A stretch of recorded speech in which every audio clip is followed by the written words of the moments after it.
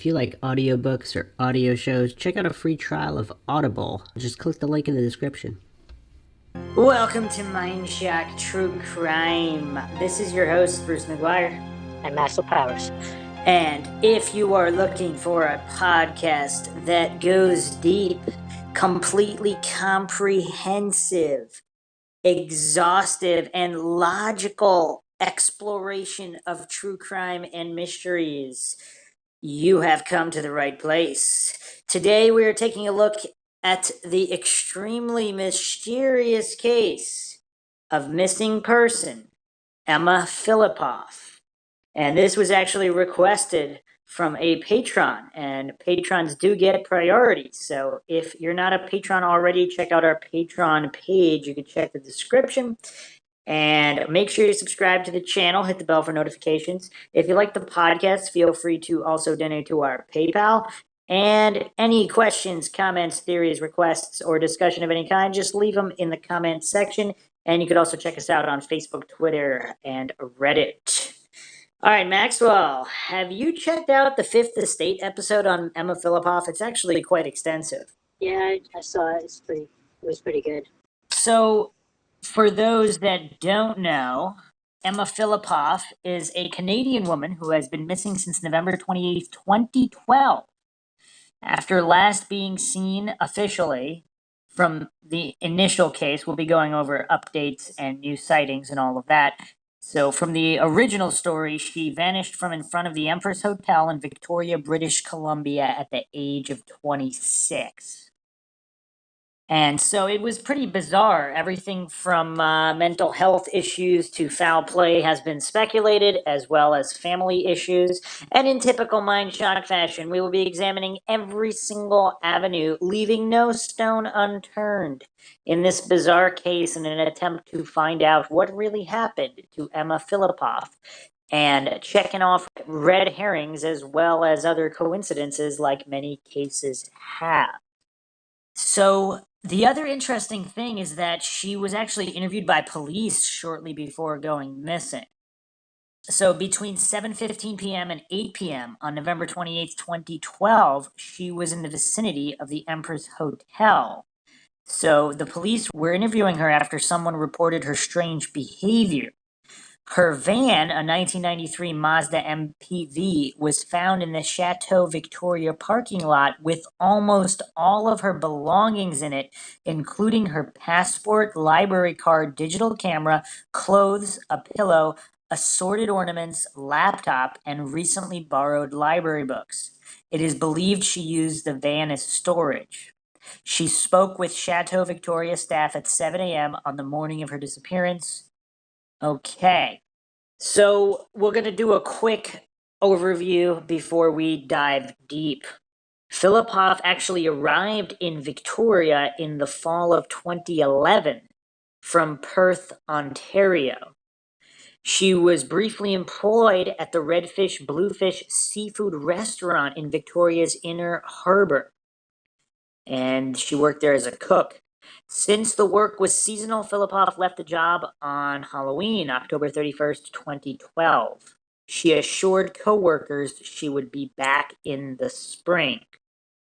In what police believe was preparation to move back to Ontario, on November 21st, Fillipoff hired a tow truck driver to move her Mazda from Sook to the Chateau Victoria parking garage.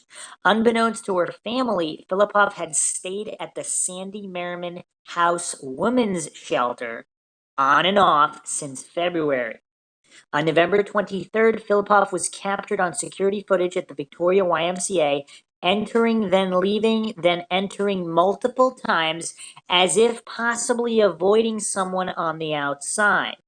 And we'll be going over that footage as well.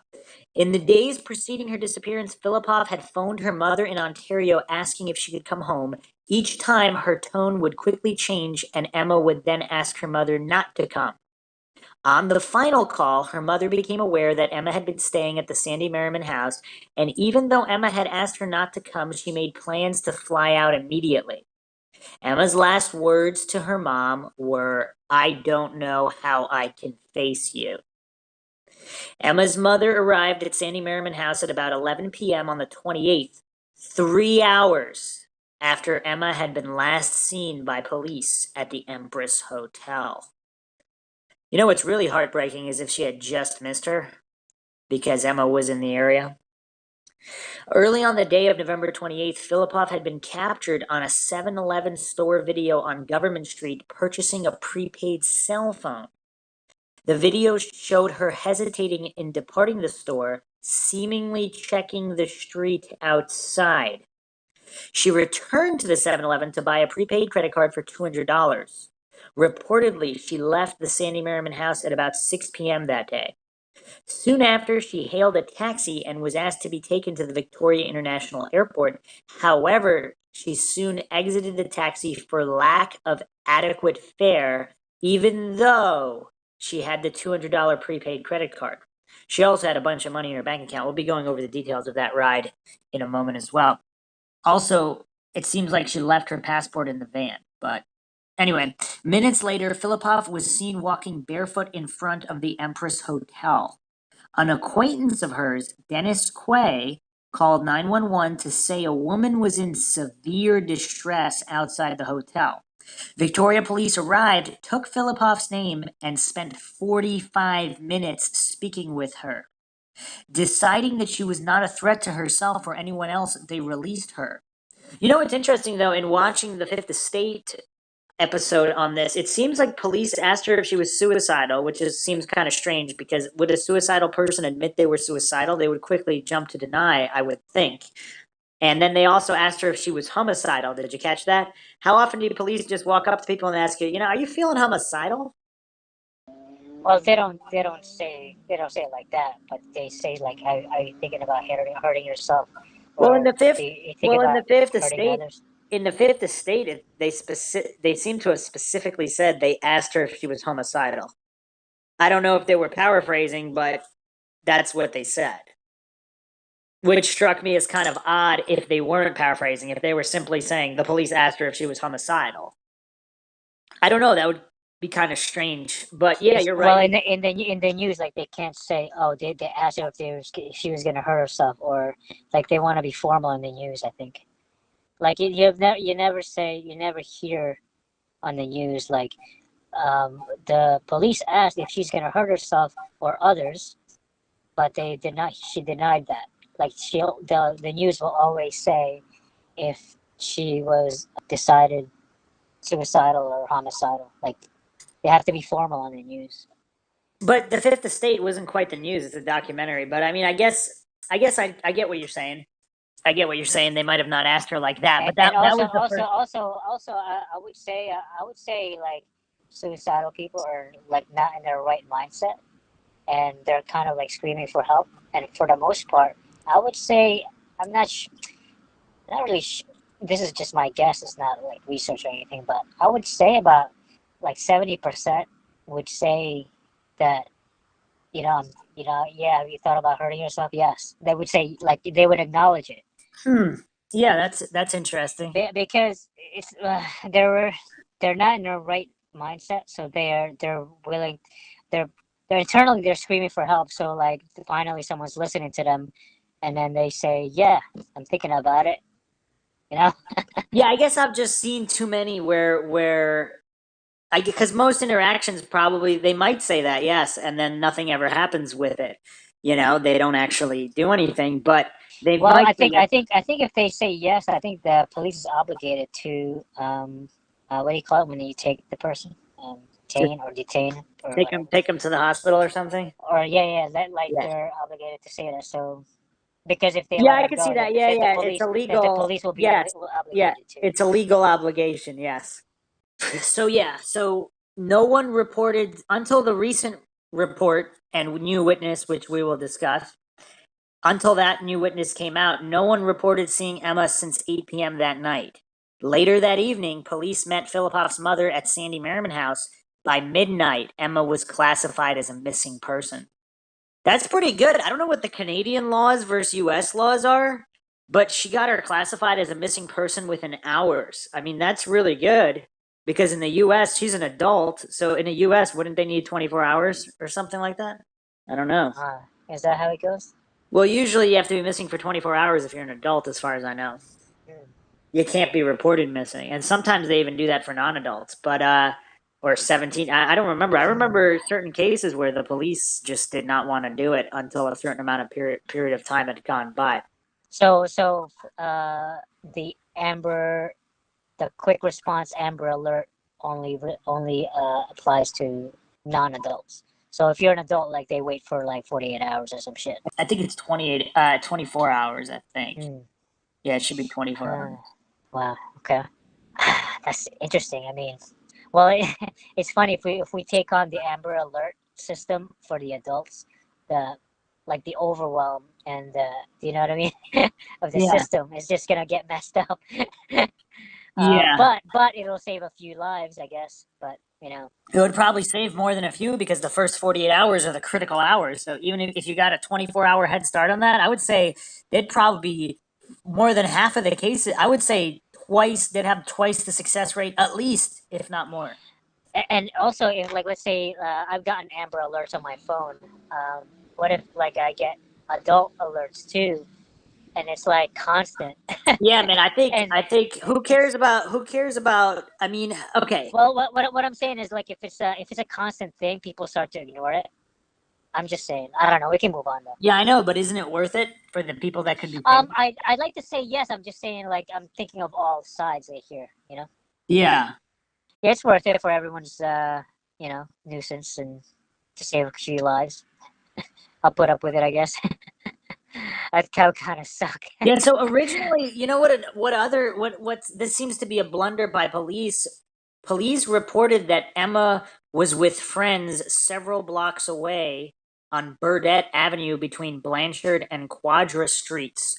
But apparently that was not true. So, but then they left it on the police website for a while despite Shelley's request, Shelley's her mother, that it be removed. So it's kind of weird. I'll go over some more specifics with that, but that's what was initially reported, but it appears that was either false or something. But investigators explored more than 200 leads, turning up minimal information. Most evidence indicates she was planning to return home to Ottawa, but there is no proof that she ever left Victoria. The cell phone she bought had never been activated. Fillipoff's credit card was allegedly found on the side of the road near the Wanda Fuca Community Center, north of where she disappeared. It was found by a stranger whose use of the card to purchase cigarettes was tracked by police. Fillipoff wrote copious prose about her time in Victoria. None of it indicated that she was being stalked. Even though some of it indicated she was depressed, experts who appeared on the Fifth Estate said the writing did not have the hallmarks of suicidal ideation. According to Fillipoff's mother, however, the Sandy Merman staff claimed that Emma required both physical and medical intervention. And there were also some speculation that the family might be involved, and we will be going over that as well. In March 2016, Fillipoff's mother and brother were charged with money laundering as well as drug and weapons offenses after an OPP investigation. Shelley Fillipoff insisted the charges had nothing to do with the disappearance of Emma, saying the one has nothing to do with the other. In November 2016, all charges were dropped against Shelley Fillipoff, clearing her of any involvement. And I believe that's because the brother pled guilty. And part of the deal was if he pled guilty, Shelley would not be charged. So, what do you make of that? Because from what I read online, some people kind of brush that off and say they kind of went into some criminal activities to try to afford to pay to continue to search for Emma. Because if you were the parent of a missing person, if your child was missing, regardless of their age, you'd do anything to try to continue the search, right? So I don't know. I mean, she did say one has nothing to do with the other. I'm not sure what she was implying there, but it seems like to me that's not that shady unless you can prove that the family was involved with this illicit drug activity years and years prior. So I don't know. What do you make of that? I think it was separate. Like, yeah, It's So you think like the way she said it. I do you think they were trying to raise money? but it's a good point. It's a good point. Like, oh, okay, that's a good point too. But you're saying like it could have been happening years before, and if that is true, then she could have been involved in that. Well, not Emma involved in that. Like Emma might have been too scared to come home because if she knew her mother was some kind of drug dealer involved with bad people, especially if that had been going on during their childhood. I didn't get that impression. To me, it seemed like the brother may have possibly been into this stuff by himself, and and he might still be innocent too. He might have just done that to clear his mom because it was a big mess and he couldn't get out of it. I mean, we've gone over how the justice system works. I mean, the Canadian system, I'm sure, has its own intricacies, but it seems like it's fairly common to make that kind of plea deal. However, if they really were just raising money any way they could to try to get more money to search for Emma, I mean, can you hold that against them? I don't know. I mean, that's a little different. So anyway, let's move on. In the summer of 2018, a witness named William came forward with new information about encountering a woman the morning after Fillipoff's disappearance. The woman matched her general description and demeanor. The report resulted in the organization of a search of the View Royal area of Victoria in December 2018. The search turned up no additional clues, but another search is planned for 2019. Victoria Media drew information from Kimberly Bordage's podcast, The Search for Emma Fillipoff. Before this, the leads had been tenuous.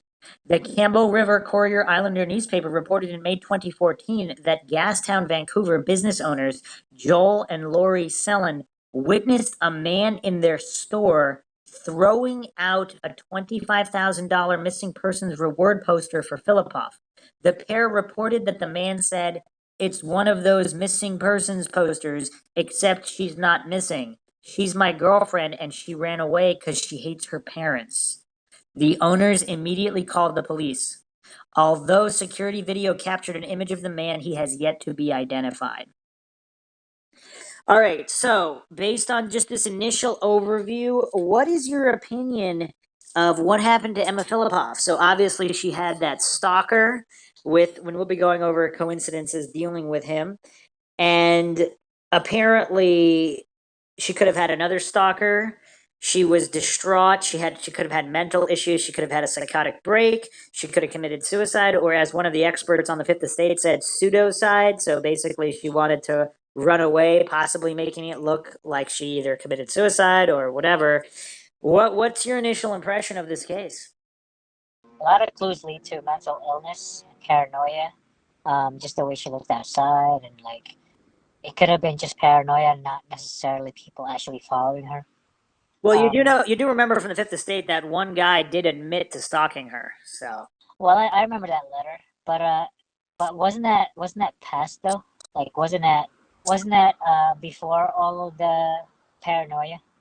Like, well, was it? What yeah, made he yes, write her? but he could have been stalking her again because he clearly had some kind of an obsession with her. I thought it was like I thought he just lost interest or something. I have to see the timeline on that. Well, the timeline's irrelevant because he stalked her at one point in the past. So would he do so again? I mean, it's all. Wait, didn't he stalk her from across the country? Like he was in the east and then he like flew Yeah, out he to went. Yeah, I mean, we'll get into him specifically, but just generally, if someone does that, they can do it again. So it's mostly about whether or not you believe him. That's what it comes down to. So, Yeah, I guess so. I don't know. So I don't know. I'm leaning towards mental illness, and then second that the guy, and then third this $25,000 poster guy. So like three. Those are my three, I guess. I mean, but I'm leaning towards mental illness, and then second the dude that was talking to her, and then third this. Actually, I would put this poster guy second, and then the third the stalker dude. very interesting. Here's my take on it. So her writings were pretty interesting. I mean, she was definitely talented in a lot of ways, and it also seems like she was just a genuinely very good person, very very with a lot of empathy. So it seems like she was always trying to help people, and people took advantage of her as her her parents kind of stated in the Fifth Estate, where that could get her into bad situations, also have a mistrust for people, which is why she could have been growing paranoid, possibly. I'm not 100%, I'm not sold on the psychotic break theory. It seems like too easy. I mean, not that that's impossible, but it seems like it's almost like a too easy explanation and an excuse and writing off all these other things. It seems kind of strange to just completely write it off as that.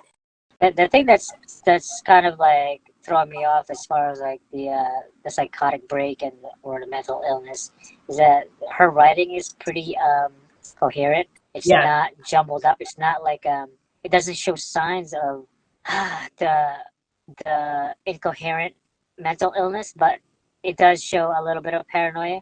So Well, is it paranoia? Is it really paranoia if someone's stalking her though?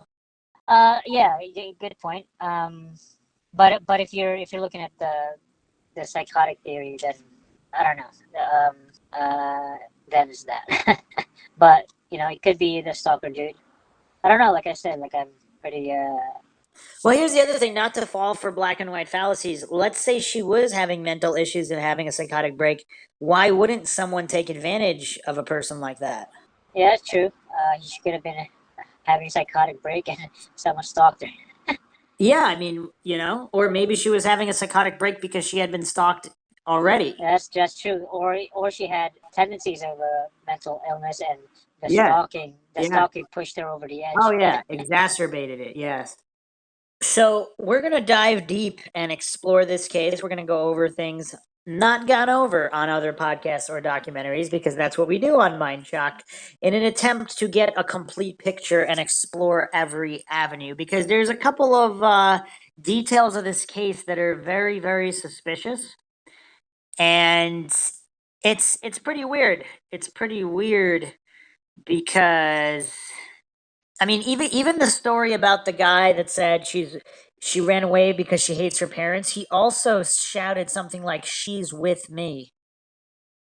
Emma ran away. She's with me. I mean, the accounts, depending on where you look, it's uh, it's kind of weird. I mean, obviously, there's people out there with mental issues, and the other thing that's a little weird about this case, she's very chameleon-like. If you look at a lot of her pictures, she can look very different in different pictures. And then it seemed like she had a decent amount of money. She was very talented. She was very smart. And she could have pretty much done a lot of things, but she wasn't doing them. Now, initially, when I first watched The Fifth Estate and I first started researching this case, what kind of jumped out at me is that it almost seems like she didn't have a cell phone. She didn't really seem to like the materialistic world and this ego driven, everybody taking advantage of everybody. So she seemed to have some bad relationships in the past, which a lot of people do. It seems like a lot of people kind of feel the same way she does. It's just they don't end up going missing. They end up either settling into some kind of life or switching it up or whatever they end up, or not, or just, whatever, living living their days out in a shelter or something. They don't go missing, so it's not we don't necessarily re-examine this the same way. But is it a lot of things that she did were they really that strange? Her mother said there was no history of drug use or mental illness or anything like that. So obviously that doesn't mean there couldn't have been within the past year or so, but she did have a job until a couple weeks prior.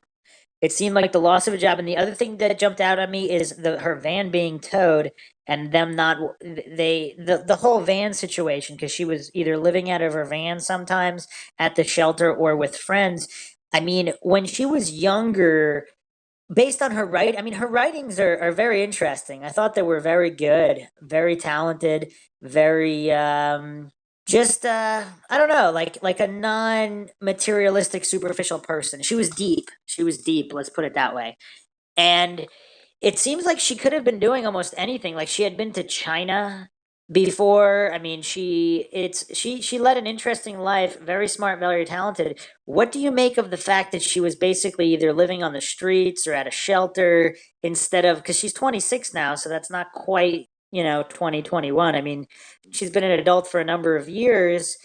That aspect of it is, it kind of, I find it a little strange because she has money and I'll go over the details, her financial details, in a little bit once we get into the real nitty gritty of the case. But these things just kind of jumped out at me. And it's almost like she didn't want to settle into a materialistic, ego driven type world. So she was just living on the fringes. And Yeah, I don't understand where the shame is coming from. Because it seemed like from the documentary she was ashamed of something, either like lack of success or I forgot what was she ashamed about? Because she couldn't face her mom. It I wasn't don't drugs think or anything. I don't think it was ever specified. I mean, it seems like she had a lot of secrets. Her dad said she never really talked about her pain. Her pain was private. I mean, I don't think they really got into it, which we'll be getting into the family dynamic. Yeah, Some people online theorized that she was either abused at home or there were just major issues. It seemed like they started during the divorce, and then she said her father kind of confided in her, and that made her mother mad, and then it just created a whole bunch of problems where she just didn't like the family situation. So we don't really know if this is just a normal kid being resentful of divorcing parents and not understanding of a situation, because it could be as simple as that, especially someone who's very sensitive. And it could just be simply as that, something as simple as that. It might have not even been any kind of real abuse, just, harsh words here and there, and maybe a kind of disillusionment with what they thought their life would be like. yeah, it's hard to see, and the mom was like so caring and loving. I guess the being in front of the camera is something else. I mean, the Well, life there were a could have few, been different, but yeah, there were a few statements I found a little bit strange from the mother. For example, she said if I could do it, something about doing it over. It seemed like she was like there was this subtext that they just didn't have the best relationship in the past. And again, for all the people that never went missing, we could say the same thing about them. Not everybody has a perfect relationship with their kid, especially when they're a teenager. Because as soon as she turned 18, she seemed to have wanted to leave the small town. She was adventurous. She studied in China. It's hard to say. Is it just simple disillusionment when your parents get divorced, or was it something more? Did she feel just something severely lacking? I mean, it's so hard to say because I mean, I think everybody goes through cycles when they feel like this, even when nothing is really wrong. If you're going through a mundane routine in a small town, I mean, you know what I mean? Or she might have had a lot of people let her down from bad relationships or friendships, and even her parents' disappointments, the divorce or maybe other situations where she felt like, they didn't live up to her idea of them. So she might have just been disillusioned with a lot of people in general, with society. But it's really hard to say. Like you said, it's hard to say, but this case is interesting because all these things kind of jump out at me, and it seems like a lot of people can relate to her because they kind of feel the same thing she feels to a certain degree. I mean, I know I did in certain respects, where I mean, it seems like she chose to live on the fringes of society, where a lot of people don't choose to do that. They have no choice. They don't have degrees, they don't have money, they don't have jobs. She had these things and a whole lot of talent, as a writer. It's just it seems like she chose to live on the fringes. Now, whether that was due to mental illness or not, I think that's just too easy of an answer. I mean, even if there were some certain mental even though if there might have been some small signs. I mean, I don't know. I think I always hesitate. Just like in the Elisa Lam case, I always hesitate to just go up, psychotic break, nothing to see here. She either whatever, she ran away, she's living homeless. There's no reason to investigate it. I don't think it's that simple. What do you think about that? yeah, I don't think it's that simple. I mean, I'm kind of just making guesses and from all the information, but yeah, I really don't know. What we also have to see, like, normally a women's shelter instead of a homeless shelter is specifically because these women were abused by men. So if she had a stalker, it would make sense she would go to a women's shelter, right? The other thing that really jumped out at me is she liked to read in the library in the children's section. Now, to me, that's probably the safest place in the library because librarians would find it kind of sketchy if there are these strange men in the children's section, especially if they don't have a kid. So that seems like a really safe place for her. And she spent a lot of time reading in the children's section. So immediately that jumped out at me. She does not feel safe. I see that. She was smart enough to get into that little cocoon there. Yeah. And the other thing that jumped out at me, it just really kind of, it's like a punch in the gut, is the whole situation with the van. Like it seemed like she had a hard time maintaining the van or keeping it, and we'll get into the details with that too. But that seemed to me, just again, I'm just, I guess you could call it a hunch.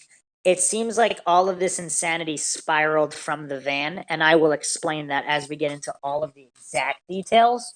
But yeah, it's the other thing is supposedly in the days prior to her going missing, certain friends have said that she grew increasingly off and paranoid. So it seemed like she was fine for a while, and then leading up to her disappearance, she wasn't. So, and all the issues with the taxis, and it appears it's strange because I don't know. Like it seems like it probably could be some kind of a combination of mental issues plus stalker. So we don't know what's real, we don't know what isn't, but it's not all mental illness and it's not all stalker related. But I don't know, maybe she had no mental illness at all. Maybe, it's she would she was just the way that she was. It wasn't specifically mental illness, and yeah. All right, so let's examine this in more detail. So, just some quick background before we get to the timeline. Emma was born January 6th, 1986, near Perth, Ontario. Her family consisted of two brothers, one sister, a mom who was a popular teacher, and a father who was a part time artist. She was described by her mother as shy, quietly happy, and content with cascading laughter. Contrary to her athletic siblings, she excelled in the arts and chose dancing instead of sports. There was never one competitive bone in her body. From a very young age, she had a smile that moved mountains and the heart and sensibility of a poet, which could be light and charming on the outside, but very secretive and even sad on the inside. She made a habit of keeping all her cards close to the vest. Her parents' divorce was not only painful, but became a hardship because her mom, Shelley, literally lost it and would not accept that her husband had left for her for a younger woman. She had suffered a mental breakdown that lasted 3 years and even attacked her ex with a knife. Sadly, Emma was the one who had to call the cops on her mother. So there's a little bit of info on some more background. This is from the troublewithjustice.com, the Ballad of Emma. So this information is information that is not usually posted, specifically this incident where she attacked her ex with a knife. Emma had to call the cops on her own mother. That must have been troubling. In the midst of the divorce, her father confided in Emma and she felt compelled to support him, which caused lasting friction with her mother. You know what's weird though? Did you get all that, Maxwell? No. Her mother had a mental breakdown after the divorce with her father, which lasted 3 years, and she even attacked him with a knife. Damn. And Emma was the one who had to call the police after that incident. Damn. So I can see some weird thing going on with the dad. Wait, is he still alive or? As far as I know, but you know what's interesting is it's always her mother who's searching for her instead of the father. Isn't that a little backwards? Because if the father is the one, because it says here too, in the midst of the divorce, the father confided in Emma and she supported him, which caused more friction with her mother. That's weird. Wait, who said that? This is information from the troublewithjustice.com. That's just the information Damn. here. So yeah, on the Fifth Estate, they mentioned it too, that the father kind of confided in Emma and that caused issues with the mother. What's also kind of weird is if the father's the one, well, okay, we don't know why they divorced. So if the mother had some kind of other issues which caused the divorce and the father left and then went for a younger woman or whatever, or if he was cheating beforehand, but it seems like if he was cheating beforehand and Emma knew about it, I don't know if she would take his side there. I don't know. I don't know these dynamics. But if she felt it was her mother's fault, that could cause issues. And then if her mother, if there is a history of mental illness, again, is a mental breakdown really mental illness though? Like if you have a nervous breakdown, is that the same thing as mental illness, or because you're just having trouble handling a life situation? Is that the same thing? That's not quite the same thing as paranoid schizophrenia or anything like that. I mean, that's you having an. I mean, a lot of people have kind of mental breakdowns, so to speak, for a hard period in their life, and then they never have an issue ever again. It was just the stress of a certain period of their life. It wasn't an ongoing mental illness. Yeah, people go through some temporary insanity. Not even necessarily temporary insanity. You're just kind of shut down. You don't have weird paranoid delusions necessarily. You just kind of shut down for a certain period of your life. But yeah, so this is the background we have here, which it is kind of bizarre. We also don't know what kind of fights they had or what kind of led to all this. And we also don't have a lot of information on her two brothers. I actually thought she only had one brother, but it's mentioned here she has two. So one of them was possibly involved in drugs or something, and maybe not. He could be innocent. We really don't know. We really don't know about any of that. So, and she also has a sister. But what I was saying though, is it strange that because she was so close to the father, why is her mother doing all the legwork trying to find her? She's always the one flying out. Why isn't she talking to the father? Yeah, it's kind of weird. And why? I don't know. I Or don't is know it the the mother? relationship there. Or is it the mother trying to make amends somehow? But we don't know. So, okay, going on to what this says, Emma was a listener, but felt that nobody was there for her, which probably was because her secret nature did not allow others to penetrate her shell easily. Always the free spirit, she left home at 16 to live with a friend's family because she would not accept curfews and rules. This is another detail we did not have before. So she left the country when she was 8, or she left her town when she was 18, but it says here she left her actual house at 16 to live with a friend's family.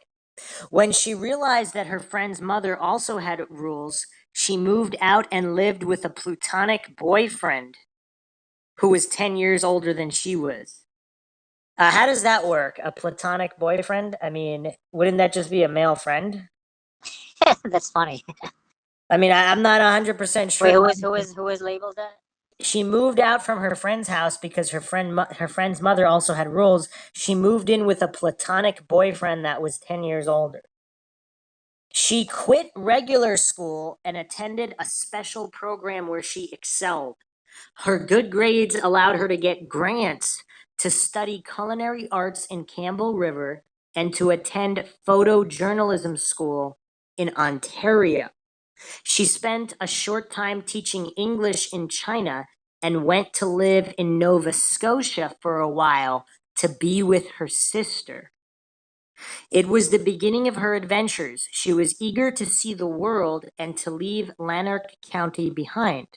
She loved her family and was close to her little brother she helped raise and care for, but she needed to spread her wings and fly. Culinary arts in Campbell River. She studied in Campbell River, British Columbia, and ended up working at a local pub. We know that she had a steady boyfriend during her stay and that the relationship became complicated. I am surprised that nothing was ever said on the subject. Her childhood friend said that Emma attracted the best and the worst. Her kind and generous nature made it hard for her to discriminate against anyone, and at times it could be a curse and a blessing. She also strangely stated that as a young woman, her good looks made her the object of pursuits that hindered her quest for personal growth. She went as far as calling it a life ruining thing. Which is kind of weird because her mom also mentioned that on the fifth estate that it's kind of like a curse for her to have been born that beautiful. I don't know. Does that seem kind of weird for somebody to say? I don't know. I guess yeah, and as nice as she is, it could be a curse if you're not assertive and rejecting, I guess. I personally do not think that Emma's attractiveness was at the root of her problems or that young men do not face the same hurdles. Her personality and woes had nothing to do with feminist rhetoric but way more with Sense and Sensibility and a budding mental disorder.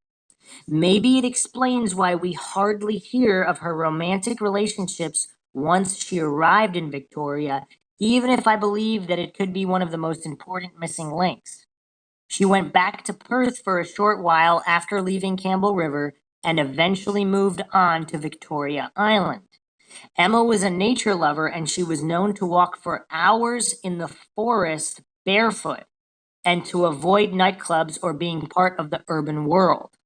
I mean, that might shed some light on why she wasn't even wearing her sneakers the last time or one of the last times she was seen, because she was barefoot. Victoria and Michaela. When Emma landed in Victoria, she had arranged to stay with an old friend called Michaela and had a vague plan, nothing too precise, but at least something to hang her hat on. Michaela was a law student who at the time lived with her boyfriend. She had offered Emma shelter for a few months, and she ended up staying with them from October until December 2011. She also eventually lived in an apartment in the same building. That's when Michaela and her boyfriend noticed the change in Emma. She would declare that she was drawn to Victoria because it was the center of something important. She had no clue what, but believed that it was meant to be. During that period, she did not look for work and spent most of her time walking with very little sleep. They also noticed that she did not eat very much. Her friend became worried because she walked for hours and compulsively picked up leaves along the way to redistribute them. She would come home with rocks and other nature's artifacts that she would lay on the table and seemed intent on rearranging in a creative way. Now, does this strike you as mental illness or just someone, I mean, because kids do stuff like that all the time too. I mean, just collect leaves, rocks, and I mean, isn't that kind of more of an abstract artist behavior instead of just mental illness? What do you think? Yeah, it's possible. Yeah, some of the best art I've seen on TV is made out of garbage. So You're into I the don't know. abstract art? Yeah, because I've seen them and it's amazing what they can do. So she could be doing that, or that's her tendency. Michaela noticed that Emma seemed to feel more compelled than enthused to go on these long strolls. What do you make of that? So I'm not 100% sure what she means by that, but apparently she was kind of compulsive about the strolls, like almost stressed out. I gotta go on my stroll. I mean, is that what she means? Instead of kind of carefree, lackadaisically, and fun lovingly going on the strolls. I suppose that might be a little bit more mentally alarming. One night, Emma shared a poem with them, and as she was reading it, she was shaking and crying.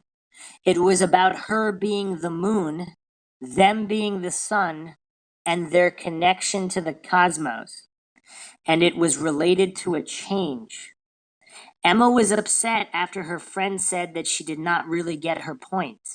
That's when Michaela talked to a few mental health specialists and tried to get Emma to consult, but she refused. She even communicated with Emma's father, James, to tell him how worried she was. He offered his daughter a plane ticket home, but did not seem too alarmed by this troubling situation. All right, here's the other thing about Emma's father. So, from the Fifth Estate, did he seem a little too calm, a little too relaxed? I mean, that's the thing that I noticed about him. What did you? I mean, that could just be his personality. I'm not saying I know what any of that means. It's just he could just be a super calm and relaxed guy, but he really did not seem like the mother seems pretty stressed out for whatever for various reasons. Obviously her daughter's missing. Maybe she felt that that rocky relationship contributed to that, which it might have, whereas the father just seems so relaxed. I mean, maybe he just, I don't know, does some drugs or whatever. He's an artist. But what did you think about that? Um, I don't know. I've been giving a lot of permission with some seemingly inconsistent behavior, as far like just from reviewing like past events, like in the the shootings, like where this dad comes up on stage smiling and laughing, and then all of a sudden he cries for the. I don't know. I've been giving a lot of like leeway for a lot of bizarre, seemingly. I don't think it's. I mean, I don't think it's that. But I mean, I wasn't implying it was that. It was that bizarre. He just seems like a very relaxed individual. I'm not really. I'm not saying that means anything because if anything, this Michaela's testimony here that the father's not too alarmed. If he kind of just views Emma, because he did make this one statement that I thought was very strange.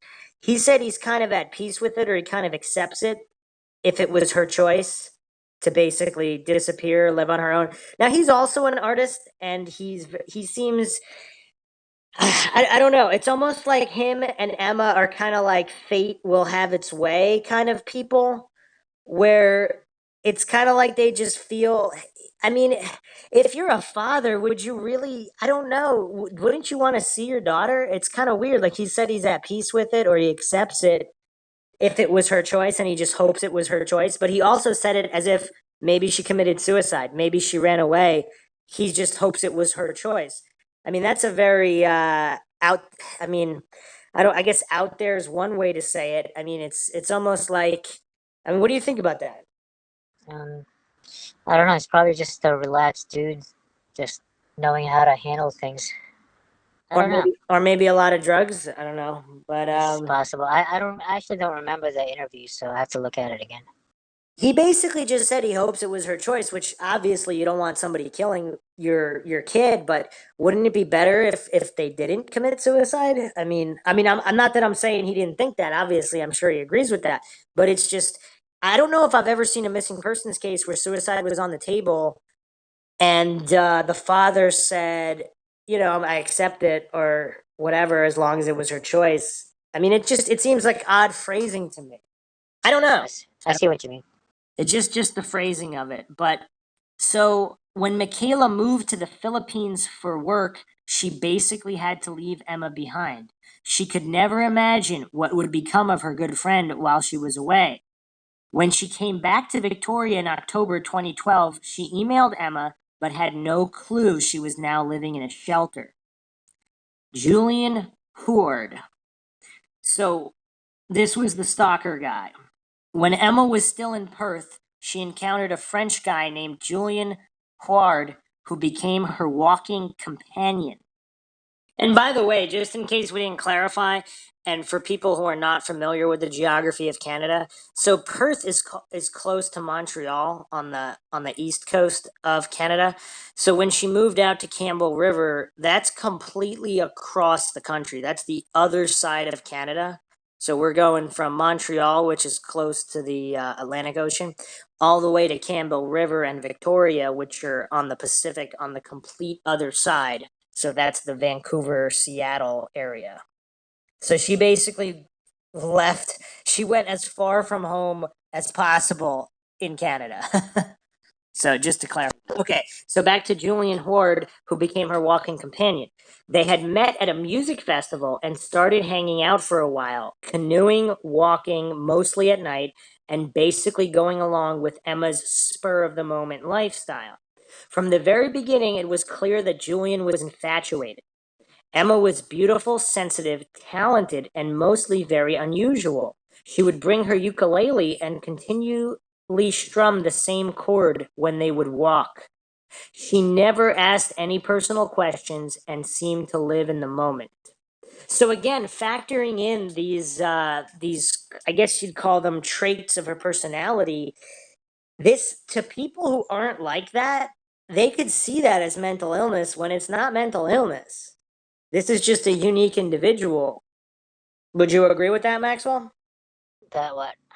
What I just said? I missed it. So basically, Julian said that she was very unusual. For example, she would bring her ukulele and continually strum the same chord when they would walk. She never asked any personal questions and seemed to live in the moment. Oh, that's cool. So he played the same chords and So she didn't care. she was the Oh, one who she. brought the ukulele and strummed the same chord when they would walk. Oh, okay. And then she never asked any questions of him. And she always lived in the moment. So I'm just saying, That's really cool. She I was know very enlightened. she seems like she had a really great personality, very unique personality. And the average person might confuse this unique personality with mental illness.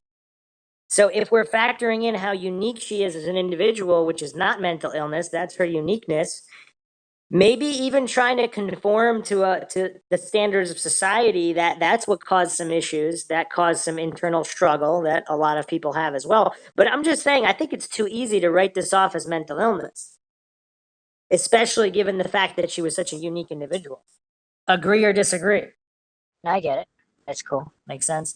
Julian was from Quebec, which is close to Montreal, so that's on the East Coast once again. I forget. Some people might be very unfamiliar with Canada's geography, but he stayed in Perth for 2 years.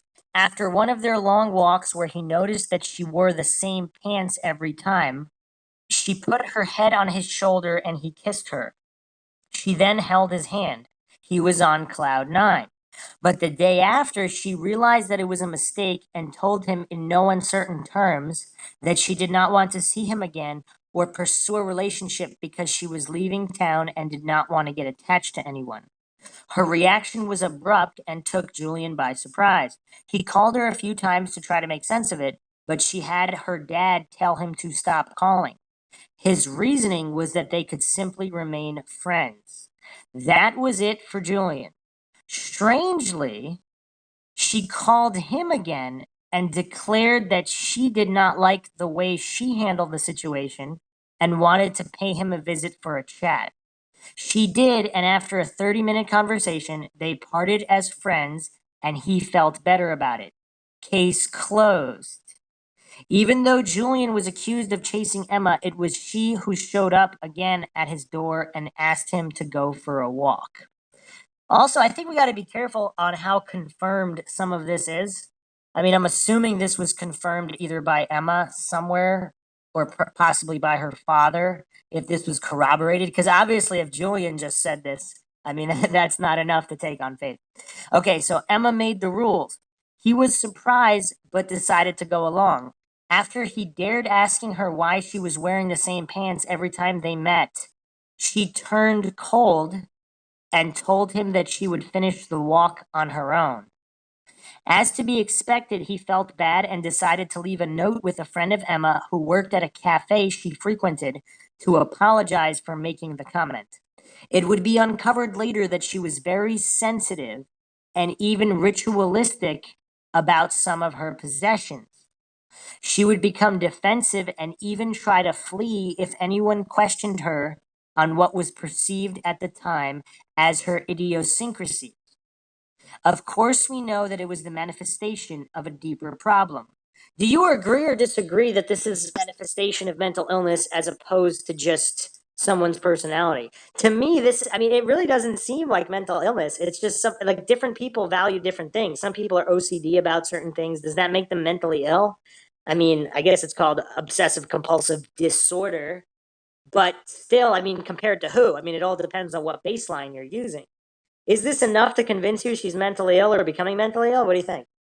Um, I mean, it's not enough, but you have some clues, but I mean, you can't really conclude that she's mentally ill. But it's possible that she was. Yeah, I mean, yes, that's a possibility, but I wouldn't declare that just from this information. But anyway, Yeah. and so the story went. I resent the way the show Fifth Estate on Emma's disappearance portrayed Julian. They claim that he followed her to Victoria a few months after she left, when in fact he moved there 14 months later after carefully considering several other options where he could ride his bike and manage to secure a job and some living arrangement. He did not have a car, and Victoria offered the opportunity to ride his bike, walk, and paddle all year. As he said on the show, maybe on an unconscious level, he was hoping to see her again, but his decision was made according to personal considerations. Even if Shelley likes to speculate otherwise, Julian, who had been pretty straightforward during the saga, reiterated that all he knew was that Emma was on the West Coast. So apparently he didn't know that she was in Victoria. He never kept in touch with Emma and had no way of knowing if she was now married or involved in a relationship. They made him look and sound quite sinister, when he was simply a good guy with a big crush, certainly not a bunny boiler. Meeting Emma in Victoria. One fine day, Julian saw Emma across the street in Victoria and went to say hello. He said that she was happy to see him and gave him a hug. Her smile and warm welcome gave him the confidence to go ask her for a bite after work, but she declined. He told her where he worked and invited her to visit him if she felt like it. It is important to note that he did not go looking for her. He was taking a lunch break from work when she happened to pass by. He made a point of not asking her where she lived or worked because he did not want to sound pushy. There was a music festival coming up, and against his better judgment, he sent Emma's father a Facebook message asking him to transmit the invitation on his behalf. To reassure him, he told him not to worry because he did not intend to stalk her like in Ontario. So apparently he admitted to stalking her in Ontario. That was a big mistake that would come back to haunt him later when the unread message would be uncovered after Emma's disappearance. Being French, he had used the word stalk without a clear understanding of its meaning. This created a false perception of Julian that seems to persist to this day. Stalker, a person who harasses another person as a former lover in an aggressive, often threatening, and illegal manner. It is pretty clear that Julian is not the only one to have confused the meaning of the word stalker. The next 2 times he would see Emma on the street, she would be withdrawn and not interested in engaging in any conversation. The opposite of the smiling girl he had encountered earlier. During an encounter, she even seemed confused as who she was. Again, if this is coming from him, I don't know. Unbeknownst to him, she was starting to show clear signs of mental illness. This article seems a bit biased. I mean, clear signs of mental. I mean, if that's true, I suppose not knowing who you are is a clear sign. But the last time he saw her was on the morning of November 28th, 2012. Coincidentally, the day she disappeared. Is that too much of a coincidence for you, Maxwell? Um, I miss what you're saying. Maxwell Army. So he ran into her several times. You got that part? Yeah, Julian, right? Yeah, the last time he saw her was on the morning of November 28th. That coincidentally is she disappeared that night. Oh, okay. Is that too much of a coincidence for you? Um, Usually you don't that's find it. Usually you don't find anything coincidental or strange. That's been a theme on MindShock. I don't know if that's because you don't remember all the details, so you don't find it strange because you don't keep all the other details in mind. But well, it's definitely something to look into. I mean, what happened that day? he was in the bus going to a government building to get his health card when he spotted her on the sidewalk. He was not even sure if it was her because she was wearing a big coat with a furry hood, and her hair was like a lion's mane. She was carrying many bags and looked lost. He got off the bus to go see her, and because he could not see her face unless he walked in front of her, he decided to go to his appointment. When he came out, he was surprised to see that the girl was still standing there and decided to go check. After recognizing her, he asked if she needed to talk, but she shook her head no. He promised himself right then and there that if he saw her again, he would not bother talking to her. He had no clue that it would be the last time he would ever see Emma. He had no way of knowing that she was in crisis. You know what's weird? I mean, yeah, I guess it's kind of weird. I mean, I wonder what his intuition really said about that because did he really think that maybe she just didn't like him, so she was acting strange because of that? Even, Um, yeah, even, I can see that happening. I mean, he's like, uh, yeah, that's rough.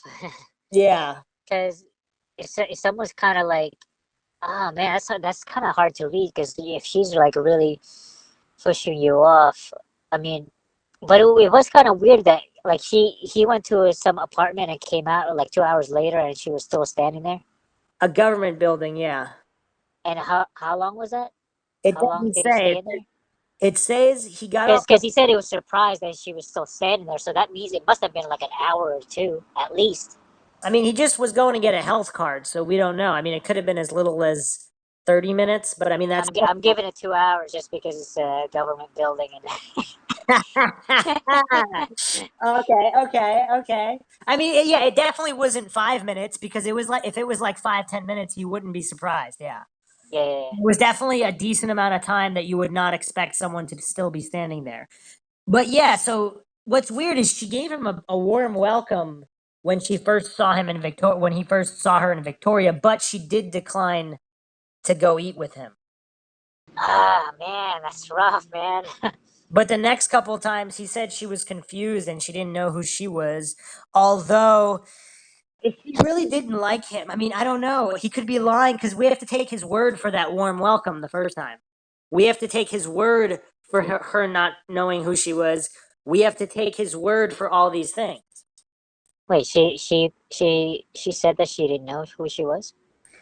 Oh man. Julian said that she appeared to not know who she was. She was withdrawn or lost. Wait, is Julian a girl or a guy? Oh man, Maxwell Army. No, Julian because is you're the saying stalker. she. Yes, Julian is talking about Emma. Julian is So, saying Julian oh, is the stalker guy. Or a uh, French guy who might not know what the word stalker is.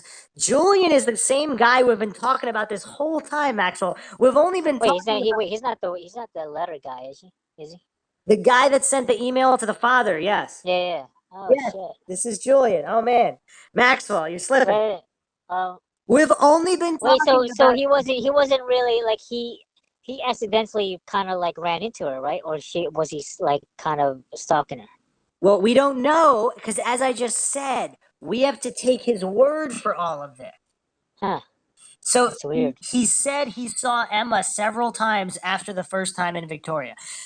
He said, well, okay, so going back to So no CCTV on this one on the streets. no, as far as I know, there's no footage of Julian talking to Emma, as far as I know.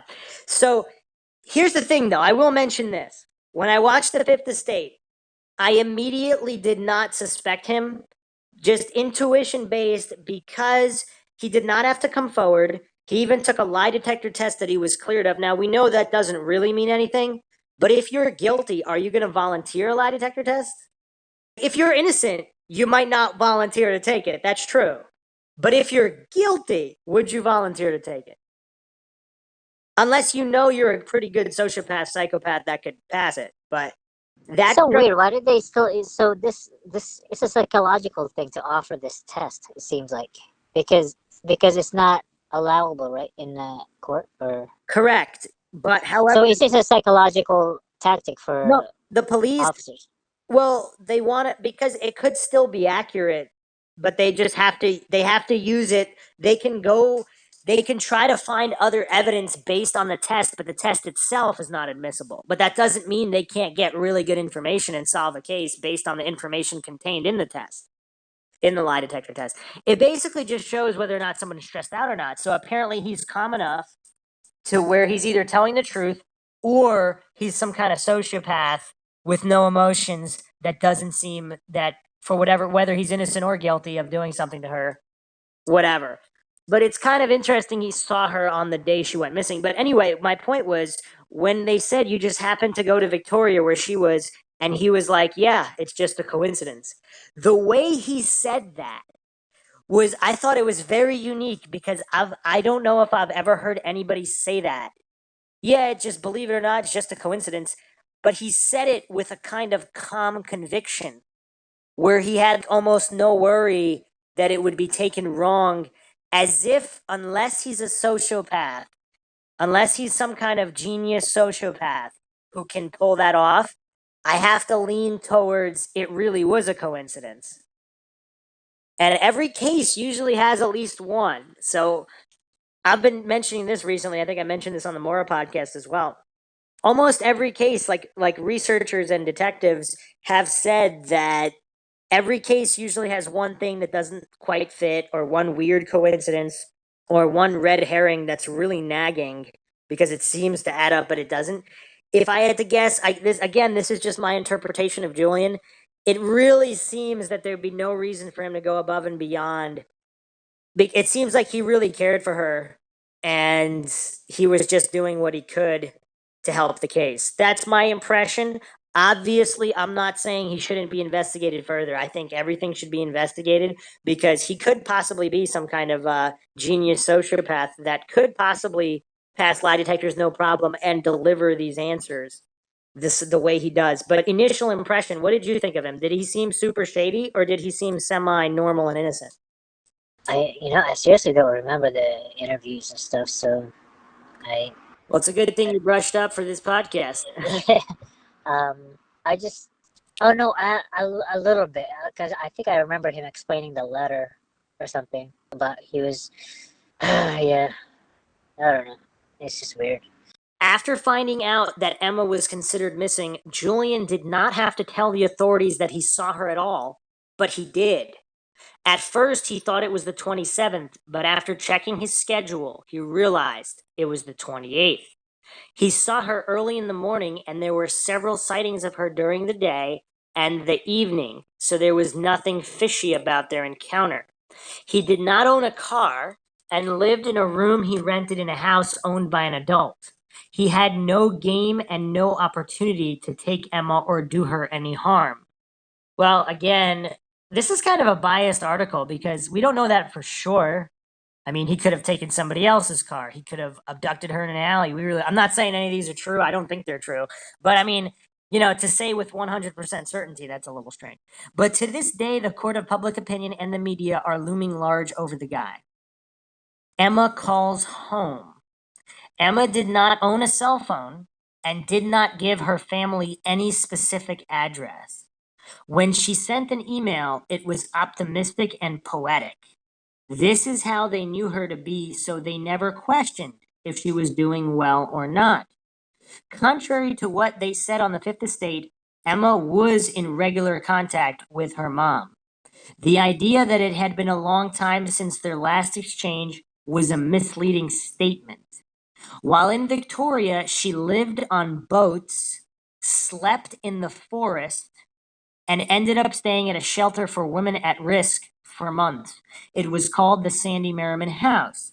Maybe it was to save money to go on a trip to Japan with her father, or maybe it was because she was lost and nobody in her circle knew about it. Emma had almost $3,000 in the bank and owned an older Mazda van that she parked in Sook. I don't know if that's pronounced Sook or Sookie or Sook. Sook. On November 21st, she hired a tow truck to retrieve it and parked it downtown Victoria at a parkade. She told the driver that she was going back home to surprise her family and could not wait to see the snow. Do you think she was kind of going in and out of mental lucidity, where she was kind of perfectly normal for parts of the day and other parts of the day not? Mm. I Because don't know. it How seems was how was her diet? Was she like into like health and stuff, or? some people say she really didn't eat much at all, so we really don't know. But apparently, from what I read, nothing stood out. So possibly an average diet, but not eating much. So some people do theorize that malnutrition could have caused some mental illness as well, which is true. That does cause mental problems. November in Victoria can get very dark and dreary with the rain. Emma was wondering how she would survive the darkness on her own. According to her writings, she felt alone and quite depressed. A few days before her disappearance, she called her mom unexpectedly late at night and told her to come and get her. She was crying and in a state of despair. But then the day after, she would call and tell her mom not to come. She did that for a few days, and finally her mom Shelley decided to come anyway, after calling back the number of Sandy Merriman that her daughter had used to call her. She thought it was the name of a friend, but was in for a shock when she realized it was a shelter. The staff would not tell her anything about her daughter because of privacy laws. So Shelley had to come to check on her daughter. Shelley arrives in Victoria. When her mom arrived in Victoria and headed to the shelter, she was told by the staff that Emma had not claimed her bed that night. She was spooked because the staff told her that her mom was coming. To this day, Shelley insists that she did not tell them she was flying to Victoria. Uh-oh, we got another inconsistency here. The staff told her that her mom was coming? Maybe they just assumed she was coming because she's called back. I don't know. After leaving the shelter, Emma was spotted several times. Wait. The mom actually guessed that she was there because the staff couldn't tell her whether she was there or not. But I think, is that what you're telling me? Like, No. the mom. Oh man, No, Maxwell. she just came because they're not allowed to say that she's there because of privacy laws. And then she said she's coming anyway. And then Well, she said, no. Shelley said that she did not tell them she was coming. which one's Shelley? Shelley is the mother. Oh, okay. She's Emma's mother. So Shelley said what? She's what? Shelley says she's not coming. I just went over this 4 times. Okay. Say Shelley says she's coming. No, she did not say she was coming. Oh, okay. But she just decided to come. But the staff said to the Emma that she was coming, even Correct. though Shelley didn't say anything. Yes, finally got it. Yes. So, now So how did that apparently, work? So so she the was staff, guessing that she was coming anyway. apparently the staff told Emma that her mom was coming, even though her mom didn't say she was coming. So that might have spooked her to not claim her bed that night because she So was the staff had really good intuitions about Shelley. possibly, if that's true, I don't know, because they might have assumed she was coming. But I think that's what happened was during the conversation, she was sort of asking, "Is there a girl there named Emma?" And then they said, "Well, we're not allowed to have because of privacy laws." And then based on the intonation and just the stammering or whatever, possibly, yes, she just decided, "I'm coming." possibly, yes. And then the staff was like, she can't say anything because she can neither approve or deny or whatever, right? I don't know. That's what I'm guessing. Anyway, go After ahead. leaving the shelter, Emma was spotted several times. People called the cops on a couple of occasions to report how weird she was. And when she met an acquaintance from the library, he decided to call 911 after spending 30 minutes with her because he felt she was in some kind of distress. Not the normal Emma he had spent time looking at books with. You know what's weird? She keeps talking about how alone she is. It seems like she has friends, she has people that care about her, or at least to some degree. Maybe she felt like it was superficial. Maybe that, yeah, maybe. But it's not like nobody ever knew her and she had no acquaintances and she never went on walks with anybody and she didn't know anybody. This isn't a person that's maximum isolated, from what it seems like. Would you agree or disagree? Agreed. She was paranoid and afraid to walk under some specific construction. When he saw the cops show up, he left thinking she was okay. What he did not know is that they would leave after talking to her because she had not shown signs of extreme distress. She told them that she had things to sort out and would be going to a friend's place. Her mother was very upset about this. But being from Vancouver, I know how many people roam the streets, and the cops can only take care of the most extreme cases. Sandy Merriman. At first, Shelley thought it was just a matter of time before she would encounter Emma. She went back to the shelter, talked to the police, and did her due diligence, but there was no sign of Emma. When the police got involved, she went back to the shelter, and that's when she found out about her daughter's deteriorating condition in the recent weeks. The staff of the Sandy Merriman had called the police when Emma started putting furniture and electrical devices outside because she thought they were talking to her. She was living with the curtains drawn and showed signs of paranoia. They told the staff to call back if it got worse, but they never did. They even told her mom that towards the end, they were afraid of Emma. She had undergone a total reversal and was not the girl they knew when she arrived, who would chat with them and be friendly. One thing Shelley also found out is that her daughter had given up coffee, cigarettes, and many types of food and was hardly eating. So it's kind of unclear if she just went super healthy or just cut back on everything. She found her van, and in it were her passport, computer, cameras, and personal effects. Okay, just to clarify one thing, I'm not sure if they said that they thought that Emma thought the furniture was talking to her. I believe the exact quote was that they were loud. So some people theorize that it's artistic. I mean, I don't know, this might be a stretch. Artistically, saying something is loud, it kind of means it's kind of attracts a lot of attention. It's too bright. It doesn't kind of fit the atmosphere. So like if there was like a neon couch in a dark room, you could say, "Oh, that's too loud." So it's kind of unclear exactly what was meant by that or how it was interpreted. I don't know, but just a quick clarification. She was caught on camera twice on the 28th, going to a 7-Eleven to buy a $200 credit card and later on a prepaid cell phone. She kept peering through the door as if someone was watching her, probably in the throes of an episode of paranoia. They're kind of pulling a Maxwell, probably in the throes of an episode of paranoia. What if she really does have a stalker, though? What if she has another stalker? I mean, it's not uncommon for predators to kind of pick. Can you give me the reasons for the cell and if it was a stalker, or I mean, Reasons for the what? if those are the reasons for the cell phone and the credit card, If or she was planning, or is that even connected? if she was planning to travel, she might be getting, because if she wouldn't have access to a landline, if she's going to be on the road to get away from her stalker, who knows? Oh wait, isn't this did they mention that it was her first cell phone or something? Yeah, she never had a cell phone, apparently. Uh, I found that interesting actually. That Well, was yeah, because it's 2012, and it isn't, yeah, but as I mentioned before, it seemed like she didn't really want to be part of an ego-driven, materialistic society. She was very artistic, very unique personality.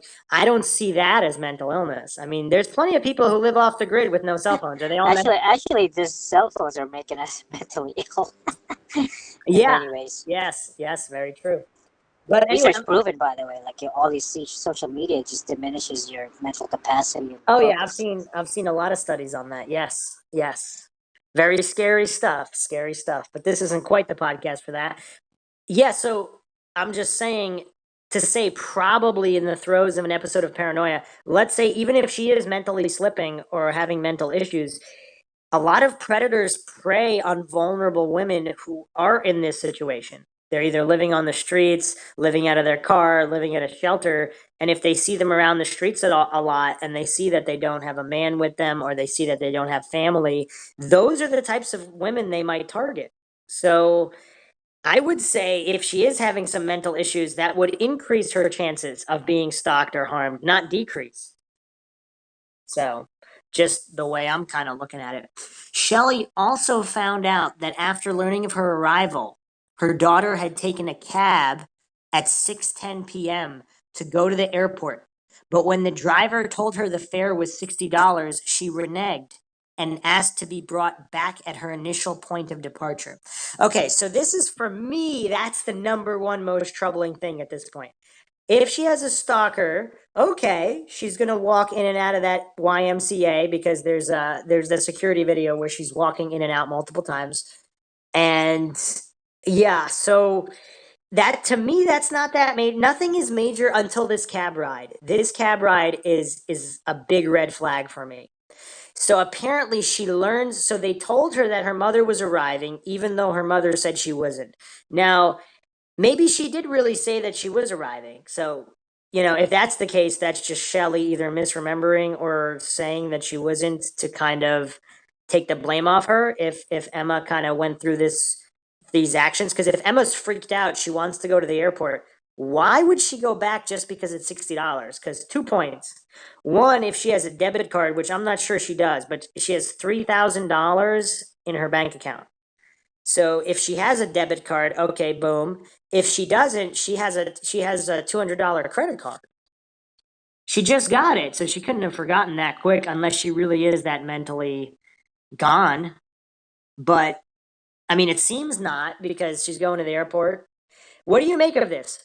She doesn't want to pay the $60, so she asked to be brought back to her exact point of departure as well, which is strange. Or maybe not strange if she wants to go back to the. Well, it is strange because she could go to the. I mean, I don't know. What do you make of that? About the $60.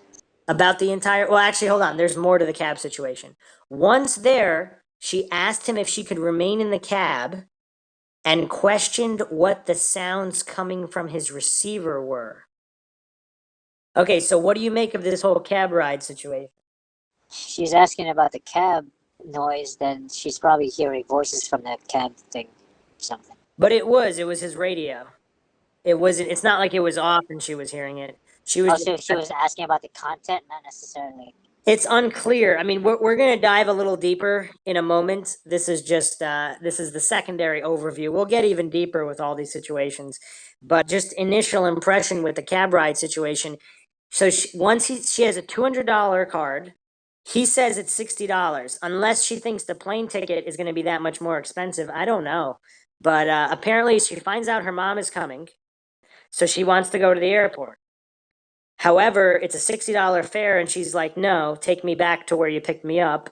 And then she asks, can I stay in the cab for a while? She wants to stay in the cab. And then she asks him about whatever, noises from the receiver, radio, whatever. But what do you make of the whole situation of her wanting to go to the airport and then being taken back to where she was picked up? Um, Wait, what do I think about when she was? Can you ask that question again? I just said it 4 times. Oh shit. I missed it. Oh, man. What do you make of her getting a cab, wanting to get a cab to the airport? So they're on their way to the airport, and the cab driver's like, it's going to be $60. She has a $200 prepaid card, but she says, oh, that's too much. Take me back. Well, So she then, said take me back because I thought she just hopped out of the cab. no, That's the no, last I heard. I just said it 4 times. She said, take me back to the spot you picked me up at. Uh, Actually, I probably said it 5 times. why the hell would she say that for? I know that's what I'm asking. That's what I'm asking you. Why this whole and then she That's asked kind him. of weird because Then and then she she did. asks to remain in the cab for a while, which is also strange. She just wants to hang out in the cab. Didn't he eventually like kick her out or something, or no? I believe she left of her own accord, but I'll get into that account later when we specifically talk about it. But just in general, this is the first red flag. So I was just asking what you make of it. So number seven, seventh time asking the question, what do you make of it? Um, I think she just didn't want to spend the $200 credit card and didn't want to spend any more money. But she must have known it was going to cost something to get to the airport. Like, She probably never. She hasn't taken a cab in a long time, I guess. so you She think did. she thought, okay, so you think she thought it was going to be like $5-10, and that's what she was counting on. Wait, what was that? What was the exact fare? $60. Yep. And Her prepaid credit card and is she 200, and if she doesn't have a debit card, she might have a debit card, which her and you bank said and you said and she said she had a lot of three she had a thousand. lot of money. She has $3,000 in her bank account. And you're saying that she probably didn't have a, or you're guessing whether or not I she don't. didn't have it. I don't know whether or not she had a Uh, debit card, that's weird. but she had a $200 prepaid card in her hand or on her person. So at this time. Yeah, I don't know what to make of it. But let's say you're right. Let's say she thought it would be super cheap and it wasn't. Why did she want to be dropped off exactly where she was picked up? Because okay, she doesn't want to go back to the house. She doesn't like where does she want to go? She wants to be brought back to the exact point he picked her up at. And where was it that she was picked up? She was picked up near the shelter, near the Sandy Merriman shelter. And she apparently changed her mind. She told him she couldn't afford the $60 fare, and was asked to be dropped off exactly where she was picked up. So why would she want to be dropped off back near the shelter if that's where her mom is going? And then she asked to sit in the cab for a while. The driver observes her behaving strangely. She becomes anxious and paranoid. I'm guessing these are his words. When she hears the dispatch radio, she stares at it and asks, "Why is there noise coming out of that?" She pays, oh, here we go. She has a debit card. She does have a debit card. She pays the fare with her debit card and quickly exits the cab. So I guess she wasn't planning to use the $200 prepaid card. So if she has her debit card, then it doesn't make sense, because that means she's planning to use the debit card, whatever the price of a ticket costs, even if it's a couple $100, even if it's $1,000.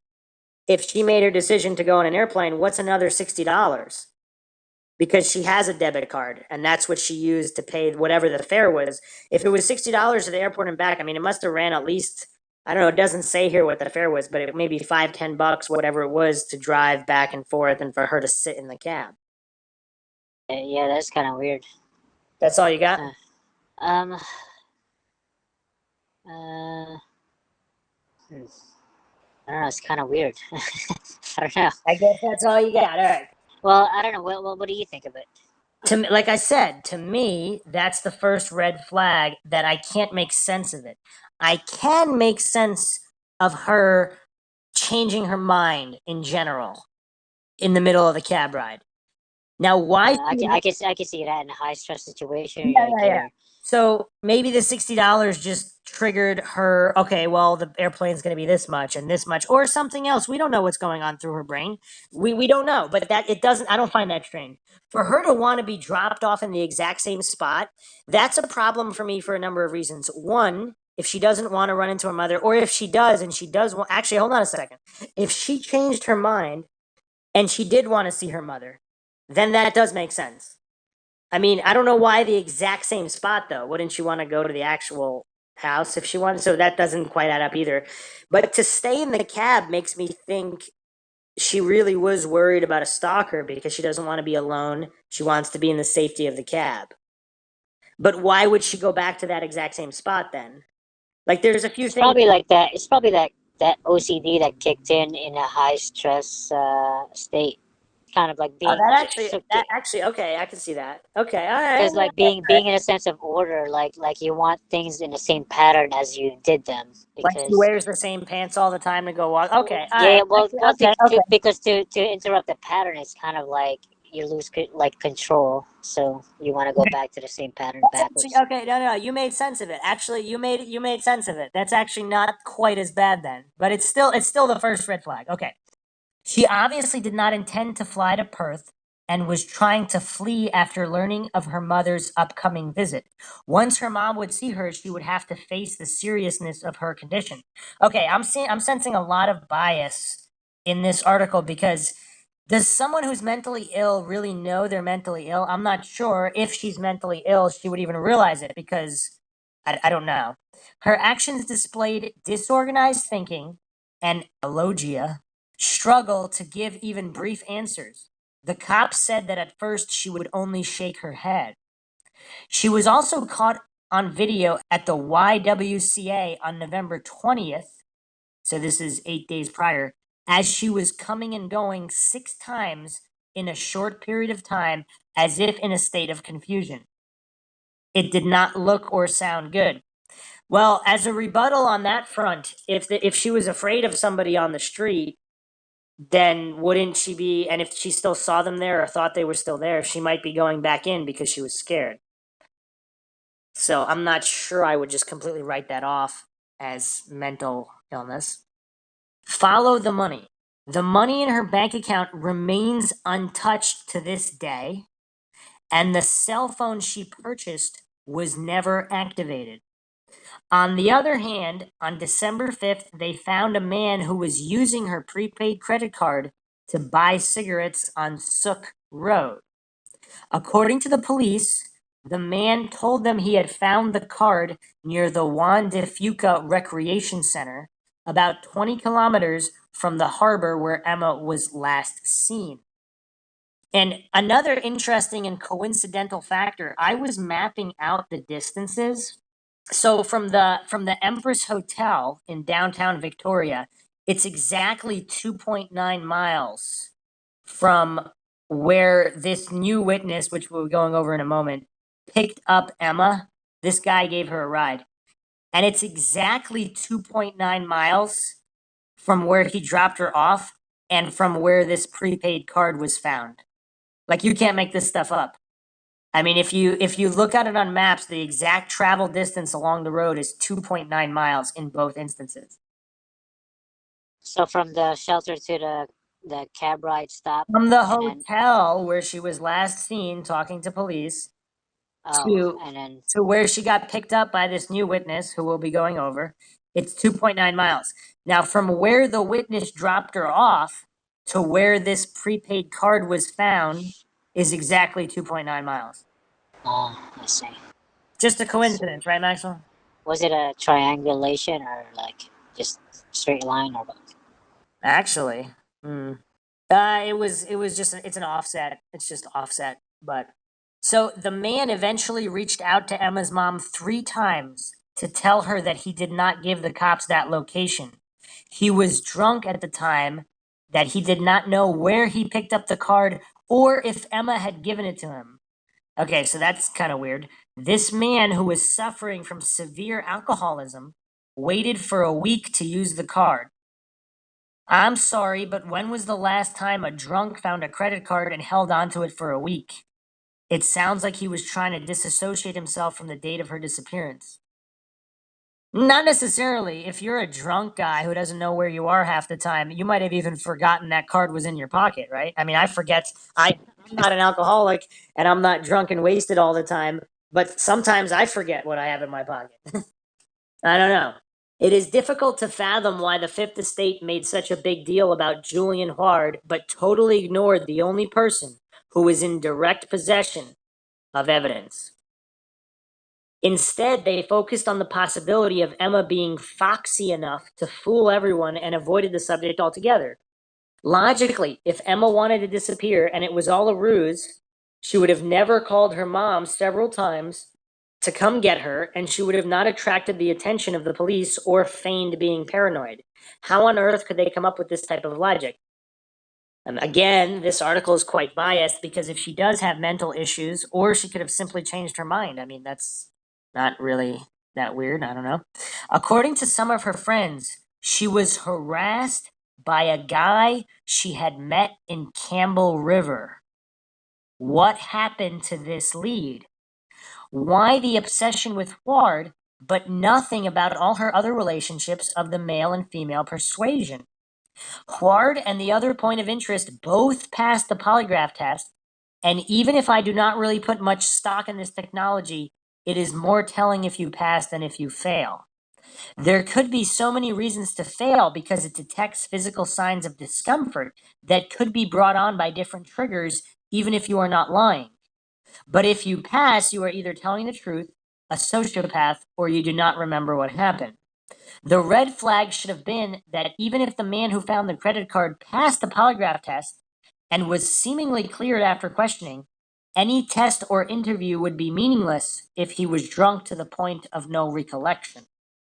A good hypnotherapist might have been able to determine if it was all a song and dance, or maybe help him remember some important details. A witness saw Emma walk with an older man on the afternoon of November 28th. That's an interesting lead. Another one on December 2nd. Are you paying attention, Maxwell? This one is very disturbing. On November 2nd, what? A woman who was taking photographs in the Inner Harbor reported seeing a young woman leaning against a wall smoking a cigarette.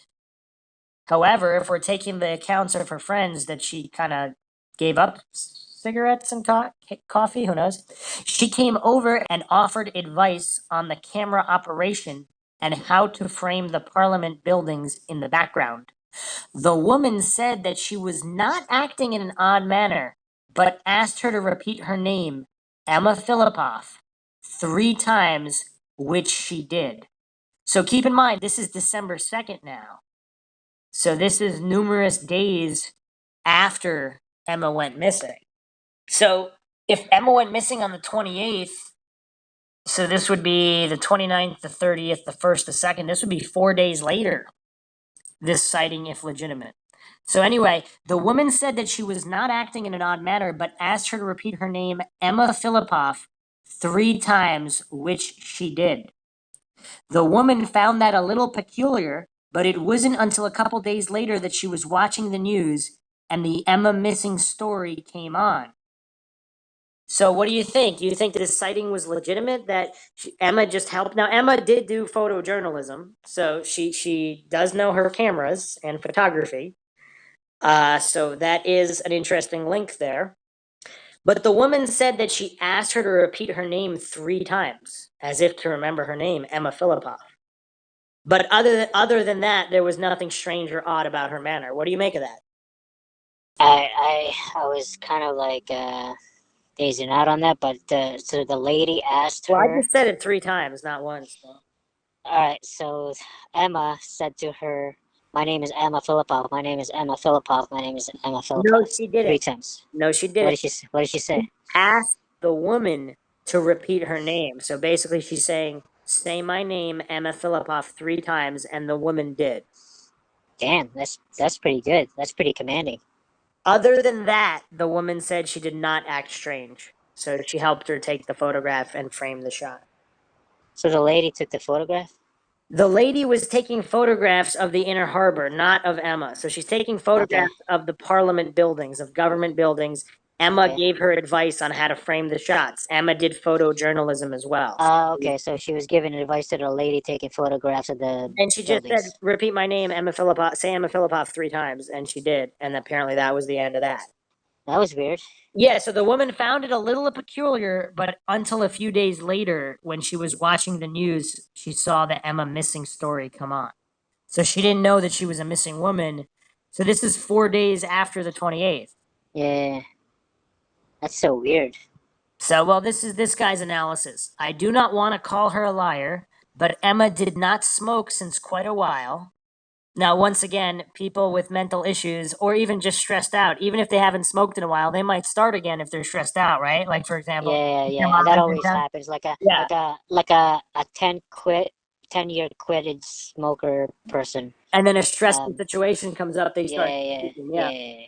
She could not have looked normal after weeks of semi-psychosis. Well, again, if she's going in and out of psychosis, that could have been a normal period. Who knows? When last seen, she could only shake her head and would hardly communicate and showed signs of extreme paranoia and confusion. That someone seemingly normal would ask you to repeat her name 3 times does not mesh. I do not know what to think of this one, and this is why they called it an unconfirmed sighting. The lead that was not. Another strange element of this case is the emphasis on the photo of a guy who went into a shop in Gastown, Vancouver, and said that Emma was his girlfriend. So Vancouver is roughly 100 miles north of Victoria. So it's close to 4-hour drive time. So not super, super close. So this guy that went into a shop in Gastown, Vancouver, and said that Emma was his girlfriend and did not want to be found because she hated her parents. This guy is more than likely another zonkey from the area. Zonky, does that kind of mean like bozo or crazy weirdo? I haven't heard the term zonky before. Have you heard zonky? First time. Must be Canadian slang. So apparently zonky is the adjective of zonked. So someone who's zonked out or weird, odd, eccentric. I guess that makes sense. There are a lot of people walking around in Vancouver with untreated mental illness, addictions, and crazy stories to spill. It is right by downtown East Side, and anyone who takes a walk there or has lived in the area will kind of dismiss this story.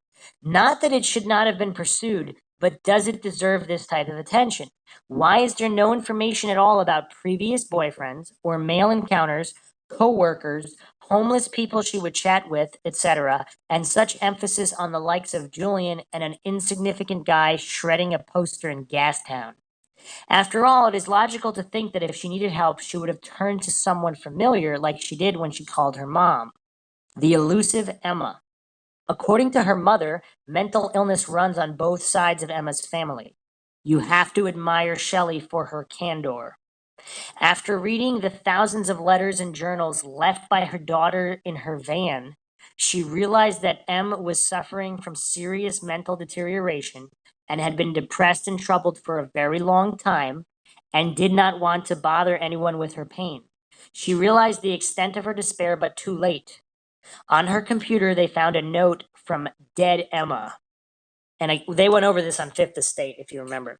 To everyone, from dead Emma, hello, I figure someone will be on this computer at some point and will read this. Okay, so I'm dead, floating about on energy or not, watching dying stars, reviving stars, and dreaming milky dreams and shadow dancing on your timelines or whatever. Good luck, every heart. I love you, M. So they concluded it really wasn't indicative of suicide because there was no real intention of any kind of action or anything like that, or even really a call for help. It was mostly just written almost some kind of abstract, poetic. What do you make of that, Um, I don't know. I missed what you said. Maxwell Army? Um, Do you remember yeah, the poem they went over, From Dead Emma? no. What were you doing the past minute while I was reading it? I didn't know you were reading a poem. I just said on the computer they found a note I from. was probably thinking about something else. Are you ready to listen to it? Because we're doing a podcast. Well, I'm trying to listen to it, but To everyone, from Dead Emma. Hello. I figure someone will be on this computer at some point and will read this. Okay, so I'm dead. Floating about on energy or not, watching dying stars, reviving stars, and dreaming milky dreams and shadow dancing on your timelines. Or whatever. Good luck, every heart. I love you, M. oh yeah, I remember that on the TV, Yeah, the documentary. That was yeah. pretty cool. So they, It's actually pretty smart and yeah, well, they concluded it wasn't indicative of suicide because there was no intention to harm herself. There was no real cry for help. It was just kind of this poetic, artistic note. also yeah, it was poetic and artistic or whatever. And it's also like it can also. I mean, she could have written that as an almost like almost like a journal to look upon, or even when she dies at 90, like it's like it's still Yeah, we don't. applies. There's no indication of any Yes, immediate harm to herself. yes, I agree. I agree. Her mood fluctuated like the wind, and she could have written it on a bad day, or simply because she knew that one day someone would find her computer and it would mean that she was dead. Mind you, I tend to agree with Julian Huard, who remarked that Emma was so private that the idea of anyone reading what was on her computer would definitely be because she was walking towards a certain death, physical or otherwise. One of the Fifth Estate experts concluded that the dead Emma's note did not sound like a regular suicide letter. Sorry, but none of her emails ever sounded like regular communication. I suspect that dead Emma was often contemplating ending it, and at other times, happy Emma was enthused about life. She was ill, so keeping her head above water must have been more and more grueling. As she said herself, she was missing from her own life. I mean, that's kind of poetic to even say something like that. I've never really heard people say I'm missing from my own life. I mean, there's the old, I guess, cliche saying you're just watching life pass you by and you're not doing much. But to be missing from your own life, I mean, that's kind of deep. Yeah.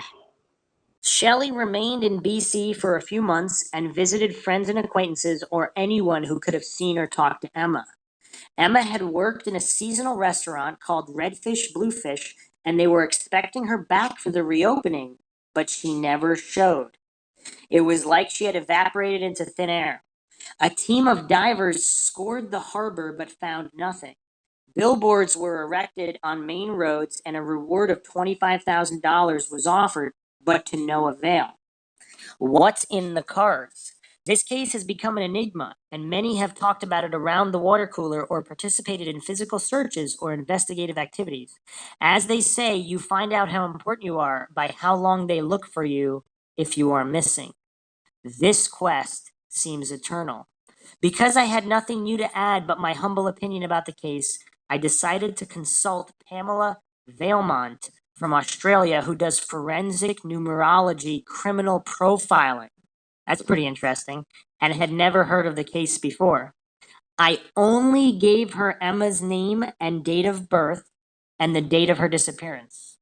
So Emma Fillipoff, 5441 for the letters, 6933 97666 for the last name.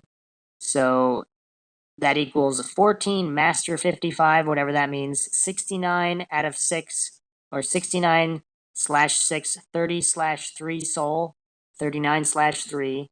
EMM plus 1 is 5 plus 13 plus 13 plus 1, 32/5. AEM plus 6 equals 1 plus 5 plus 13 plus 6, 25/7.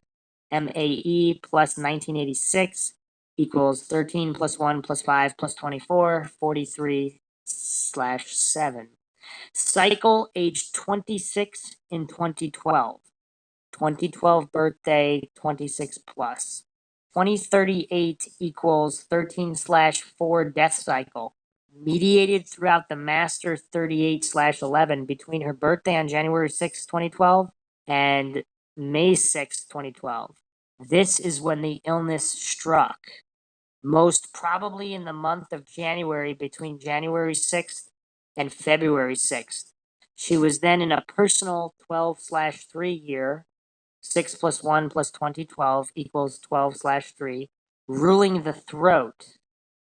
And when you add the number 1 for the first month, you get the number 13/4. So death month in a death cycle mediated through the illness ruling the goiter. I think she had a goiter problem initially, which progressed to Hashimoto's disease. I think she was suffering a thyroid storm. In all likelihood, left untreated, she would have lapsed into a coma and died eventually. Prior to that, she would have been so disoriented that she would not have been capable of taking care of herself or her financial affairs. It is possible dementia and extreme paranoia ensued prior to death. As I said, hopefully someone rescued her and got her medical aid, but it is a small hope, really, isn't it?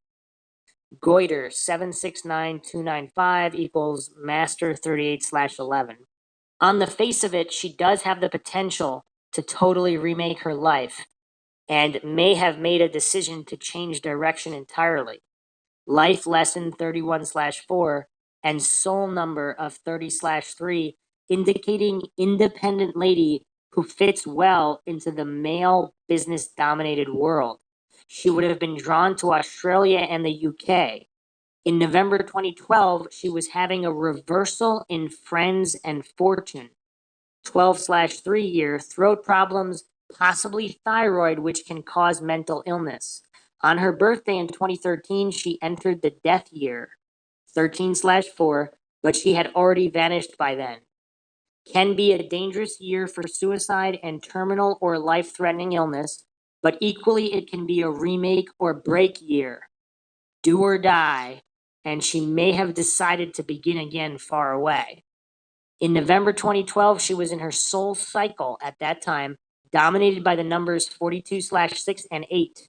The former indicates a love relationship and either marriage or commitment and a new home, resulting or negatively divorce and separation and moving out of the coupled relationship. 8 means it could have been with a person of either sex. Best to look into who she was seeing at the time and where that person is right now. I think that will give you the answer you seek. I have found another number, which means that she also had connections to the USA. So she may have disappeared with someone who is American, Australian, or British by birth. Wow, that really narrows it down. Since those are the largest number of people in Canada, I think, are from those areas. I am absolutely sure she was in some kind of relationship, or thought she was anyway, at the time of her disappearance, and this has led to her sudden departure from the scene. She may have called that person to come and get her. Clearly, she was thinking of leaving the country or the city at least. I can't find any concrete evidence of foul play. Another number I have found in the chart clearly indicates the likelihood of thyroid disease like Hashimoto's, and if this was not diagnosed, I'd say that was the cause of her mental illness. If it was, okay, I would say that if she has come to harm, it did not happen immediately, but after her birthday on January 6, 2013. This suggests she may have gone voluntarily with the person she left the scene with rather than an abductor. However, given her parlous circumstances, that person she left with may have feigned friendship, of course, to take advantage of her condition. If she did have Hashimoto's, as I suspect, without medical intervention, she would die within days, weeks, or months. Sounds like she was in a pretty bad way. She should have been admitted to a hospital for tests. Anyone who tried to help her may have found themselves with a dead body on their hands in pretty quick time. They may have been afraid to come forward. Hopefully, best scenario is she found medical help in time, but if so, it is strange that no doctor or hospital has come forward to announce they had treated her. Iodine deficiency caused by no salt intake is fatal, and many people, in fact, most people, do not realize that. What was the season at the time, November? It would have been cold by then. If she fell down unconscious in the woods, she would freeze to death overnight. Falling into a coma suddenly is what people with Hashimoto's do. Can you find out if she was losing hair at all? Falling or thinning hair, dry skin, feeling unnaturally cold, and putting on extra layers of clothing when others are quite warm would not have been noticed in November, though it would have been in summertime. Losing weight is another symptom. She could have died after January 2013. Clearly, she was not far off that year numerologically, so the illness was becoming more and more serious by November 2012. My diagnosis is she developed severe thyroid disease, and that caused her illness in the first place. Can you find out from her mom if she was ever tested for that illness? That is very important in determining what might have become her fate. She could have fallen into a coma and died somewhere, which is what happens with Hashimoto's disease if it is not diagnosed in time. It sounds like she was having thyroid crisis at the time of her disappearance. All the symptoms are there: manic, hallucinations, and yes, vegan diet without any salt containing iodine will definitely cause Hashimoto's disease. This disease and the mortality rate from it is the very reason salt is now required to contain iodine. Without iodine, cretinism in babies and severe mental illness is the result. Master 38/11 on her chart means she is in the firing line for this disease. A Walk in the Woods. I found Pamela Vailmont reading interesting, especially knowing now that Emma was suffering from a severe mental breakdown when she vanished. Again, we don't know if that had something to do with a stalker. I wondered if they checked her health card and who she had visited during the recent months. Was there a case of a Jane Doe in Seattle in any of their hospitals? Was her story published in the US and especially in neighboring cities? In theory, it would have been easy for Emma to slip away with someone to the US or deep into the country and off the grid. But practically speaking, and considering her mental health on November 28th, she was too much in dire need of help and health care to be able to do so. Especially after listening to the very sad interview with Mika, who was Emma's roommate for 3 months and witnessed her descent into despair and mental illness. It is possible that Emma, who could walk manically for 8 hours at a time, went deep into the woods until the point of exhaustion and passed out and passed at one with nature. I prefer to think that she quit her life and, with the help of a kind soul, found a new path away from her worries. I doubt very much that she could have joined the homeless drug addicts at Vancouver downtown East Side. She would have been spotted on the ferry, and her inescapable health problems would have made her too vulnerable and noticeable. She would have eventually been noticed and picked up or brought to a hospital. I know that area very well, and it is not that anonymous. Plus, $25,000 is a lot of money, so someone would have made a call. Until the mystery is resolved, we are left with Emma and her poem. There is promise. Are you ready, Maxwell? Yeah. This is her poem. There is promise of flight, and I lay in fear. In fear somehow, somewhere, sometime, fear crept in. She's missing. I am missing. Almost sounds like a split personality or something. Yeah. That's weird. Can you repeat that again? That's like I'm trying to analyze, not necessarily because I didn't hear it, but I don't know. Wait, where was this found? This was part of her computer. Or, yeah, I'm assuming, or her letters from before. There is promise of flight, and I lay in fear. In fear somehow, somewhere, sometime. Fear crept in. She's missing. I am missing. She's missing. I am missing. I'm wondering if she's referring to I as kind of like this ego thing, like the I-ness of her. She's missing. I am missing. I don't know. I am missing. Hmm. She is missing. I am missing. What did you think of the numerology expert and their reading? Um, I don't know. It's kind of confusing, but I met a numerology She's person, saying and she had a thyroid disorder. was that confirmed or something? No, that was a numerology expert saying that. Yeah, but what I'm saying is, was it like, As far as did I know, she? no. Otherwise, I would have said it was. If there's any information, I would have already given it to you. Okay.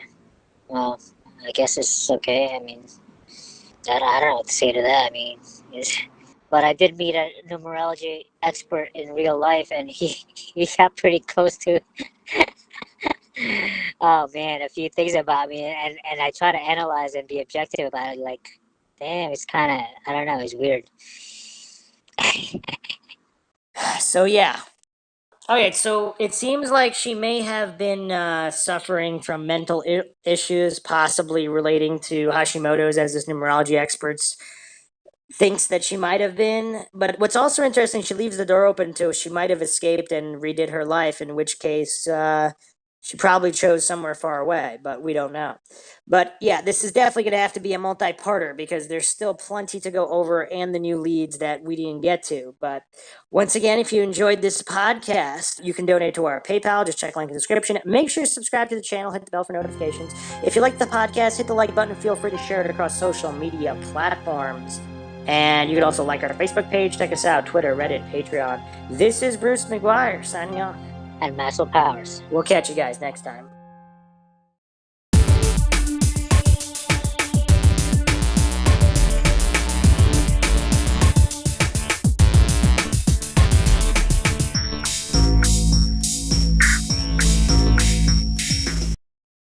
If you like audiobooks or audio shows, check out a free trial of Audible. Just click the link in the description.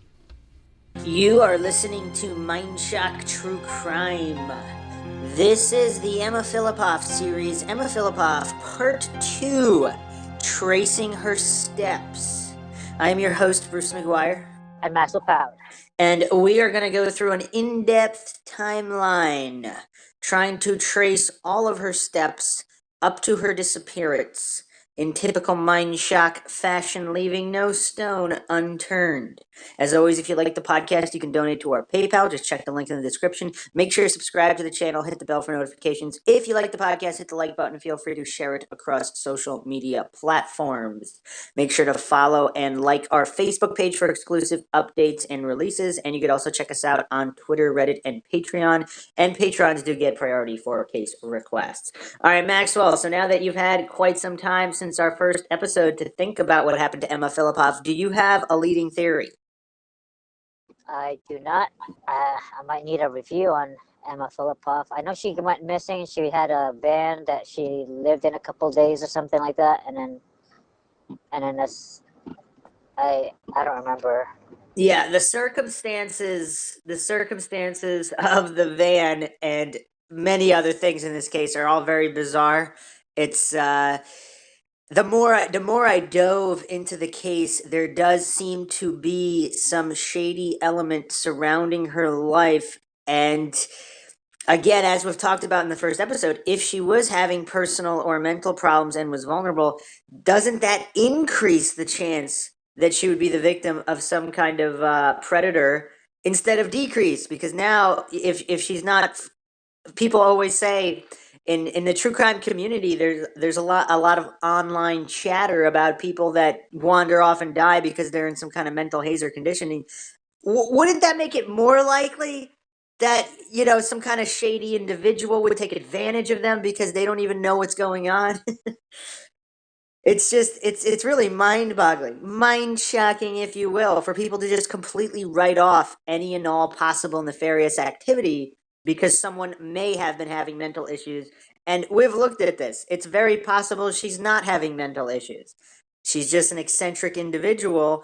And again, we really don't know. Maybe she was, maybe she wasn't. It's impossible to really give 100% definitive certainty to it. So let's get into it. Let's retrace her steps. So quick overview. We're going to go from fall 2011 to November 28th, 2012. So she moved from Perth, Ontario to Victoria, British Columbia. This is from helpfindemmafillipoff.com. Emma always wanted to live out west and made the move to Victoria in the fall of 2011. She was 25 at the time and had no home or job lined up. Her plan was to figure things out once she arrived. She told a friend she had a feeling something amazing was going to happen in Victoria. Life in Victoria. Emma lived with a childhood friend and friend's partner for a few months after her arrival, eventually moving to another unit in the same building. In the winter of 2011, she found employment as a barista at a cafe, but the job did not last long. After 2 or 3 months in Victoria, Emma developed a more transient lifestyle, moving in with another friend for a few months, living at Hotel 760, where she also worked cleaning rooms, staying on 2, possibly 3 boats, sleeping in the woods, and sometimes sleeping in a tree. From February to November 2012, she also stayed in the attic of the Sandy Merriman Women's Shelter on a rotating basis, usually for a month at a time. She obtained a seasonal job at the Inner Harbor seafood eatery Redfish Bluefish, where she was employed during the busy months in 2012 until October 31st. She was expected to return to the job in February 2013. Another interesting point here. She did not get fired. She didn't necessarily quit with no intention to go back. It was a little bit of a temp job when they were seasonally more busy. So she did have technically a job lined up. This is not somebody with no hope wandering the streets, as sometimes it's presented. You following, Maxwell? Gotcha. And we touched upon that in the previous episode as well, but I thought it was another point to reiterate because some people really get stuck on their theory, or they just think, again, without knowing what happened, it's impossible to say what's more or less likely. And even if you could say what was more or less likely, what does that have to do with the truth? How would you know a less likely scenario didn't happen here? Likelihood can only be measured when comparing to other scenarios with the same amount of information. But the amount of information, not only is it different in every case, some of these pieces are unverifiable, and then we don't even know. We have some unknown unknowns. And then, of course, known unknowns. There's so many variables missing, it's impossible to say what's more or less likely. And even if you could, that doesn't mean one thing didn't happen versus another thing. All right. During her time in Victoria, Emma communicated with family and friends back home through cryptic, poetic, upbeat emails and the occasional phone call on the holidays.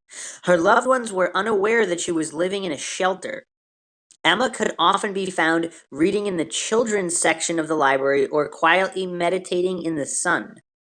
She enjoyed spending time with members of the homeless community, with boat owners and artists down at the Inner Harbor, and with street performers around town.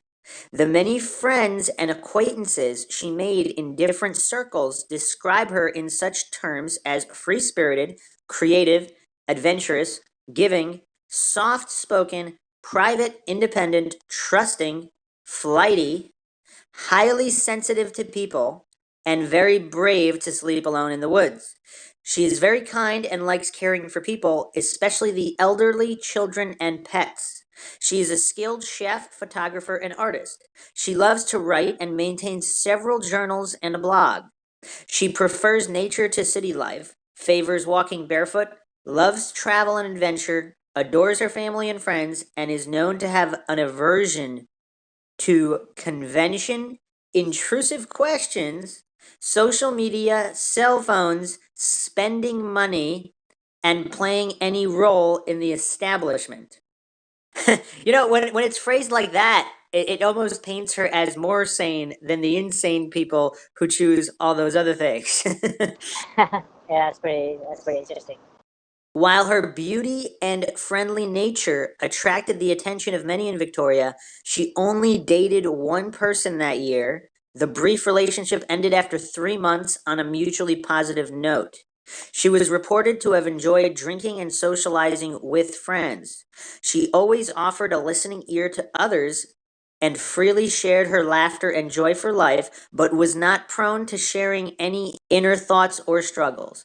She told people how much she loved her family, but rarely talked about them. Huh. You think there's a clue there, Maxwell? About her not talking about family? Well, her freely talking about how much she loved her family, but not actually talking about the individuals themselves. Not really. No, she's probably just private. Friends said by summer of 2012, Emma was in search of a more pure lifestyle. She quit binge drinking in June and also cut out cigarettes, coffee, and sugar. Some say she had occasionally smoked marijuana, others report never seeing her take any kind of drug. She is vegan and said to have been experimenting with different combinations of food: grains of rice, popcorn, pieces of fish. By late summer, she was eating less and less and drinking copious amounts of water daily. A friend who also worked on the waterfront said she grew very thin and described her as becoming monk-like in her social and eating habits. She appeared to have trouble adapting to the changing seasons, and by beginning of fall, she seemed very unsure about where to go and what to do with herself in the upcoming winter months. Shortly before her disappearance, she began to distance herself from others, becoming fearful, withdrawn, and paranoid.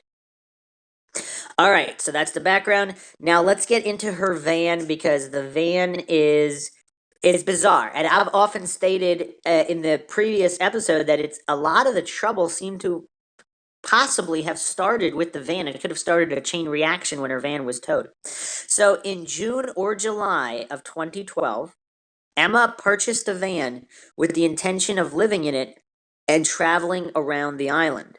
Staff from a storage facility remember her beaming with joy the day she moved her personal effects from locker to the van. She was thrilled to be reunited with her belongings and looked forward to the independence the vehicle would provide her. However, in time, the hopeful purchase proved to be a financial burden and hindrance to the freedom she sought.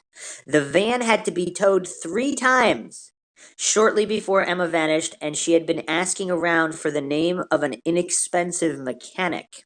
So that's another interesting piece of information I don't believe we went over in episode 1, that she was asking for an inexpensive mechanic. Okay, travel plan. All right, we'll come back to the van in a moment. We're just going down all this background information. Travel plans. Emma talked to many people about her desire to travel and seemed to be preparing for some kind of move. In mid-November, she told a friend she was leaving Victoria and possibly heading to Salt Spring Island or Tofino, British Columbia.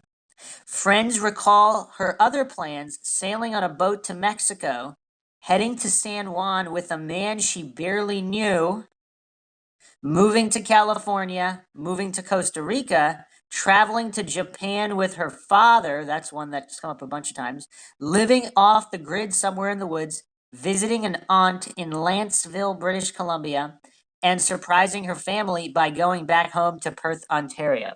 Okay, so that's a wide range of travel plans. How do we parse through these plans to see what seems to be more or less likely? What jumps out to me is going to San Juan with a man she barely knew. I wonder where they got that piece of information. Okay.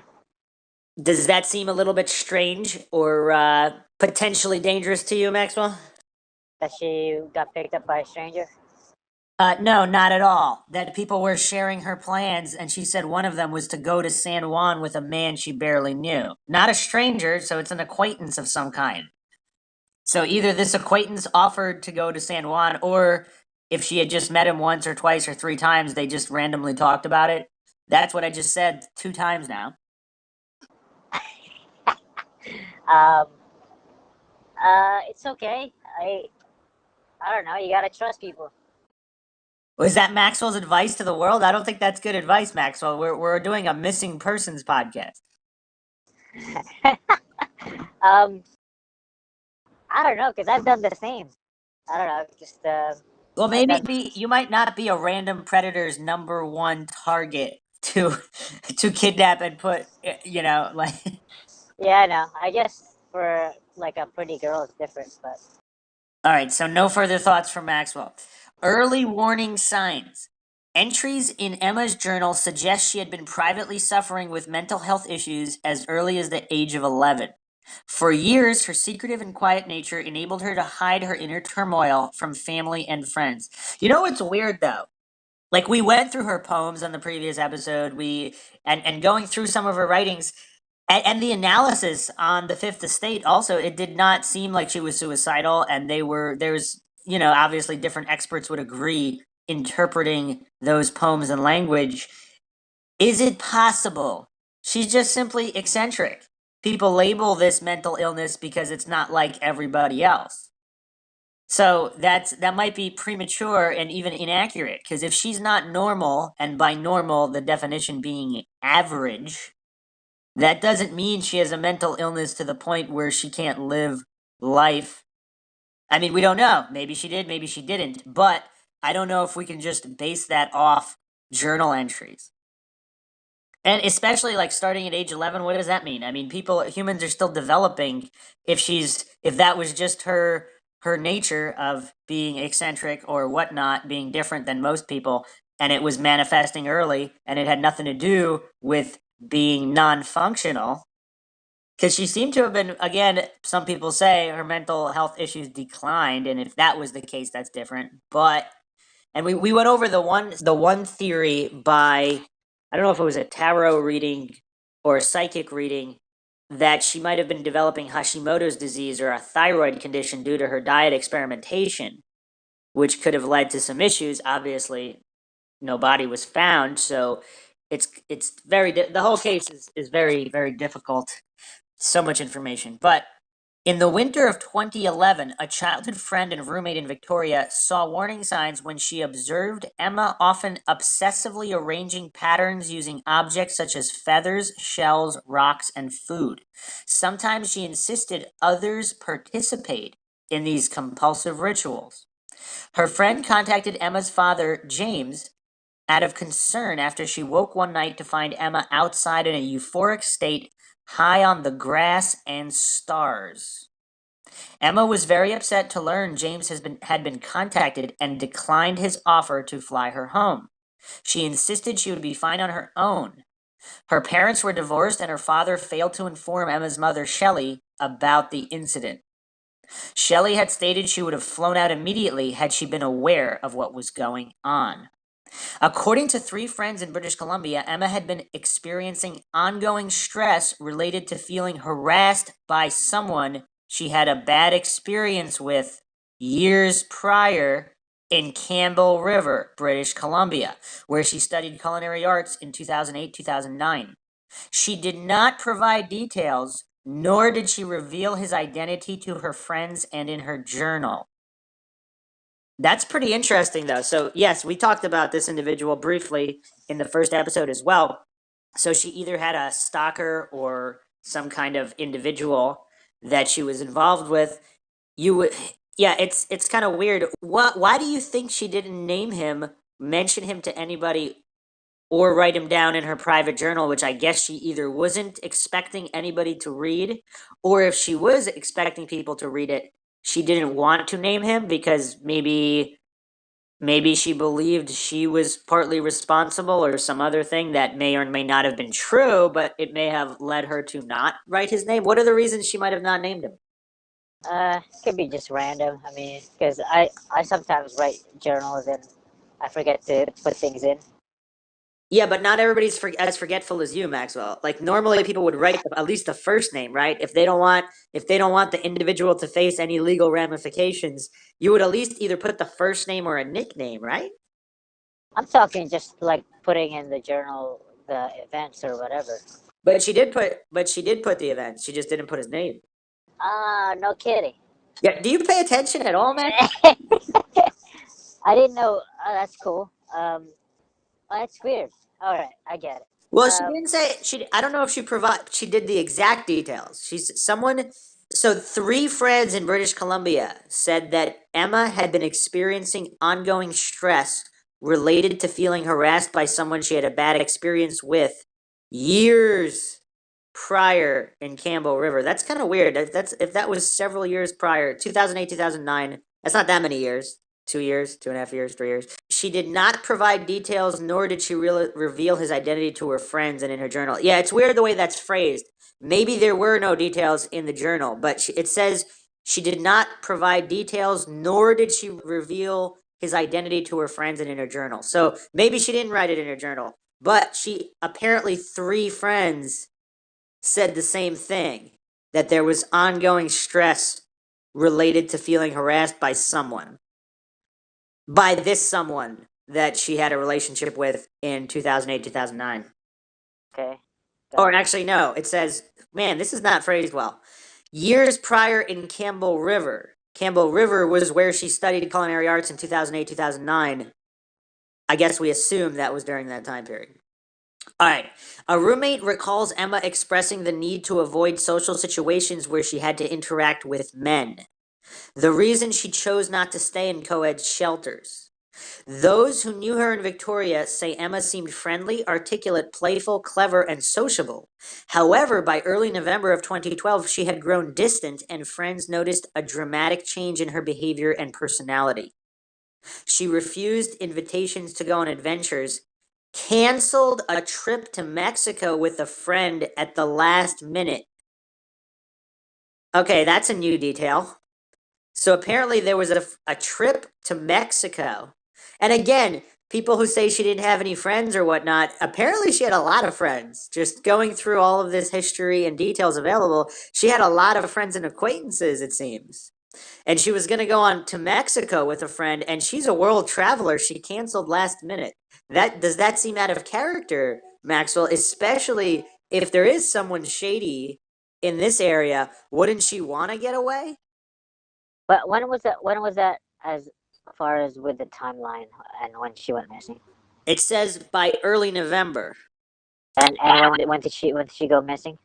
Good thing you're doing a podcast on Emma Fillipoff. What do you mean?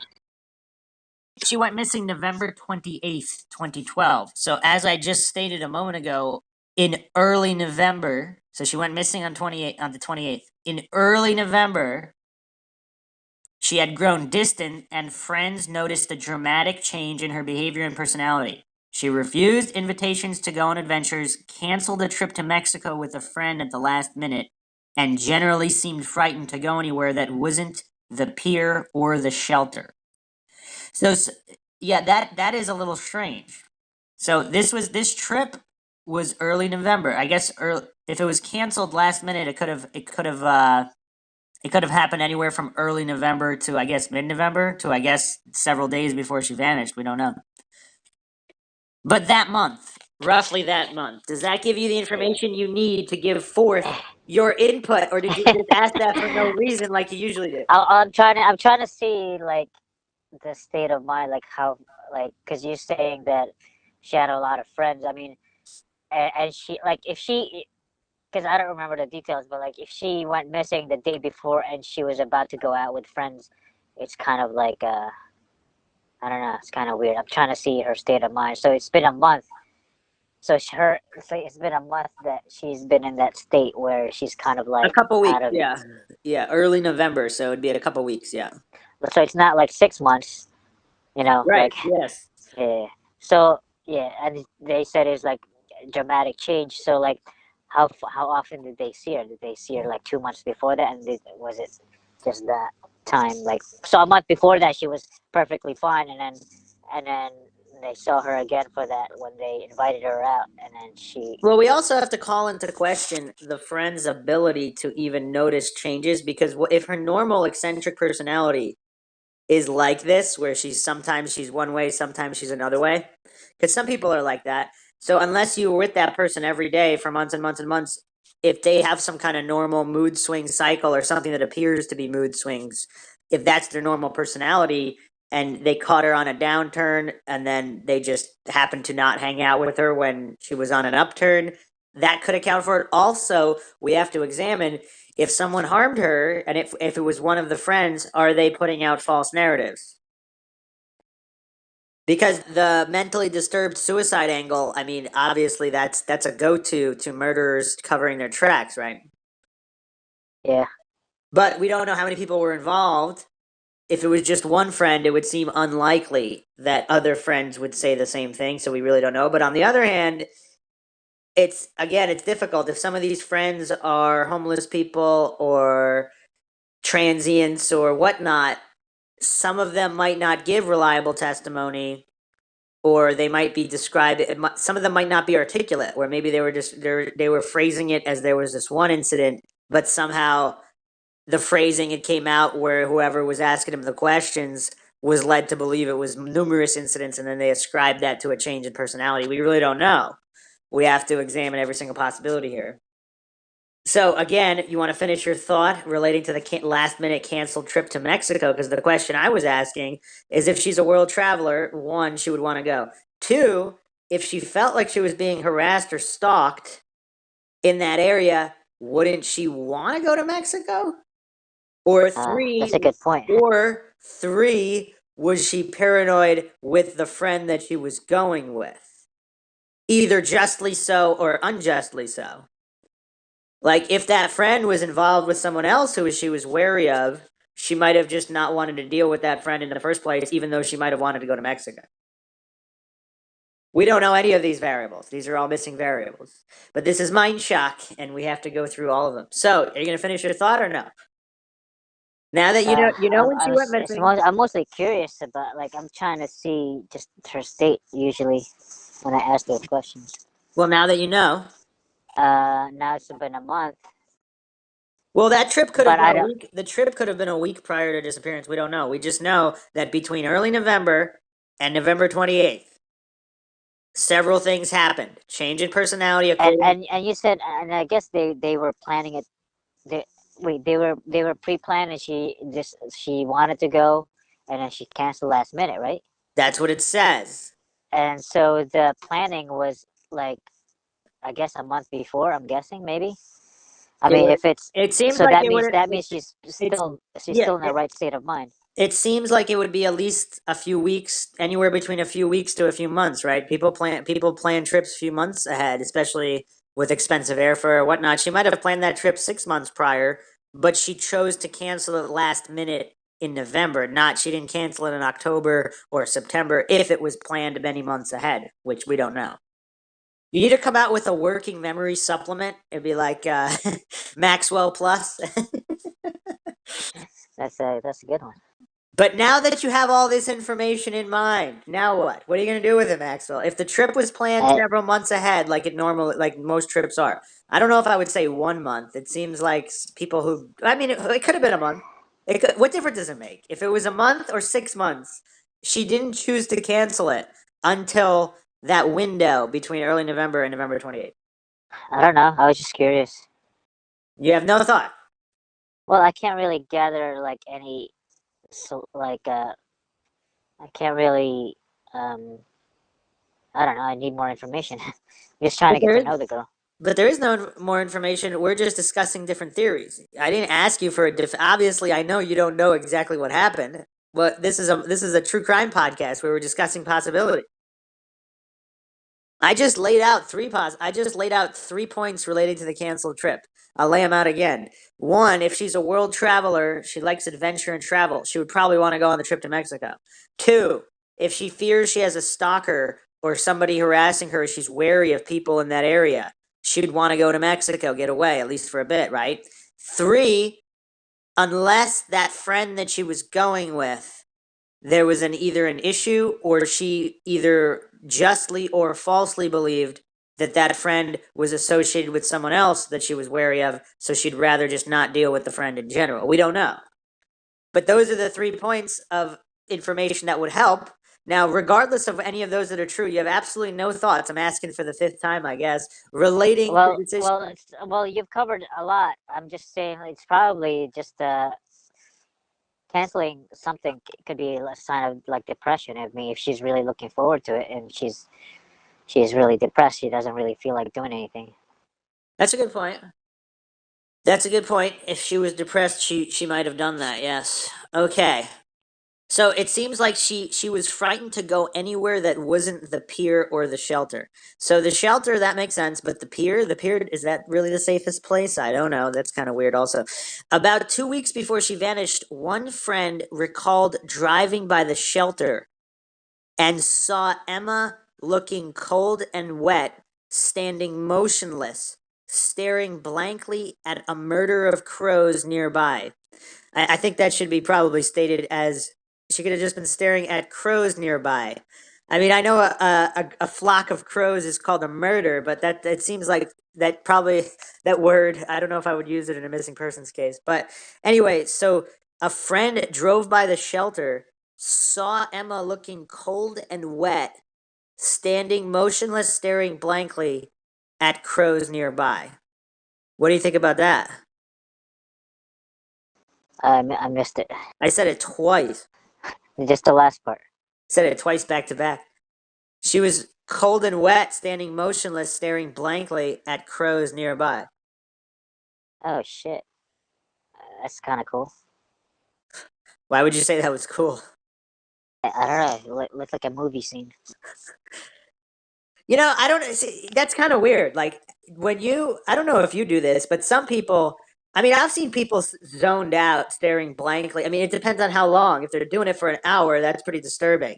If she was doing it for like 1 minute, I don't know. I've seen people do that. I don't think there's anything wrong with them. I've seen, homeless people do that. I've seen businessmen, on a commute, like they're just standing in the street. Sometimes they're just staring at something zoned out. And I'm sure I've done that too. I do Almost it all the time. almost I would imagine you would, Maxwell. But yeah, I don't know. Is that the brain just like taking a micro break from life? Or she might have been fascinated by the crows. I mean, it is, I don't know. I don't know what we Usually, could read from it. usually zoning out is kind of like internalizing the thought process. Like you're internally processing. You're inside your head, pretty much. To put it simply. So without knowing if she was there doing that for 5 hours, I mean that would be alarming. But if she was doing it for a minute or two, I mean, I don't know. I'm not sure what we could draw from that. Around this same time, shelter staff and residents also started to notice signs of paranoia and depression. She kept her curtains drawn at all times and was discovered frantically moving furniture from the shelter out to the curb and across the street because she claimed they were making too much noise and saying things to her. Just as she had done in Ontario before moving to Victoria, Emma began selling, donating, and even throwing away her personal belongings.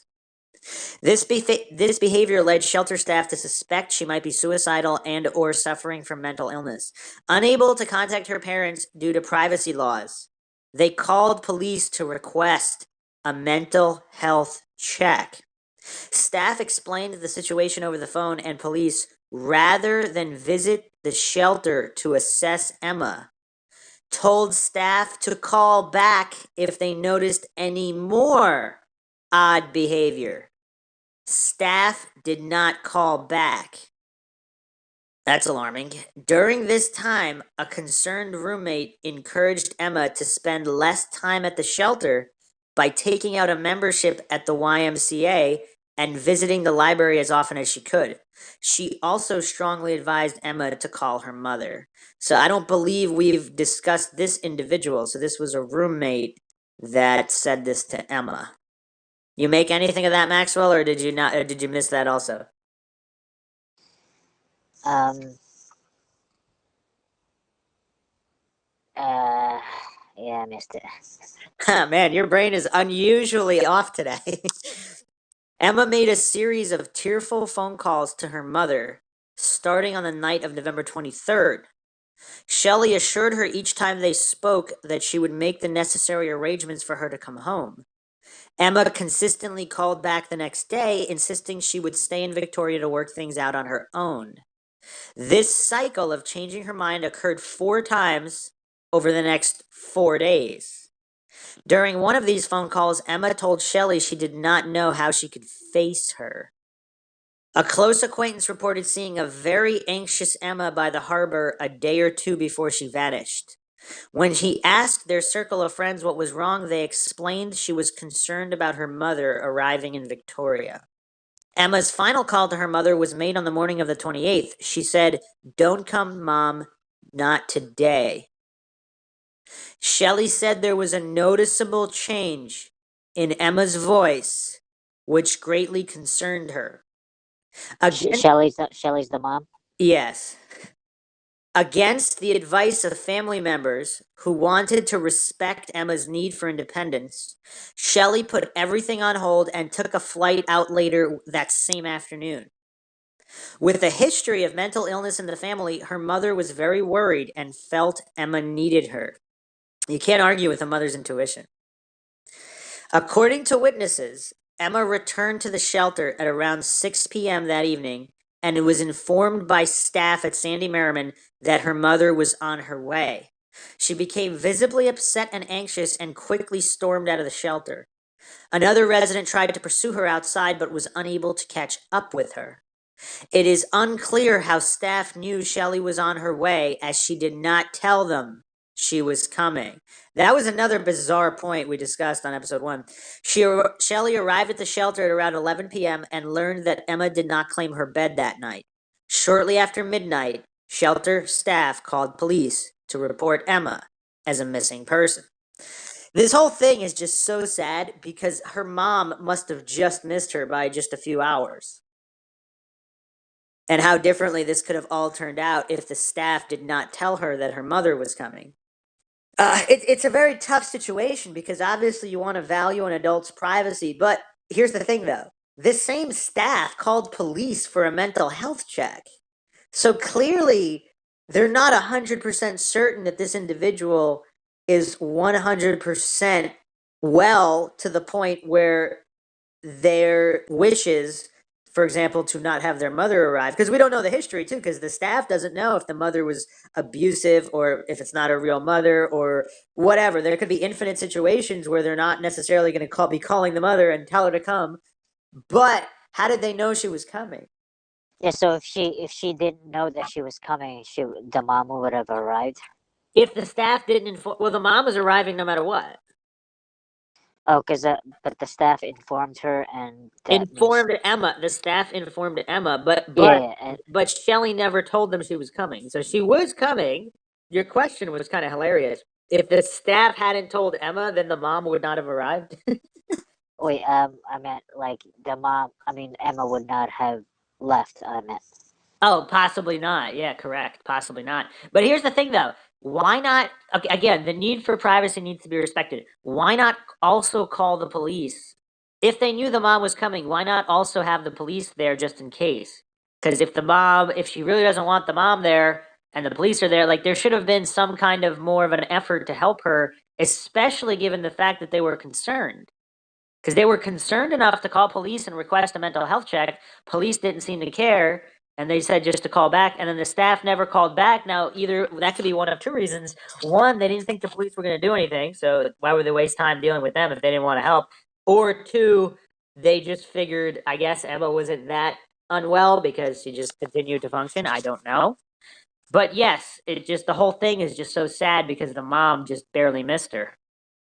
All right, so after midnight, the shelter staff called police to report Emma missing person. All right, so let's go through the exact timeline and sightings. Tuesday, November 20th, at the YMCA, Emma visits the YMCA, located down the street from the shelter, to take out a membership. So she just became a member on November 20th. Is that coincidental because it's relatively close to the date of her disappearance? So was there someone there that could have spotted her, or some kind of an issue could have happened. We don't know. Surveillance video shows her entering and exiting the building 4 times within a 14-minute period. Okay, this is a piece of information we didn't have before. She's going to take out a membership, so now I think it's even less suspicious that she's coming and going 4 times, because can she not make up her mind whether or not she wants to become a member? What do you mean by that? Exactly what I said. So the friend at the shelter, one of the roommates at the shelter, told her that she could take out a membership at the YMCA so she wouldn't spend so much time at the shelter.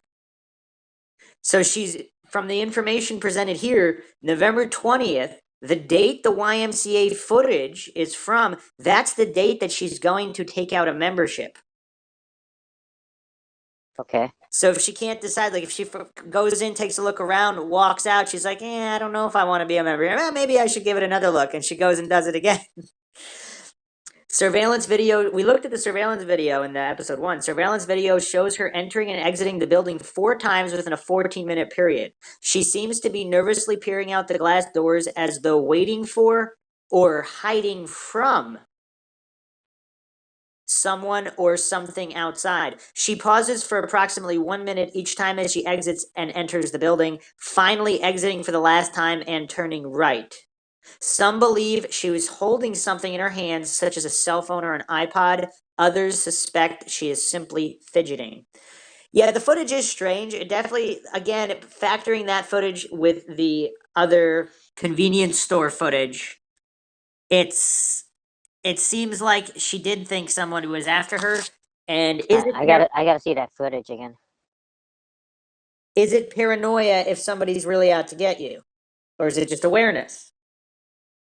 Okay, Wednesday, November 21st, the van is towed. Emma arranges to have a tow truck driver pick her up from Sandy Merriman Shelter and drive to Sook, British Columbia, to tow her red Mazda MPV back to the 700 block of Burdett Ave in Victoria. She is upbeat during the ride and talks about her plan to surprise her family by moving back home to Perth, Ontario. The driver recalls her looking up at the snow in the mountains, telling him she couldn't wait to go home where she could see the sun and snow. Friday, November 23rd, first call to her mom. Emma calls Shelley in tears around midnight, says she wants to come home. For Emma to reach out for help is unusual, so Shelley assures her all arrangements will be made for her to fly home immediately. Are you booking the flight? Emma asks anxiously. She won't say what is bothering her, but tells her mother she is safe. Okay, is that just appeasing her mother, or is it that's because it's true? She's physically safe, but there is something bothering her. We don't know. Saturday, November 24th, Emma changes her mind. Emma calls back hours later, advising Shelley not to come and that she will stay and figure things out for herself. Shelley is worried and can sense something is terribly wrong, but reluctantly respects Emma's wishes and cancels the flight. Change of plan. Later that same night, Emma calls again to say she wants to come home, but is overwhelmed and needs Shelley to travel to Victoria to help her pack all of her belongings. Shelley immediately books a flight. So what does that tell us? Because this is a mysterious detail. So originally, she wants the flight booked so she could fly home.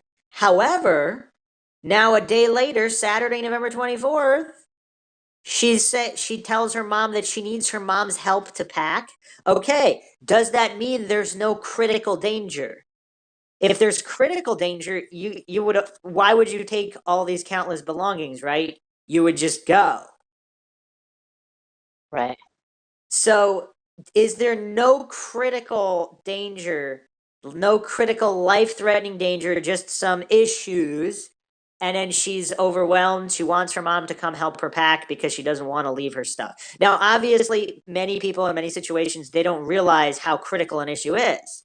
So whether it's a stalker or whatever situation that we don't know about, if that person really, or whatever the situation is, if it's dangerous to her, if it is life-threatening, but she doesn't realize it, then she's going to be more concerned about her belongings. Again, we really don't know.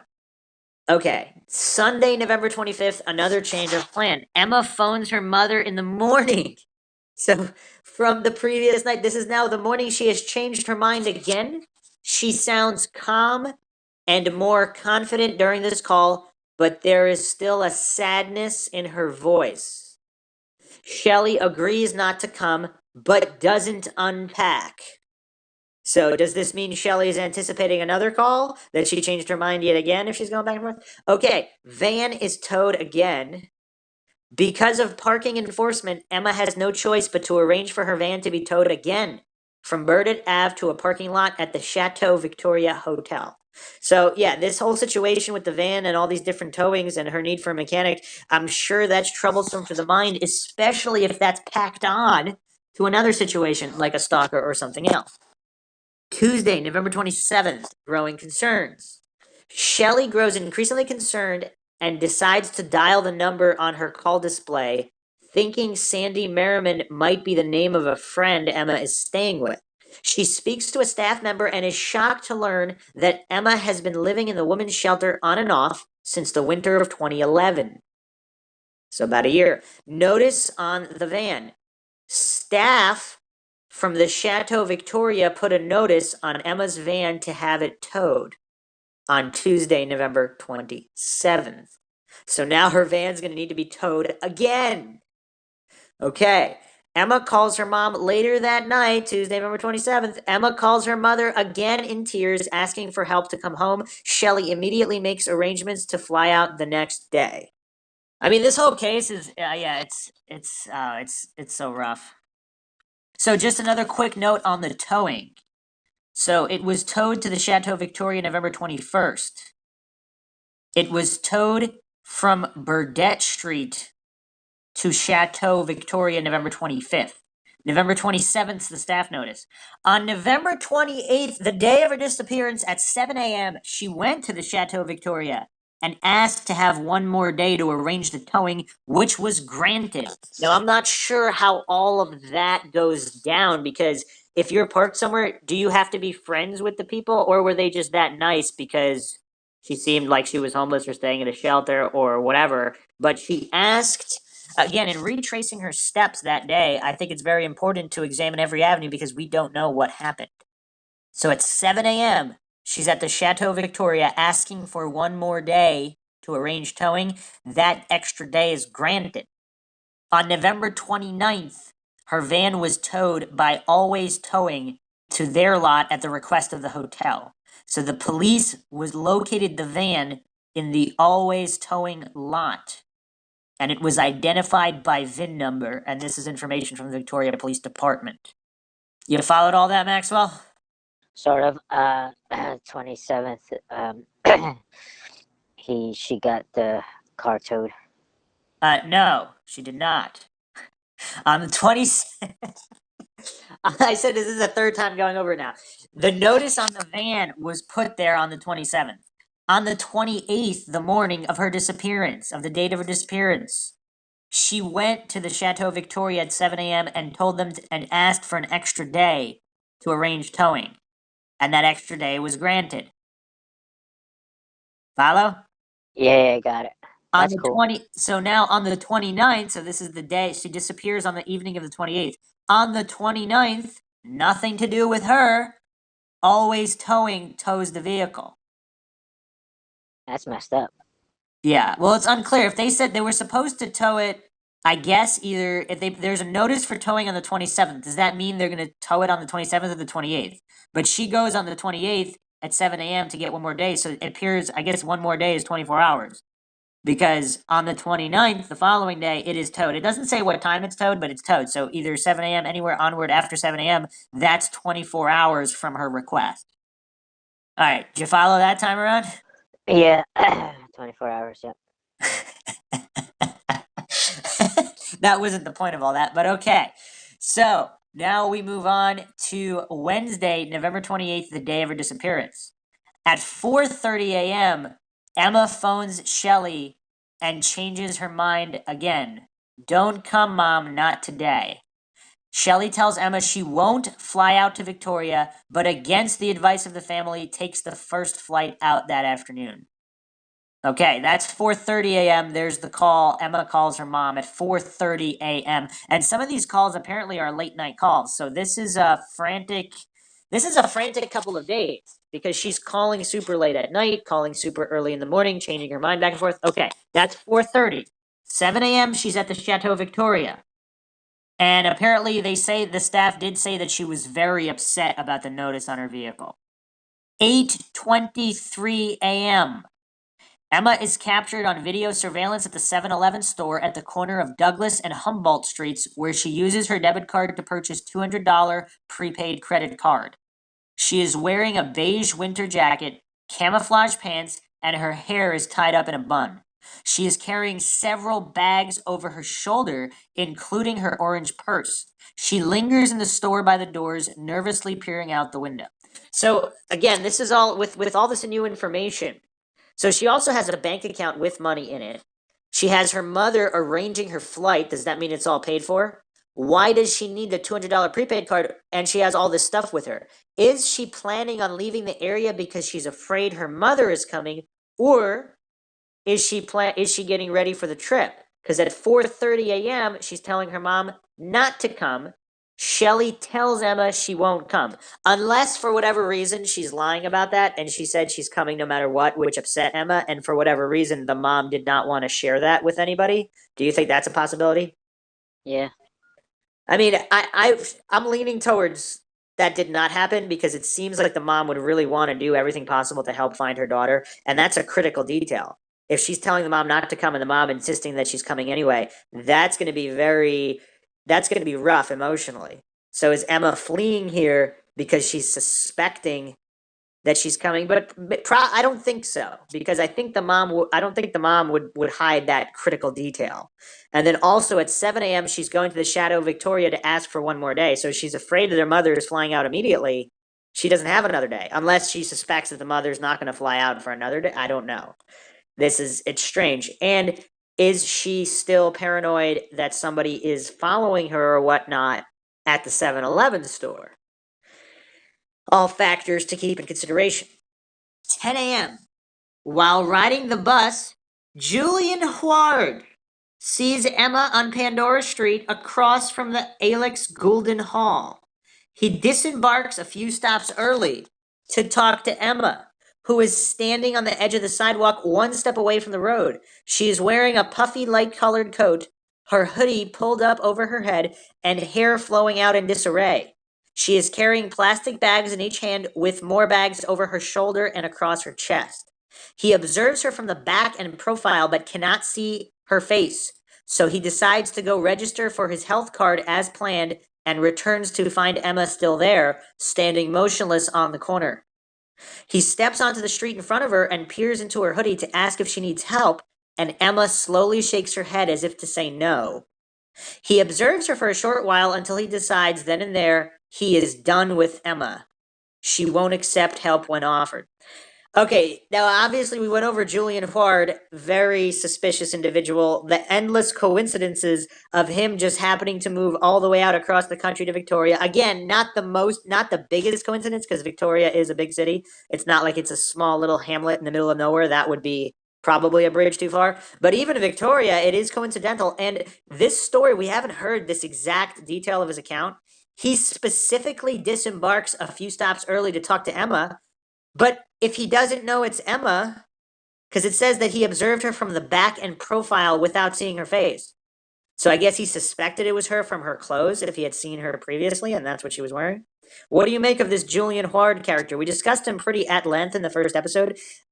It's very bizarre, but at the same time, Well, it's easy to spot someone you know, like even from far away, like even if it's turned around. I think you can tell just by the way the body moves and the body shape. well, he's saying that she's just standing there, so there's no movement. That's fine too. You can still like you can know someone's like body type and dress. And then the other curious thing, he is done with Emma, like he's that pissed off at her, like she's obviously troubled. She doesn't accept help at that moment, but he could offer help again. I mean, are his statements betraying him? But at the same time, if he really was shady and guilty, would he be going out of his way to admit all these little details? It's very bizarre. I don't know. We're gonna revisit him again later. All right, so that was 10 a.m. Is it a coincidence that he happens to see her just hours before her disappearance? Again, if we look at FBI statistics, when a woman goes missing, it's usually the significant other, or an ex-boyfriend, boyfriend, ex-boyfriend, husband, ex-husband, or some kind of somebody interested in the girl who they know, who's known to them. So, keeping that in mind, should we let this Julian Ward off the hook? Obviously, he is very bizarre, and he's offering a lot more than he could. Almost as if he's going out of his way to help when he doesn't need to. All right, how many coincidences are we willing to accept, though? We don't know. All right. Noon. Some people think Emma visited the library sometime around noon. So I guess these would be unconfirmed sightings. Early afternoon. A friend, colleague, unknown what that means, I guess somebody she might have worked with, sees Emma sometime in the early afternoon near Our Place Soup Kitchen on Pandora Street. Her hair is tucked into her jacket. She says she isn't feeling well at all and can't talk. He asks if she needs a hug, but she retreats with an uncharacteristic, horrified look on her face. So this is in an unsubstantiated time in the early afternoon. At 1 p.m., there's a witness who spotted Emma looking vacant-eyed, slowly shuffling along on Pandora Street. She isn't wearing a hat, and her hair looks as it has been freshly washed, as opposed to earlier that morning. She is carrying several white plastic bags, an orange satchel, and is wearing camouflage pants and a white fleece jacket. The witness later reports the sighting to police and eventually hears back from the police department, who take the full report. So this does seem to possibly add up with the early afternoon sighting at the soup kitchen on Pandora Street. The other interesting thing is that she says she isn't feeling well at all, not well at all, and can't talk. And she gets scared when he asks if she needs a hug. Okay. All right. This is not looking good. We also don't really have other days to compare to, which also prevents us from being able to gather as much insight, because is this day a lot different than her typical day? We don't really know. Afternoon, 2 people report seeing Emma on Douglas Street sometime in the afternoon. They were so concerned by Emma's strange behavior of walking back and forth in the street looking confused and lost, they immediately called police, who took the report. However, it is unclear if they followed up. This was the first 911 call made that day. The witnesses recall her wearing shoes, though they later learned from others who saw Emma that day wandering barefoot in the street. Okay, so there seems to be quite a few witnesses who are saying that Emma seems to be very confused throughout this day and out of it, confused and lost. Another witness reports seeing Emma walking downtown that afternoon with an older man. No description of the man was provided. Okay, is this other sighting also credible? We don't know. We don't have times on these. These are all just sometime in the afternoon. And if a lot of these people that are giving these eyewitness statements, if they're homeless or transient type people, they don't necessarily keep track of the time to as much as someone who's going through a working day or a school day, because I guess they don't have to. I don't know. So we don't really have time periods here. A man who visited the Rock Bay shelter claims he saw Emma there at some point that afternoon. No details are provided. This is a shelter Emma refused to stay in as it was co-ed. So again, that would point to a lesser likelihood that it was her at that shelter, that this sighting is legitimate, unless she's that confused and lost and she's not thinking clearly, and she might not even realize that she had refused to stay there earlier, or if this older man she's with made her feel safe or whatever, we don't know. 4 to 6 p.m., Emma is sighted by the same person at 2 different locations. She first crosses their path as they exit the main Douglas Street doors of the Bay Center. She is shuffling, moving slowly northward on the west side of Douglas Street, her long mane of hair flowing out the side of her hood. About 45 minutes later, they are in a car stopped at the corner of Douglas and Finlayson Streets, when, to their surprise, they see Emma crossing the street in front of them. She glances their way and gives a sad smile. They really want to help, but fear she might question their intentions. They go to Victoria PD headquarters to report the sightings on November 30th. Police take their contact information, but never call back to get the full report. This is not good, Maxwell. This seems like a credible sighting. Huh. They don't even, why not get the full report? I don't know. It's weird. Okay. 5:54 p.m., Emma uses her debit card to purchase a prepaid cell phone at the same 7-Eleven where she purchased the prepaid credit card. Video surveillance shows her paying for the phone, then she lingers in the store by the doors, nervously peering outside as if she is afraid to leave or is avoiding someone. The cell phone she purchased has never been activated. 6 p.m., Emma goes to the Sandy Merriman shelter. Witnesses at the shelter report Emma becoming very anxious and upset when told by a staff member that her mother is on the way. She storms out the front door. One resident tries to run after her, but quickly loses sight. She reports Emma having mixed feelings of relief and fear about her mother's arrival. I'm unsure how she... So was Emma at first relieved, and then all of a sudden she changed her mind and got mad and stormed out? We don't really know. She Wait, said like that's so weird. Like who's making that judgment? a witness at the shelter. That's pretty detailed, relieved and Yeah, it is. I don't know how she came to that, unless that person made up the account. Someone's covering up something. Or not. Or she just believed that that's what it was after hearing other information. Who knows? You know how witnesses can attribute or misattribute certain things based on other information that's given to them? So we really don't know. Though Shelley spoke with staff on the phone the day before, she did not tell them she was heading to Victoria. You know what's weird? If the staff assumed she was, just because she had called to find out about it, so they were like, oh, she's probably coming, and then that's what they told Emma. Not that they knew she was coming for sure, but we don't know. 6:10 p.m.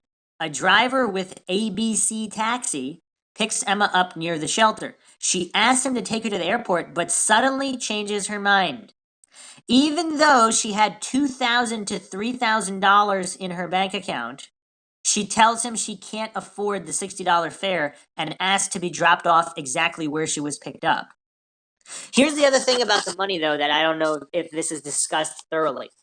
If she's in a certain state of mind, she might not even remember she has that money in her bank account, because if she's frantic, emotionally distraught, and just completely out of it, she might have even forgot about her prepaid credit card.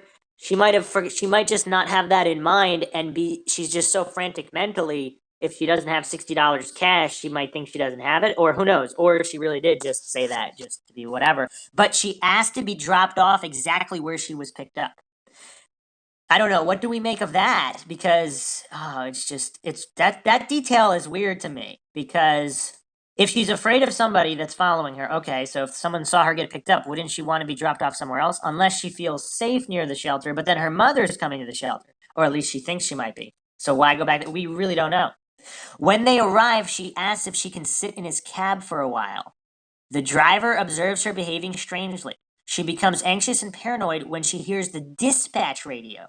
She stares at it and asks, why is there noise coming out of that? does she think that her mother would be in danger? Is that one of the theories? Like, She thinks her mother would be in danger by coming there? yeah, like someone's gonna hurt her. I've actually never heard that, but that's a really interesting theory. I didn't think of that. Because like relieved and feared, like relieved she's coming, but now she's coming. Maybe the person that's gonna hurt Emma is also gonna hurt the mother or something like that. I had not thought of that. And then that's why she left to protect the mom or some shit like that. But if the mom is coming to the shelter and the person's stalking her, wouldn't she still be? I mean, how would her leaving make the mom safe? Unless, wow, I just had a really dark thought. Unless she confronted the individual, because the individual doesn't want anything with her mom. So in her mind, if she sacrificed herself for the mother, that would be pretty dark. Yeah, that's what I'm saying. Like it's like a flank, not flank. Is it flanking? No, not flanking. Like uh, yeah, just guiding the perpetrators somewhere else. Misdirecting or directing. Yeah, Directing, I directing. guess. I don't know. None of this really makes any sense because if that was her goal, why not just leave in the why go back to that spot? I don't know. And why just sit in the cab for a while? I don't know. I don't think. I mean, it's hard. Obviously, we don't know what she was thinking or why.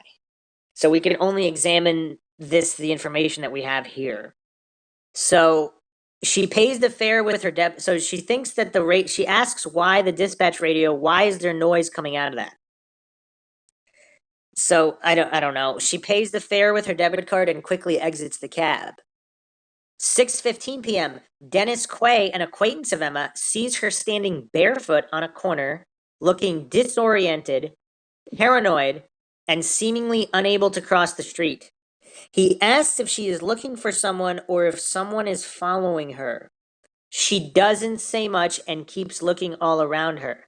She asks him to walk with her for a bit, but becomes increasingly uncomfortable with his questions and concern and decides to walk on her own. At approximately 7 p.m., he enters a nearby restaurant to call police and waits until they arrive. He observes them talking with Emma for a while, then leaves, assuming she is safely in their care. This is at 6:15 p.m., shortly after the minutes after the taxi ride. This is really rough. It seems like she really could be suffering from some kind of health issue, not necessarily a mental health issue, but if it's something nutritional or she's got some severe brain fog going on, like a physiological lack of nutrition, not necessarily again some kind of genetic mental disease, although obviously we don't know, but yeah, it's pretty bizarre. So she was supposedly drinking copious amounts of water, but what if she didn't drink water that day? Is it possible she could have been delirious, dehydrated, malnutritioned at that point, and not able to physically function or think clearly? Those are good points. 7:17 p.m. Police locate Emma barefoot and clutching her shoes by the Empress Hotel on Government Street, and two officers assess her for 45 minutes. According to police notes, at no time did Emma engage in a dialogue, but rather answered with one word or nodded her head. It was almost 30 minutes before she even spoke, and then only gave her name at their insistence. Okay, if someone is in the most extreme state of delirium, dehydration, malnutrition, are they going to be capable of saying their name? I guess they would. But if she is able to give her name, if she is able to nod in response to questions, it's rough. But then again, this is at 7:17 p.m. So within the next few hours, if her condition got even worse than that, yeah, we don't know. Okay, she refused to put her shoes back on and said she was just taking a walk and planned to meet with a friend. Again, we don't know if that's true or not. If it is true, we need to know who that friend is. By 8 p.m., police decide she is not a threat to herself or anyone else and watch her walk away. This is the last confirmed sighting of Emma. The identities of the two officers are protected by privacy laws. Wait, are they really? Aren't they public servants? Isn't this public? That's kind of weird. That's weird. That's really weird for Well, a this is cop to have Wait, private. this is Canada. This is Canada. I guess they have different laws. Yeah, in the U.S., I believe all police officers are always named. Okay, so details of the conversation have not been released. Shelley sent a Freedom of Information request on May 19th, 2015, which was denied by the Victoria PD without a reason given. What do you make of that, Maxwell? Is it Say that one more time. Shelley sent a Freedom of Information request. So she wants to know the names of the officers, or at the very least, the details of the conversation. She wants the police notes from this 45-minute officer assessment when the officer spoke to her. So Shelley is Emma's mother. Do you remember who Emma is? Yeah, but did they refuse to give her?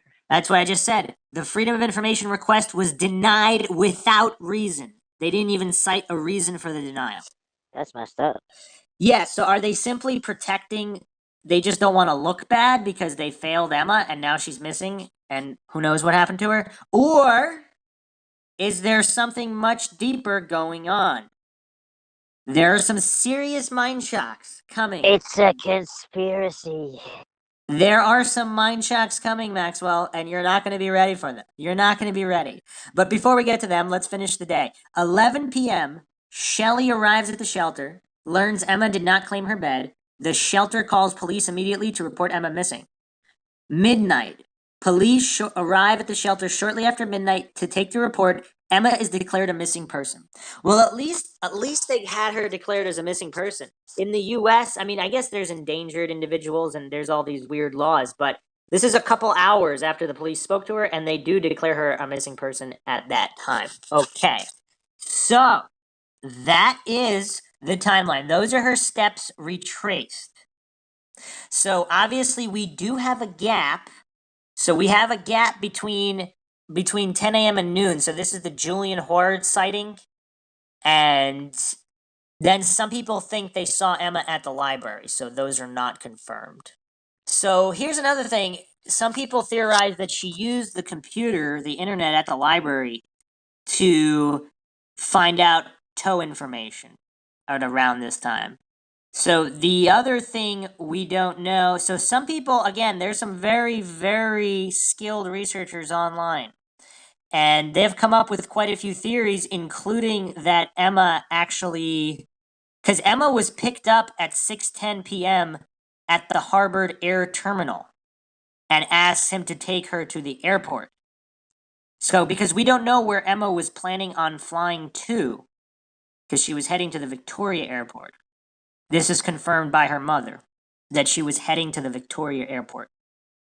So if some of these sightings in the afternoon were false and she was trying to get to the airport at a different time as well, and then she came back and didn't.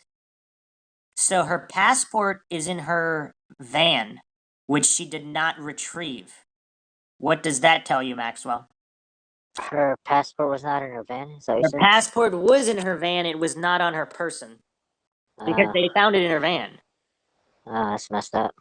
So, yeah, I don't know what to think of that. All right, here's the other thing. So, some of the theories on why she was buying the prepaid card, so this card was purchased 8:23 a.m. If she needed to pay to get her van out of for the tow or the van, so if they only accept credit card or cash, she would need to get that prepaid card, which is why she got it. I don't know what she was using with, but there are transportation issues, of course. Okay, so another interesting point, if we can believe this new witness, this is the witness that came forward in 2018, 5 a.m., November 29th, 2012, a man was on his way to work at a new job, already running a little late, when he saw a young woman darting back and forth on the side of the road. She seemed to be in distress, so he pulled over and she got into his vehicle around 1264 Esquimalt Road, Victoria. He noticed she was shoeless and soaking wet and seemed as though she had been walking all night. Her demeanor suddenly shifted to calm and content once she stepped inside his car and asked if he could take her to Colwood to visit a girlfriend. Since he didn't want to be even more late in his first week of training, he told her he could only bring her a little closer to Colwood. They had been driving for around 5 minutes when he stopped to drop her off at the intersection of Craigflower and Admirals, next to a Legion and a 24-hour gas station. The moment she exited the car, her behavior suddenly shifted back to paranoid and erratic as she darted back and forth in the street before finally taking off in the direction of Colwood. So again, when we're discussing her physical state, she seems to know the direction. If this is true, she knows the direction of Colwood. She can still talk. She's not completely gone here, so she can still function. Okay, he didn't realize who he picked up that morning until long after the incident took place and came forward almost 6 years later in June 2018. He contacted the Victoria PD, who told him to contact Crime Stoppers about his interaction with Emma 9 hours after she was last seen talking to police by the Empress Hotel. That's kind of weird. The police don't want a full report from him. They just want him to contact Crime Stoppers? Don't they want to see what? Don't they want to find out what happened to Emma? It's weird. When he realized there was no follow-up to his tip, he got in touch with Emma's mother, Shelley, and a longtime advocate in the search for Emma named Kimberly Bordage, who interviewed him at length and released a podcast on November 2nd, 2018, called The Search for Emma Fillipoff. Episode 1 details her in-depth timeline of the week leading up to Emma's disappearance, which includes never-before-released information, while the second half highlights her interview with the new witness, William, followed by details regarding the new canine search effort. Okay. So, this new witness, if this is the last confirmed sighting, that'd be 5 a.m. So, this would be going in Colwood, 5:15 a.m., November 29th. Okay, there are other issues with the tow, because it was impounded and towed from the Chateau Victoria lot, but it was found back in their lot. Because it looks like was this done for free? Or was someone trying to hide their connection to Emma and put the van back in the Chateau Victoria lot? Also, there's a bus that would get her to the Juan de Fuca Center where the card was found. It takes about 31 minutes. Huh. So some people also are puzzled why she didn't take a bus from downtown directly to the ferry, which would have been cheaper than the cab and faster than the transit bus or the coach. The bus terminal is not far from Empress, where she was last spotted. So the bus ride to the ferry airport is an hour. The cab would have been faster and more private, but different options. The coach goes directly to the ferry, no stops. And so I don't know if the police did a real investigation, but it does not look like they did, because it has the CCTV footage. So we're at the end of 2012 here. So there is CCTV footage all over the place, right? Yeah, I would say that. I mean, definitely at bus terminals, at public transportation terminals. Did they check any of these terminals to see if she had taken a different bus or taken a bus? And then there's also another airport, so the YVR, if she wanted to catch a plane, there were different options. And she could also get to a train station. Pacific Coach Lines is the coach, and it's near the Empress. So they go to BC ferries, and it's less than $15. She could also take a train to downtown Vancouver. But of course, if she's not thinking clearly. So, and other people chimed in that there's a float plane airport in the inner harbor, a 5-minute walk. So she could get to somewhere else from there. Other people also point out that why did she purchase a cell phone randomly, a prepaid cell phone? Was it to call 911 in case of emergency because she was afraid of her stalker, if there was one? I could see that. But And also she didn't have a cell phone, right? yeah, but she didn't want one. Yeah, that's what I Yeah. mean. Like that's what I mean. Like she would only get a cell phone for emergency. Exactly. Now, is it coincidental that all of this is going down on the last day that she's spotted? Because, like, why not get a cell phone for 911 purposes a week before, 2 weeks before, a month before, 3 months before? It happened all that I guess, day. yeah. Like so, she's worried. Yeah. The van. I keep going back to the van situation though. There's something off about the whole van situation and the towing. Do you suspect the tow drivers? I don't necessarily suspect anyone. It could have been the staff at the hotel and nothing to do with it. I'm just saying there's something For weird. some reason, I was just thinking about the tow truck drivers because, like if you're a full-time tow truck driver, like you kind of get bored, and this is what I'm guessing, and I'm guessing since you meet so many people, and sometimes you'll come across like attractive people that you like, and like I'm guessing like they would probably like fantasize like how would they do things, you know what I mean? Like they would like pre-plan stuff or fantasize about things. I Yeah, don't know. it's I'm possible, just but guessing. it's possible, but I get, yeah, I just keep going back to the van though. So she arrives at the Chateau Victoria and her van is actually gone because the van got towed the night before or the morning of her leaving. So she needs the van back. So who paid for all this? We really. So if her van was impounded, towed from the Chateau Victoria lot, which she discussed with staff morning 28, but it was found back in the lot following her disappearance. So was it not really towed? They told her it was towed. It wasn't towed. I don't like the whole tow situation. All right, so Shelley did contact the tow truck driver, Maxwell. This is what she stated online, March 24th, 2015. I was in contact with the tow truck driver and we spoke at length. He told me that when Emma saw the snow in the mountaintops that she said she couldn't wait to get back home and surprise her family. Okay. So there was no doubt in his mind as to her plans. She stated them clearly and coherently. So it seems like she didn't really suspect the tow truck driver. She spoke with him at length, and So the other thing, in the first call to her mother, she said she wants to come home, but she doesn't know what to do with her stuff and the van. So that's an interesting point. Obviously, over the next 4 days, she cancels, calls for help, and cancels again. So she didn't pay for the parking at the hotel. At 7 a.m., she discovers this. And so I guess she asked for another day. What does that do? How did the van go back to the parking lot? And did she pay for it? Because she didn't pay for the parking. And keep in mind, she has $2 to $3 grand in her bank account. So at 6:10, the cab goes from the Harbor Air Terminal, which is next to where she worked, and 2 blocks from the 7-Eleven. Now, the Harbor Air only flies in the daytime. So on November 21st, the tow truck driver picked Emma up at the shelter, drove her to her van stored at West Coast Storage in Sook, then tows the van back to the Chateau Victoria Hotel Parkade in downtown Victoria.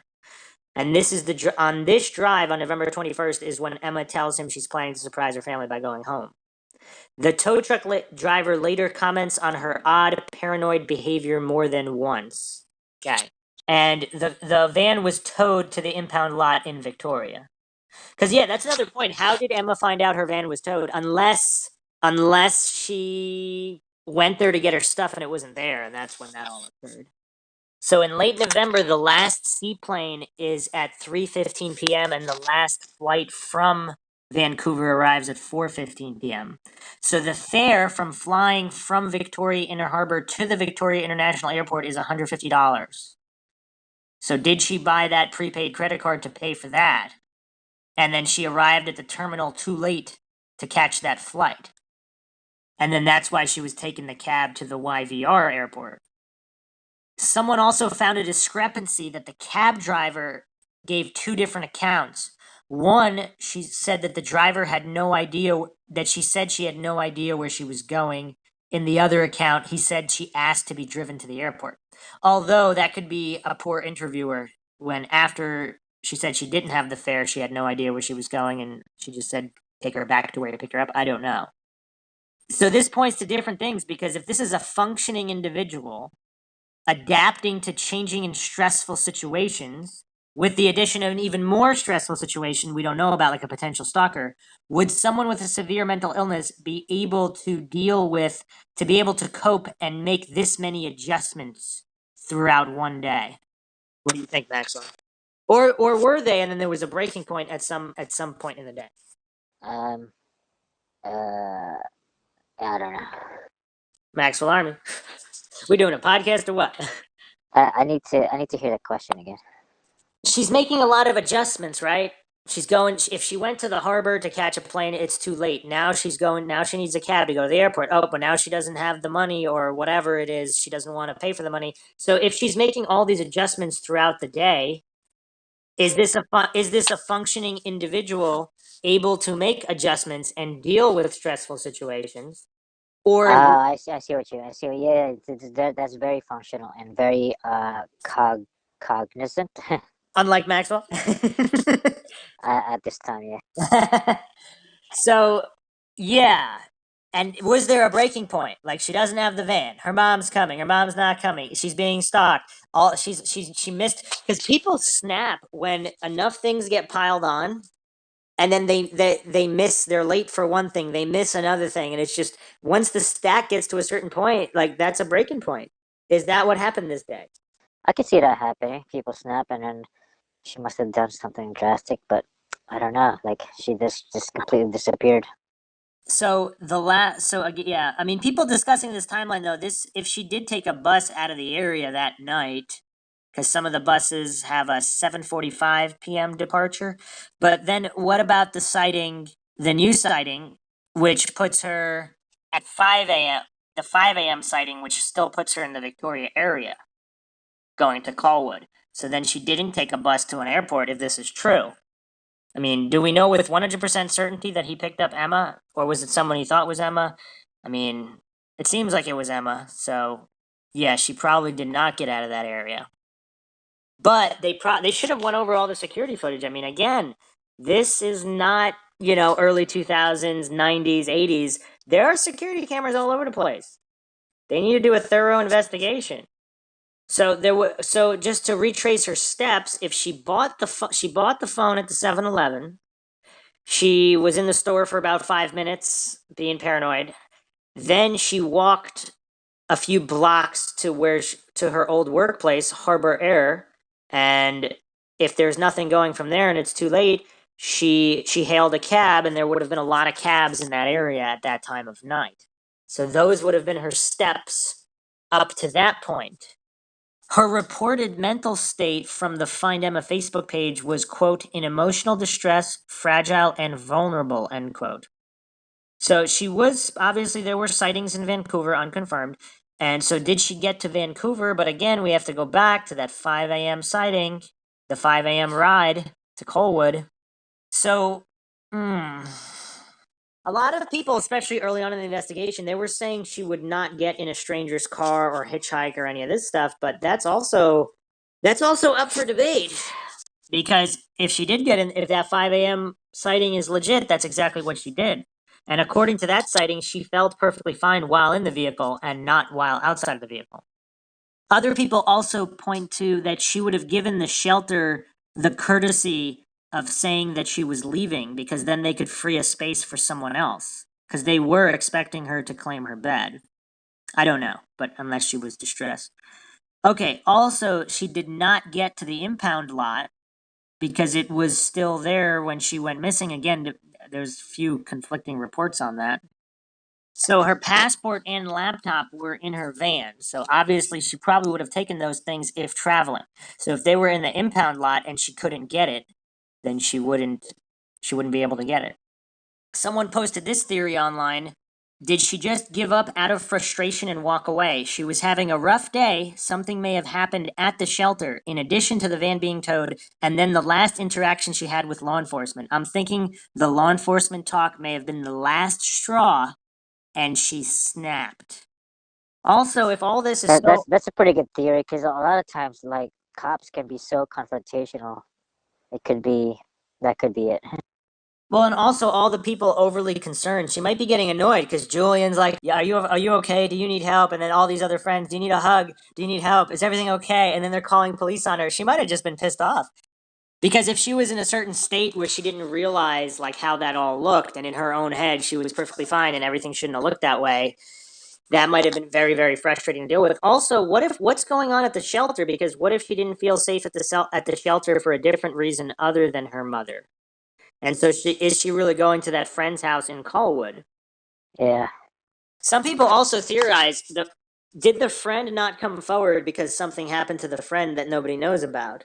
If there's an unrelated case with that person's murder or there's another murder or disappearance that nobody can connect to this case. If it is connected, that person was never able to come forward to say, "Oh yeah, Emma was planning to come visit me."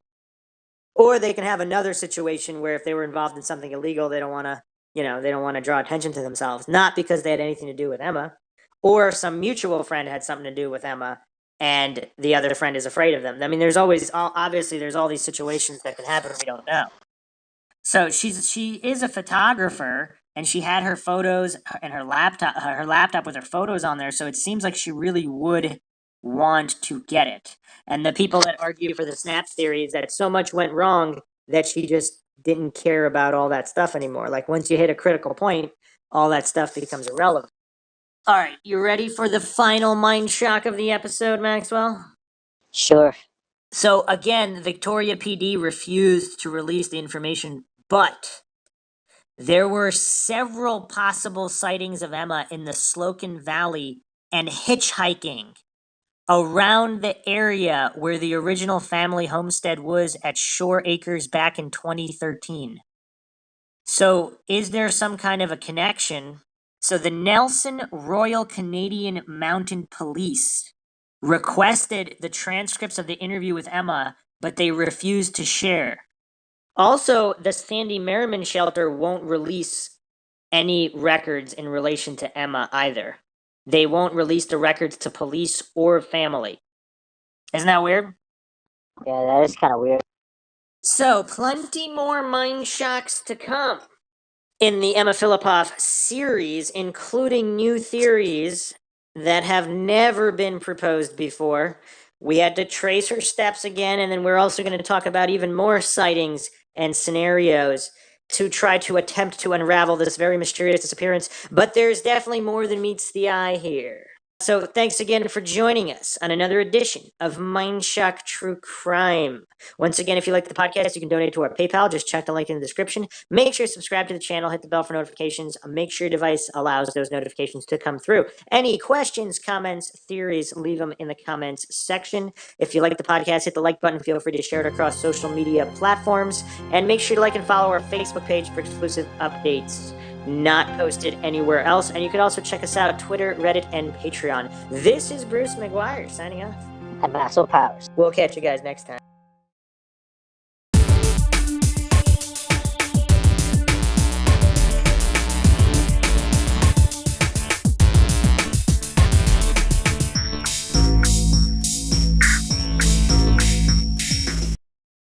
If you like audiobooks or audio shows, check out a free trial of Audible. Just click the link in the description.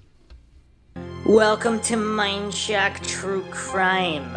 You are listening to the Emma Fillipoff series. This is episode 3, Sightings, where we will go over even more sightings of Emma Fillipoff after her disappearance and everything that entails in this very mysterious case, where nothing seems to add up, and every time you travel down some of these avenues and rabbit holes, you uncover even more leading completely separate directions. So we're going to attempt to make heads and tails of all these different sightings after Emma's disappearance. Once again, if you like the podcast, you can donate to our PayPal to make sure we can keep bringing you all these different episodes in all these different series. Just check the link in the description. Make sure to subscribe to the channel, hit the bell for notifications. If you like the podcast, also make sure to hit that like button and share it across social media platforms. You could also check us out on Twitter, Reddit, and Patreon. Patrons do get priority in case an episode requests, and you could also pick your podcasters on that one. And also make sure you like and follow our Facebook page for exclusive updates that will only be posted on Facebook. All right, Maxwell, now that we reviewed the case yet again, in the previous episode we traced Emma Fillipoff's steps leading up to her disappearance. Now there's quite a few things that jump out. Of course, out of all the days to buy a prepaid cell phone, she buys it on the one she goes missing. Out of all the days to run into Julian Hurd, her ex-boyfriend, with all these who coincidentally moved across the country to the same town she was in and spotted her the day she went missing, another coincidence. This is bizarre. She also bought a prepaid credit card, which as far as we know is not something she had done. All coincidental, Maxwell? Maybe. Maxwell Powers, coincidence theorist extraordinaire. No matter how many coincidences, they can't ever be related no matter what, right, Maxwell? All right, so let's look at what happened after her disappearance. So keep in mind, so November 28th, 2012, this is when Emma Fillipoff went missing. So on the 29th, the Chateau Victoria Hotel arranged for Always Towing to tow Emma's van to their lot. Police found it there 3 hours later, containing all of her possessions, including her passport, laptop, journals, camera, and recently borrowed library books. They then have it towed to their lot. So the police have it towed to their... Okay. So another interesting point is that she was this, she was a poet, a writer. She had a journal. She also was a photographer. So she has these personal effects in her van that mean a lot to her. Would she just abandon them? I mean, would something extreme had to have happened for her to abandon her passport, laptop, journals, and camera? No thoughts, Maxwell? Would she what? Abandon her I cameras? just said it twice. The possessions in her van, her passport, laptop, journals, and camera. She was a poet. She wrote journals. And she was also a photographer. She took a lot of pictures. She has her passport, laptop, journals, and camera for the fourth time in her van. Would something extreme had to have happened for her to abandon them? Oh yeah, definitely. So yeah, or again, if we're examining the angle that she had some kind of nutritional deficiency or some kind of medical concern, a medical condition that was becoming worse that impaired her thinking. So she either forgot about them or she was feeling so badly that she didn't keep them in mind. I mean, who knows what happened, but she was there the previous morning. She asked for an extra day. I mean, to get the van situation settled. So it's pretty bizarre. All right. So Shelley, her mother, visits the shelter during each shift change.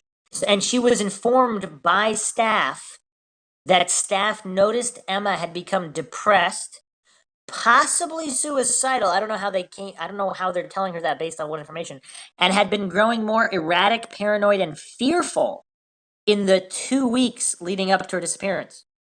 They described the incident when Emma moved furniture outside, insisting the objects were talking to her.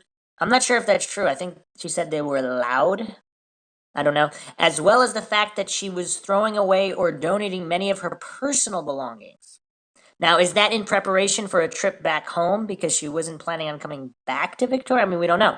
She learns about the call made to police weeks prior when they were told to call back if Emma's condition persisted or worsened.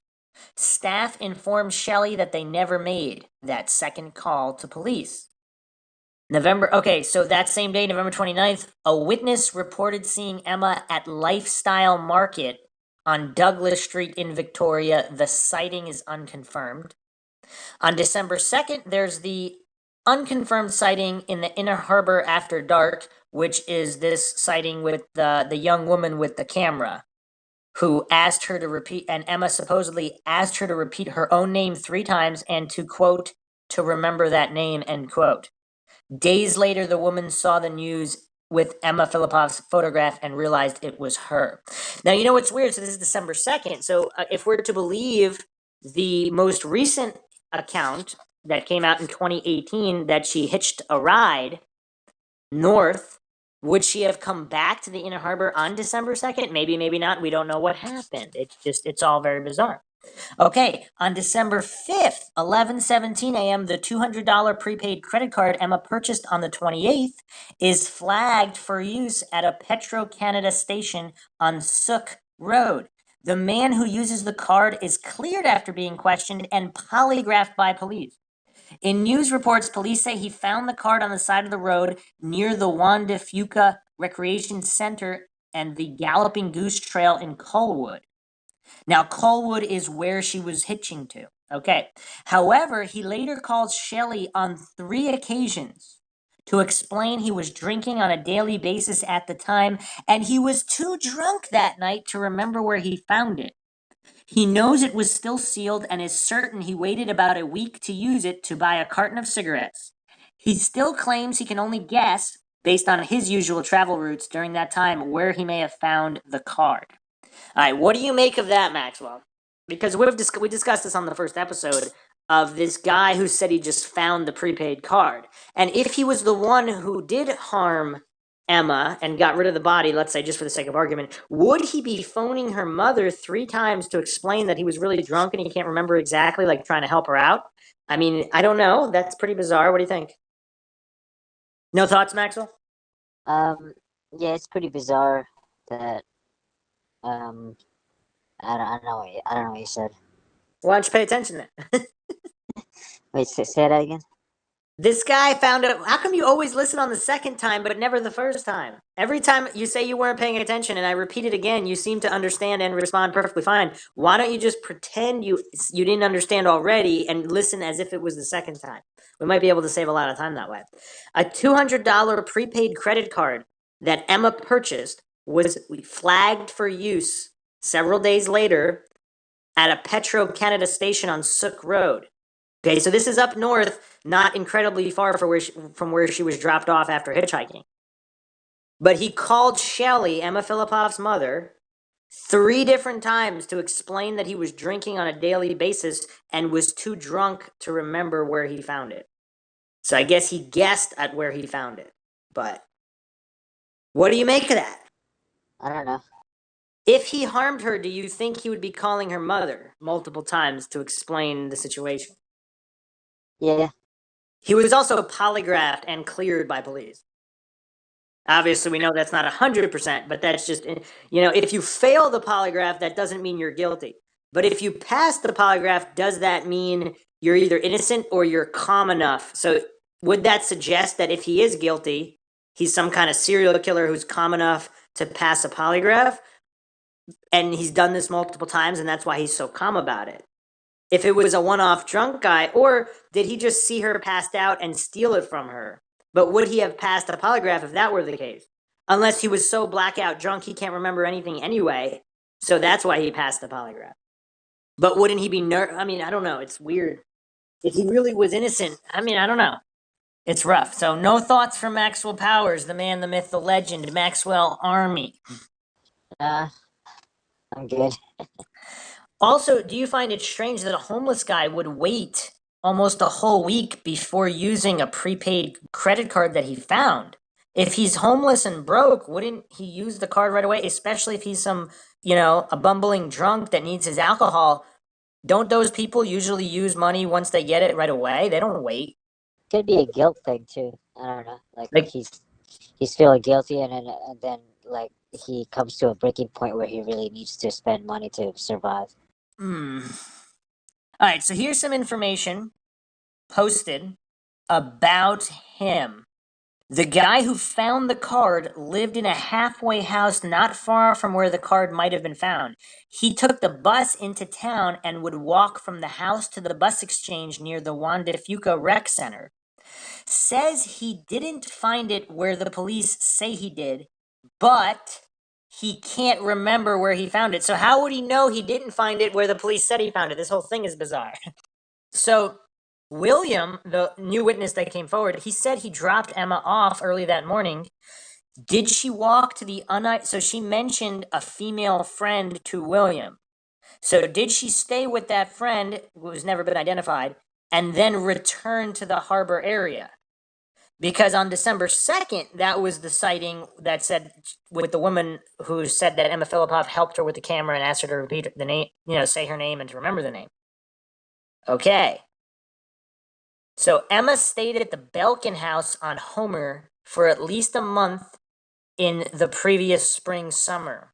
Also worked with a chef friend in White Rock who she met in Campbell River years prior. There was a young woman who worked at the Belkin house who said she and Emma got on really well and had hung out when Emma stayed there. Her name is unknown. And if you ask at Belkin, they politely ask you to leave and then escort you to the door. So these are researchers online that I guess have been trying to help out, and that's what happened. Okay. In May 2014, so this is years later, Gastown, British Columbia, an agitated man was captured on surveillance at a clothing store downtown Vancouver with a crumbled up missing persons poster of Emma. He claimed Emma was his girlfriend and just wanted to be left alone. Despite the evidence of the grainy footage, which shows a man in a green shirt with a noticeable limp and sporting flame tattoos on his arm, no one has come forward with information and police have yet to identify him. Okay, so, and then of course they searched the harbor. There were dive teams. There was a search for Emma. Hundreds of people have circulated posters, shared links, clues, and ideas. And then, of course, in 2014, CBC made a documentary, The Fifth Estate, Finding Emma, and that is a good episode. Okay. So there were more unconfirmed sightings in Fernwood Square, Goldstream Park, and the Inner Harbor. A rumor circulated among friends that she was hitchhiking up and down the island and was doing well. So that's an interesting rumor. So there's What are the possible scenarios a rumor like that could be spread? One, it was true, where someone really heard she was hitchhiking, whether she really did or not, or maybe she really did. And how would they hear that she was doing well? Or does that sound like a cover story by some circle of friends, someone in the circle of friends who knows what happened to her, either accidental death or something or whatever, someone was responsible that they're afraid of, and they don't want the heat on them? Would they start a rumor like that? What do you think? I can see that.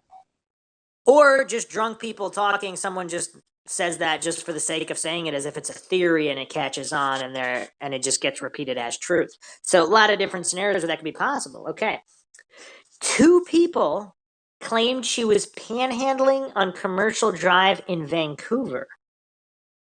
Several witnesses reported her missing posters had been torn down in the downtown East Side area. A source at one establishment in the area believes she saw Emma ripping her own poster off the wall. That's interesting, is it not? So she doesn't want people, if that really was her ripping down her own poster, she doesn't want anybody looking for her? This is bizarre. Staff at a hunting fishing store reported a woman resembling Emma asked how to disappear, explaining she had a stalker who followed her from Ontario to Victoria, then to Vancouver. So is it possible all of these sightings are legitimate? Yeah, yeah, anything's possible. What motivation would all these different people have? Because it's kind of hard to believe unless somebody's reporting all these things that aren't true. If these can all be independently verified, that these random different business owners and witnesses, they all really saw what they said they saw, what is their motivation to lie? Again, unless someone is either paying them off or the police are saying they said something they didn't say to make it look like Emma disappeared due to her own accord.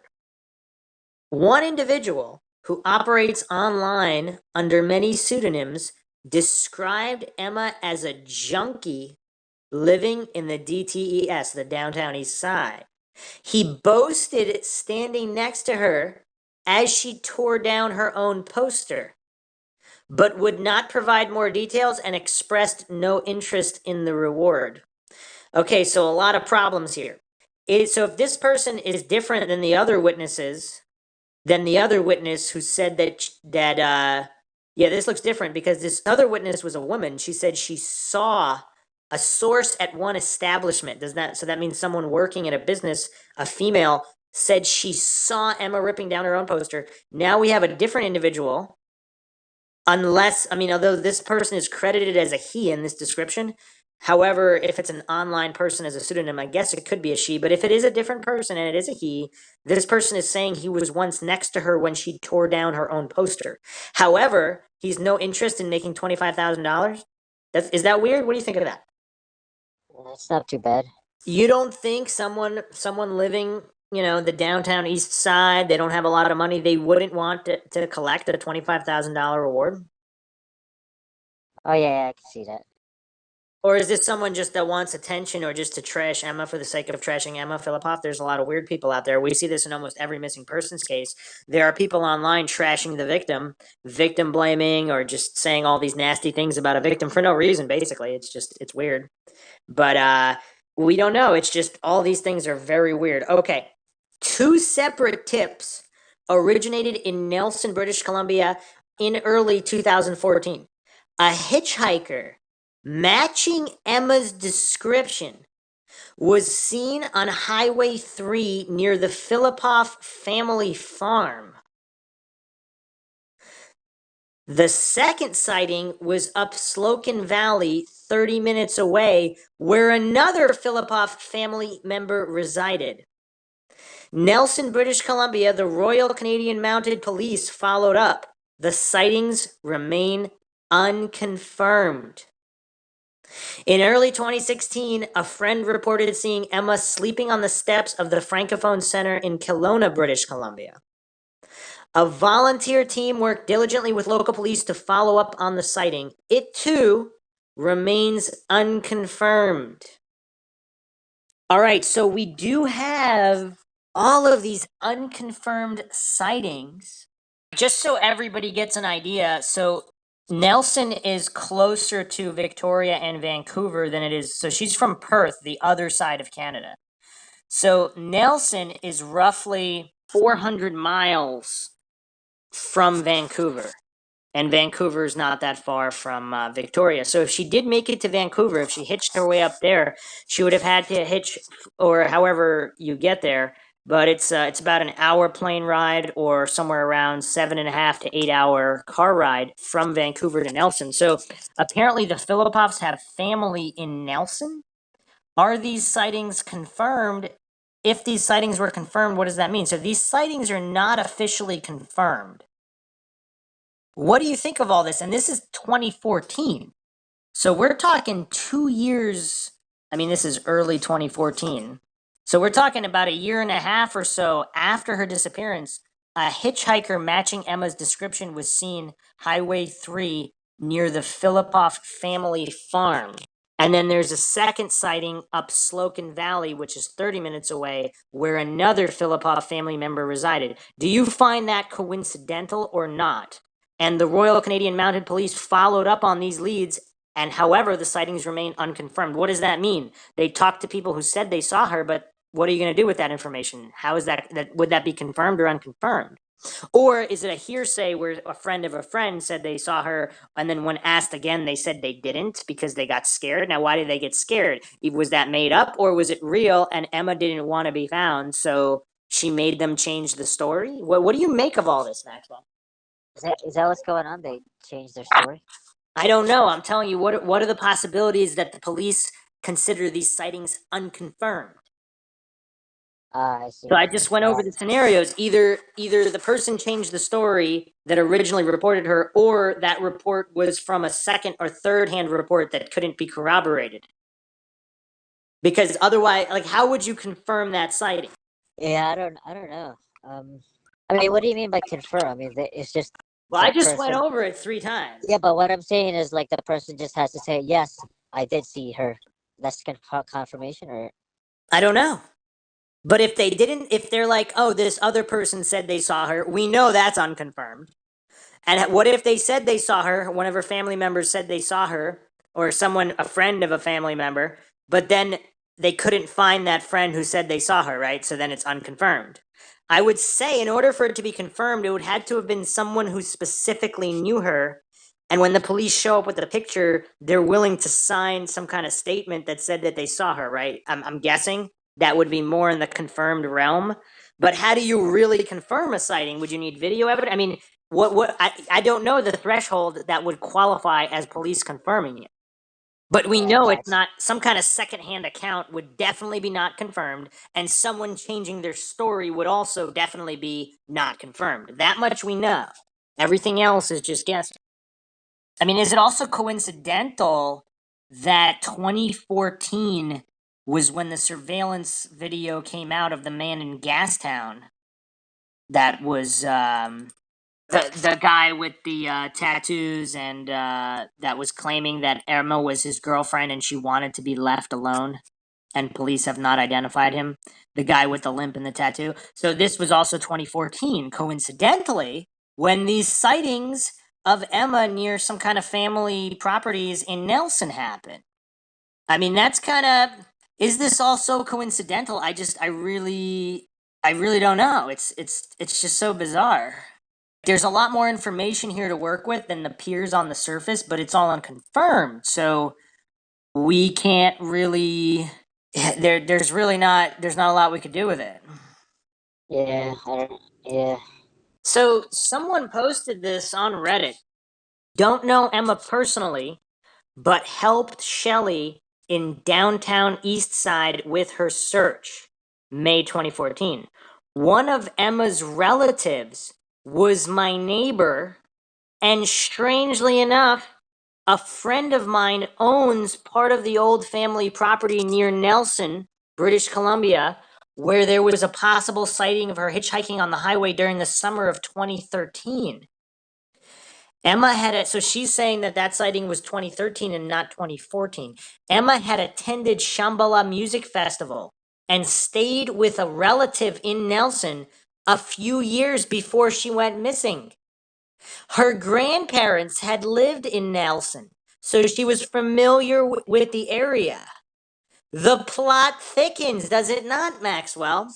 So this person who was alleging they helped with the search, and their neighbor was one of Emma's relatives, and they had a friend who owned. I mean, there's a lot of coincidences here for this individual, but if they're telling the truth, they're saying she stayed with a relative in Nelson years prior, before she went missing, and attended a music festival there, so she's familiar with the area, and her grandparents also live there. What do you make of it, Maxwell? Very interesting That's all you got? so far. Good thing you're doing a podcast on Emma Fillipoff. So this person also said that Emma's camera was found in her van, and last year, wow. So she posted this last year in 2018, and so she's saying last year, so 2017 is when the police forwarded a copy of her photos and journal on a hard drive to Shelley. I mean, that's what, five? It takes 5 years to do that. The journal is thousands of pages, and there are specific clues, but whether police are pursuing those leads is anybody's guess. They should be, as these clues might explain the green shirt guy and his reference to Emma as his girlfriend. Okay. So someone also, this person also said this. Emma scrubbed herself off the internet before she disappeared, so there appears to be nothing online that she uploaded.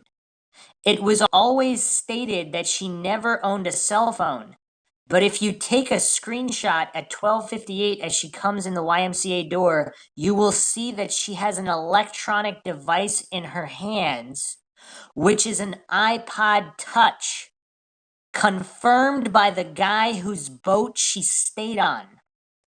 So she is keeping in touch with somebody via texting. Okay, the plot thickens even further. So she didn't have a cell phone, but she had an iPod Touch, and so she was texting somebody? So she was in contact with people. This is definitely a case that has so many avenues that have not been explored or investigated on. It seems like the police did not really do a proper investigation, and there's a lot more information to work with here. So yeah, this is all very, very bizarre. This is so bizarre.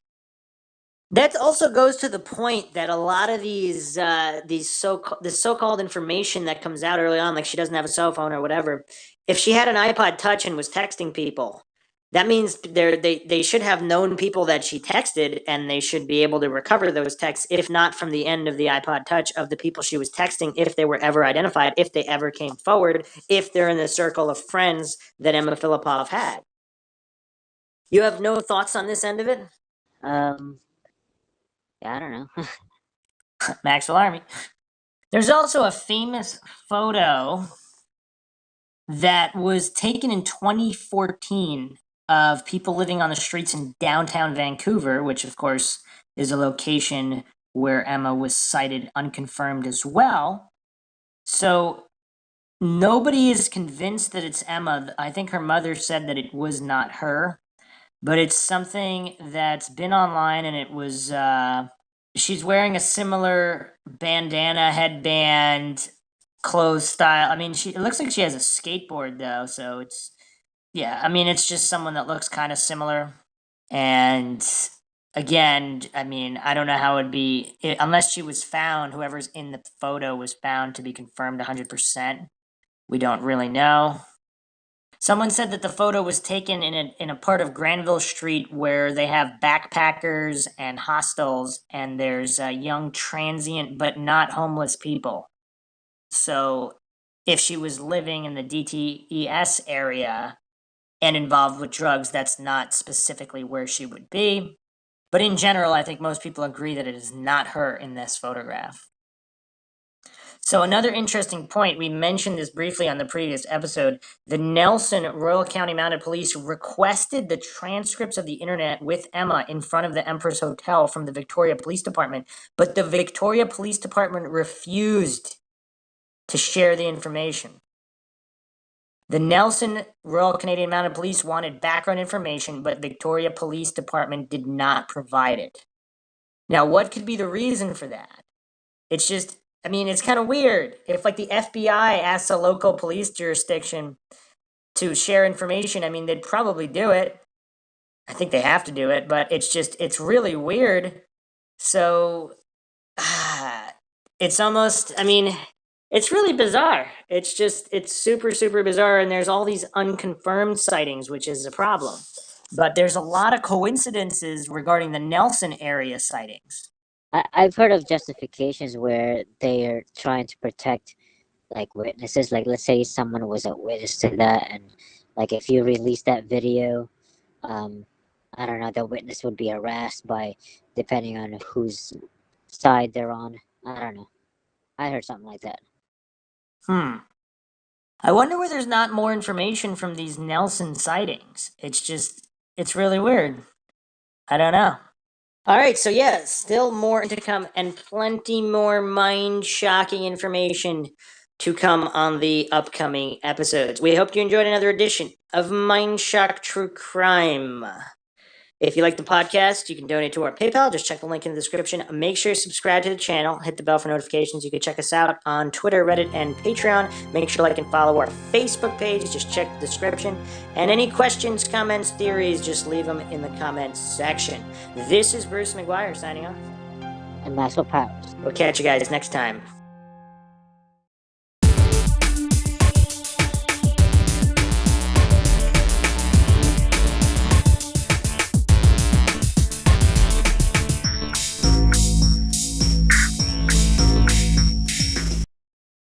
If you like audiobooks or audio shows, check out a free trial of Audible. Just click the link in the description. You are listening to MindShock True Crime. This is your host, Bruce McGuire. And this is the Emma Fillipoff series, episode 4, Behind the Scenes. So, in what is one of the most baffling missing persons strange disappearance cases in history, that, of course, of Emma Fillipoff. If you've listened to the past 3 episodes, we've gone deep through all of the available details, but there's more still. Now, there are certain cases with an underlying current of weirdness, of strangeness, of some kind of inexplicability that seems to dictate how the case was investigated. And I'm not necessarily saying this is the reason it's unsolved, but there are certain cases, when you've looked at missing persons cases, regardless of whether or not foul play was suspected, there are certain cases where it seems like it's something more than just a botched investigation or just someone running off without leaving a trace. There seems to be a strange undercurrent surrounding certain cases. Now, on the surface, the Emma Fillipoff case does not seem to be one of those cases, whereas, obviously, a case like the Maura Murray case, obviously that is. But what I have uncovered is something no documentaries have touched upon. For whatever reason, this is not being discussed. This behind-the-scenes aspect of the investigation and several different parties and authorities involved, this might be the reason the case is unsolved. And this is what we will be discussing today. As always, if you like the podcast, you can donate to our PayPal. Just check the link in the description. Make sure you subscribe to the channel, hit the bell for notifications. Make sure your device allows your notifications to come through, otherwise you won't get them, as many are complaining about. If you like this particular podcast, hit the like button. Feel free to share it across social media platforms. Keep the awareness up, because awareness is what gets cases solved, or gets people to jog their memories, or perhaps individuals might remember overhearing something from a different individual that they didn't think was related to or important to a particular case, where maybe it was. And podcasts, documentaries, websites, anything that brings attention to missing persons or unsolved cold cases is beneficial in keeping that awareness up. Questions, comments, thoughts, theories, suggestions, rebuttals, debunkings, leave them in the comment section. You can check us out on social media, Twitter, Reddit, Facebook, Patreon. Patrons do get priority for case and topic requests. I will try to get to all the cases that have been requested, of which there are dozens and dozens. But if you want your case done within a shorter period of time, become a patron and support the podcast. We could also get out more episodes with more supporters. All right, so let's jump into this here. Obviously, I went over on how police are not revealing a lot about this case. Sandy Merriman, the shelter where Emma Fillipoff was staying, they're not releasing things. There seems to be some privacy issues, privacy laws, but we don't see this with other cases. That's the thing. Now, there's more to that. So, Sandy Merriman, of course, won't release confidential records in regards to Emma Fillipoff, not even to her family, which is, of course, problematic if she's an endangered person. Now, this is where it gets dicey, because if, let's say, theoretically, if she had an abusive family and she just wanted to escape, obviously a shelter should not be disclosing private information to possibly abusive family members. Now, in a case like this, where that doesn't seem to be the case, I mean, it's really tough to criticize them. I'm going to go into other issues and legalities. So, do we know if Sandy Merriman shared information with the police? Because if they have a blanket privacy policy, whereas otherwise, if they did share info with the police have more info, what's the deal there? Because the information that could have been released, which I'll be going into what some of that information could be or actually was, if certain individuals are to be believed, they might be operating for specific purposes.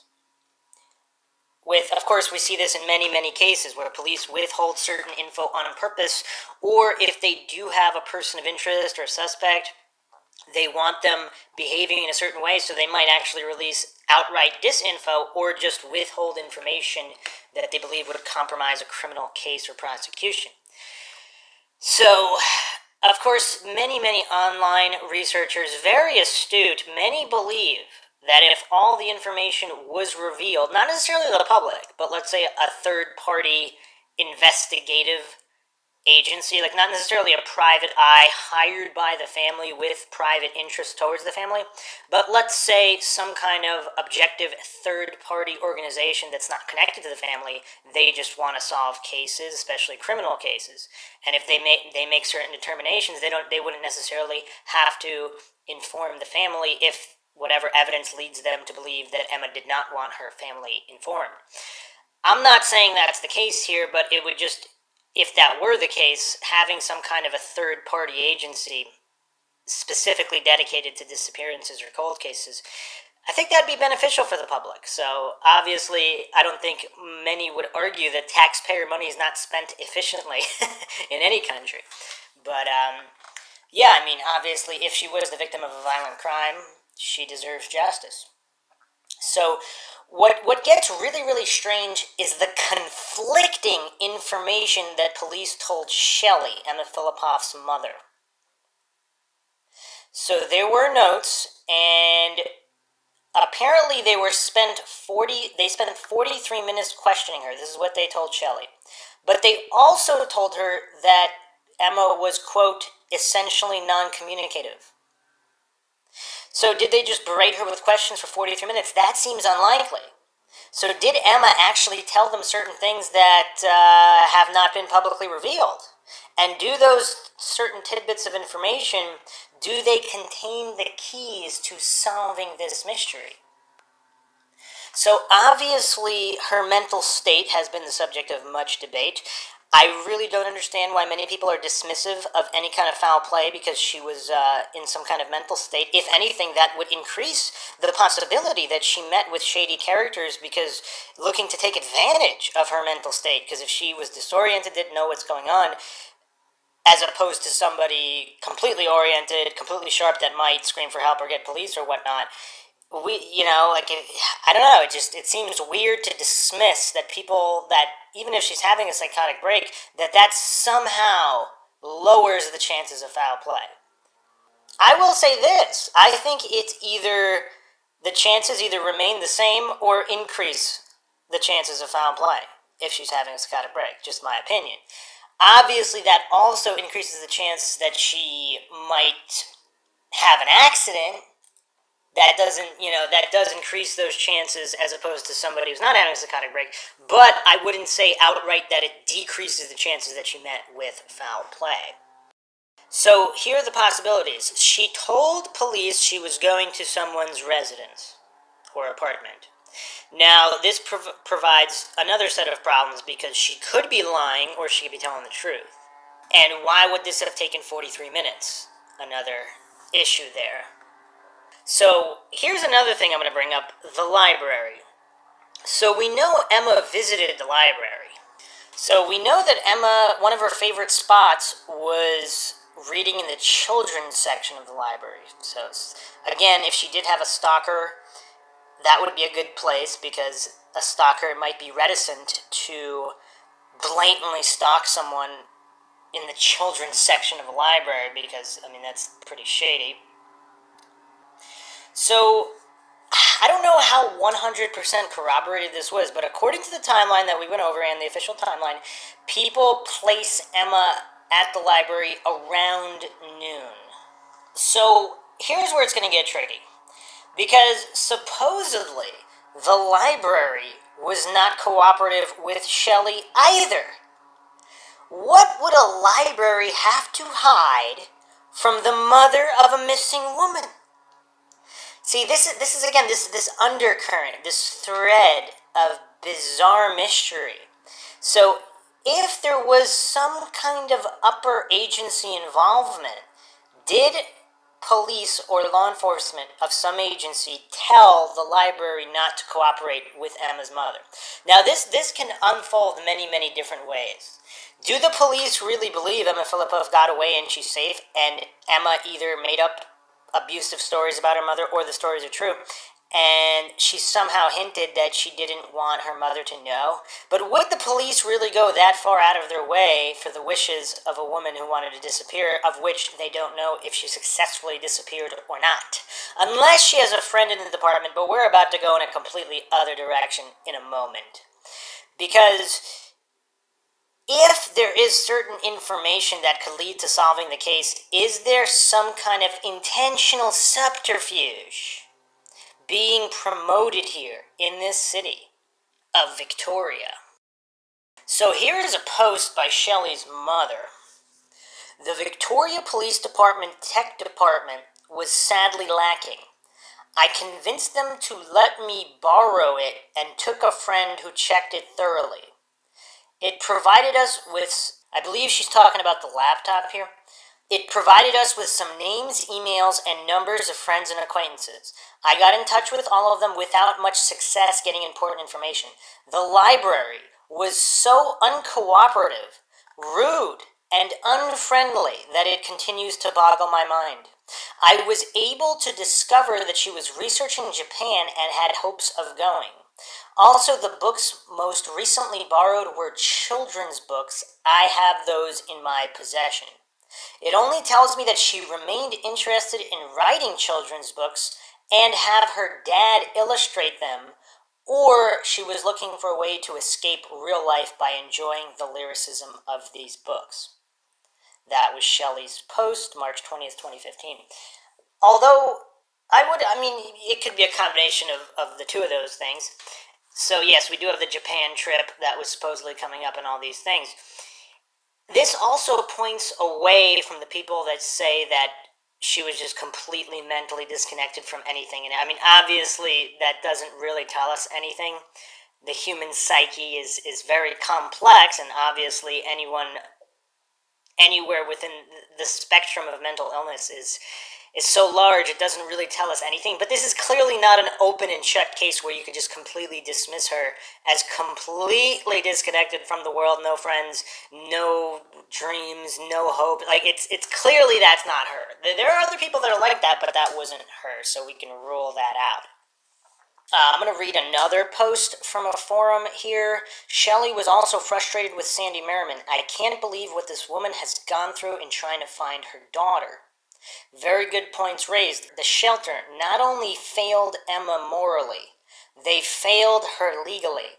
They are bound by law to involve mental health professionals when serious concerns arise. They made the first phone call because of very unsettling behavior and were told to call back if the situation worsened, and it did, but they never made the second call. Negligence at its worst. Without divulging private info based on what they told me, they should have insisted on an evaluation at the time of the first call. I know now from personal experience that it is possible to remember things like your PIN and still be in a state of perilous mental illness. Our brain fights to maintain, retrieve its power, its memory of highly important things. I often can't remember where I parked my car, who I last spoke with or about what, and yet, despite suffering from PTSD and major depression disorder, I recall virtually every detail involving Emma. The brain is a complex piece of equipment and can kick into high gear when necessary. Emma's body language was strange in all the videos I watched, but not at all her usual demeanor. If she was running from something or someone, she could probably function well in order to escape her fears. It is hard to know why she would not have admitted to staying at the shelter other than the fact that the police might have insisted on taking her back. And again, based on what I was told by staff members, Emma no longer considered the shelter a safe haven. She started signs of severe paranoia approximately 10 to 14 days prior to her calling me. So this is also another post by Shelley's mother. So here's another post on the matter by a different user. I'm wondering that too. Was it the shelter and people there itself that she didn't feel safe from, or was it a case of someone finding out she was there that made her not feel safe anymore? Shelley mentioned the shelter was concerned about her state and behavior approximately 10 to 14 days prior to her calling her mom. Since her records are sealed, no one knows why. It would be interesting to know if her change was brought on by mental health issues or by an outside source of distress. And I'm going to chime in here because who says it's not both? Why? I think people falling for black and white fallacies is why a lot of cases are still unsolved, because if there are some possibly minor mental health issues, who said they weren't spawned from an outside source of distress and both were occurring simultaneously? Does that explain everything? I'll continue with the post here. The shelter must have a curfew for women to return by before they call police. It still boggles my mind, the timing of all these events. It's almost unbelievable the way this all happened. Emma's mom arriving unplanned all the way from Ontario within hours of the exact particular day Emma doesn't return to the shelter.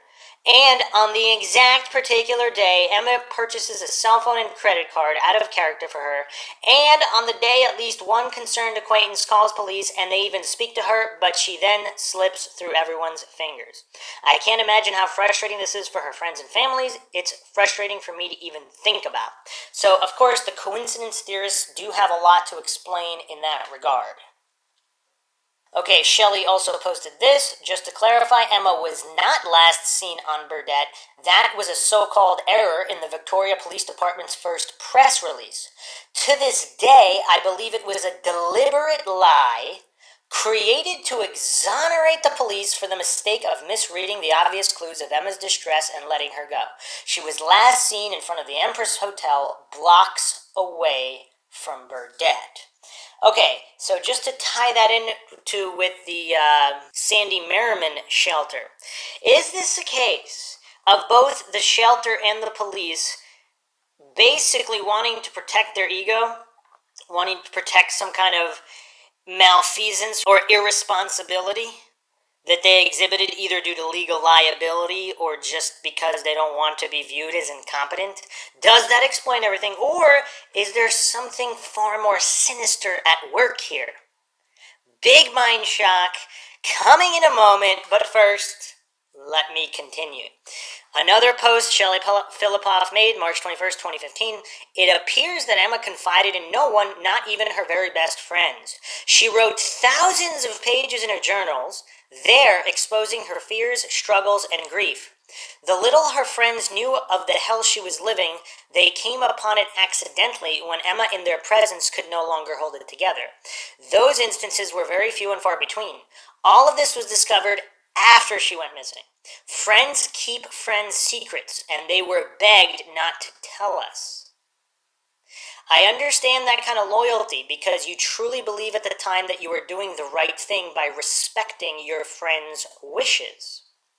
The shelter staff, however, had a legal obligation to help her, as did the police, and they did nothing despite the fact they watched Emma descend into hell.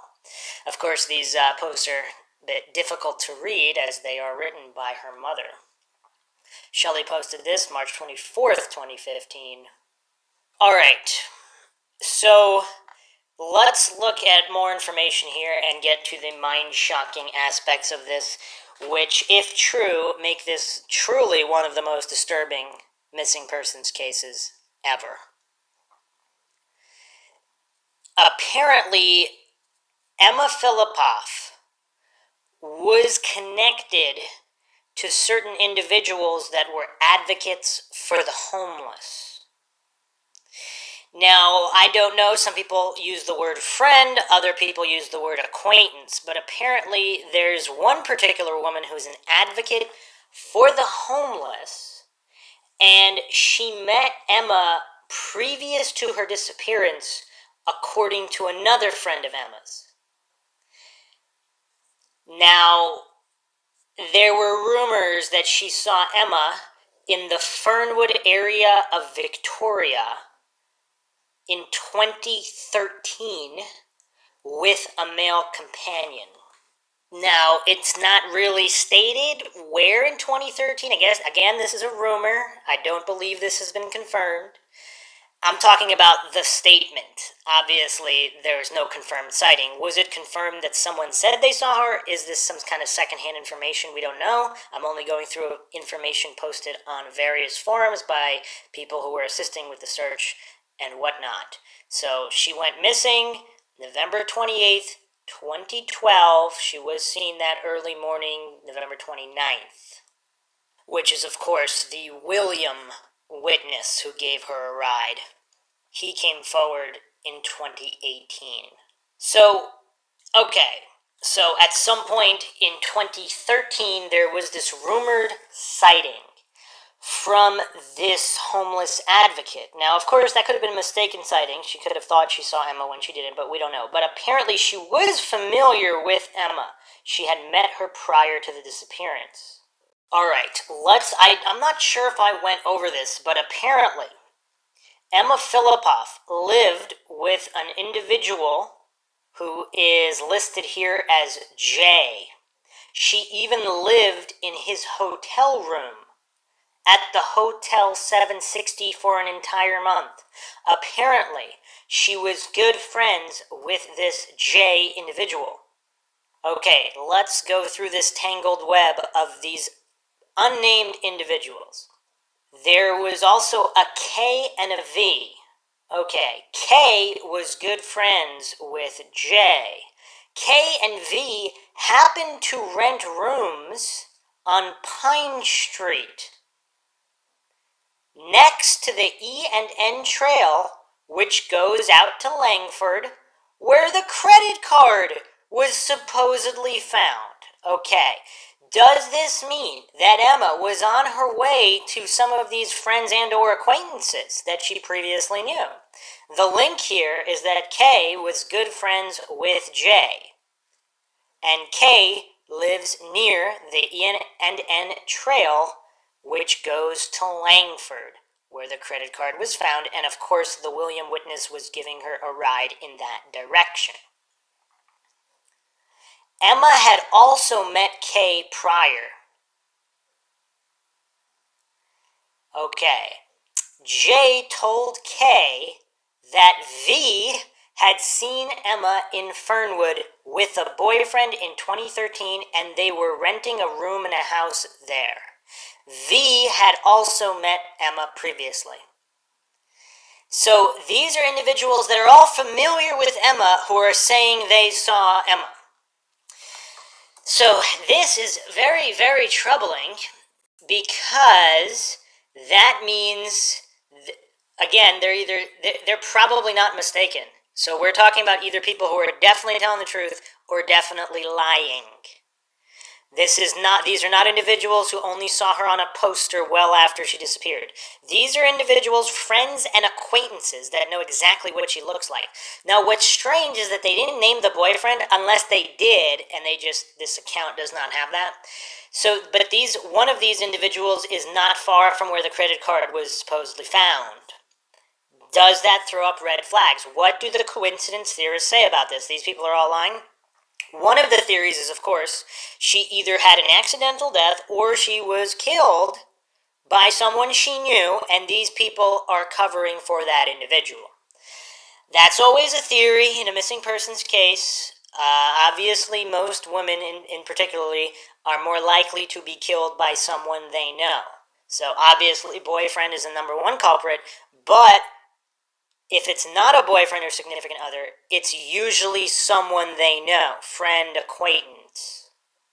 We cannot ignore these very, very definite FBI statistics that not only are undeniable on paper, but when going through all the cases, it seems like it really does play out like that. So it's not just a case of theory on paper. It seems most women really are harmed by people they know. If not a boyfriend, someone they know. So, okay. I don't really know what to make of that. I can't dissect that too much. Obviously, these are a lot of different rumors. Are these people, I don't know these people, are they druggies and their sense of time can't be trusted? Perhaps Emma did have some kind of a boyfriend, but they place her in Fernwood, which happens to be where this Vicky woman, who's an advocate for the homeless, apparently Jay was familiar with Vicky, and Vicky had told him, because Jay told Kay that Vicky had seen Emma in Fernwood with a boyfriend in 2013, and they were renting a room in a house in Fernwood in 2013.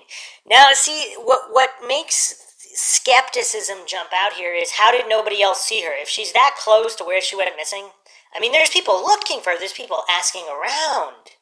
Or is she just staying shut in that room? Wouldn't the person who rented them the room, unless the boyfriend rented it, I don't know. It's bizarre. Obviously, theoretically, it's possible. It's possible. I mean, we do have cases where people specifically stay in the town they're supposed to be disappeared in because they figure nobody would look there, but clearly they are looking there. So I really don't know what to make of that bit of information. So here's another very astute post, and we are going to get into, I mean, that wasn't even the mind shock. That's quite mind shocking, but that was not even the mind shock. I'm going to read this post from a very astute online researcher. In case she was really being stalked and people at the shelter knew about it, aren't they supposed to share that information with law enforcement? I understand that they're not supposed to speak about their customers, but I think that someone going missing after saying she was being stalked and acting like it should force them to speak. In case this was only paranoia induced by a mental illness or something else, then I think they're bound to keep the information private. But still, the way Emma's mother was treated by the staff from the shelter seems highly suspicious to me. Why not try and give the woman some support and comfort instead of acting like they did? Do they have something to hide? And the same goes with the public library staff. Is it simply a lack of empathy, or is there more to it? From what I gather, the issue of homelessness in Victoria is a sensitive one for many, and I get the impression that some people living there may be hasty to categorize and pick sides. Her living in the shelter would lead a lot of people to jump to conclusions, and they may not realize how harmful such judgmental behavior is.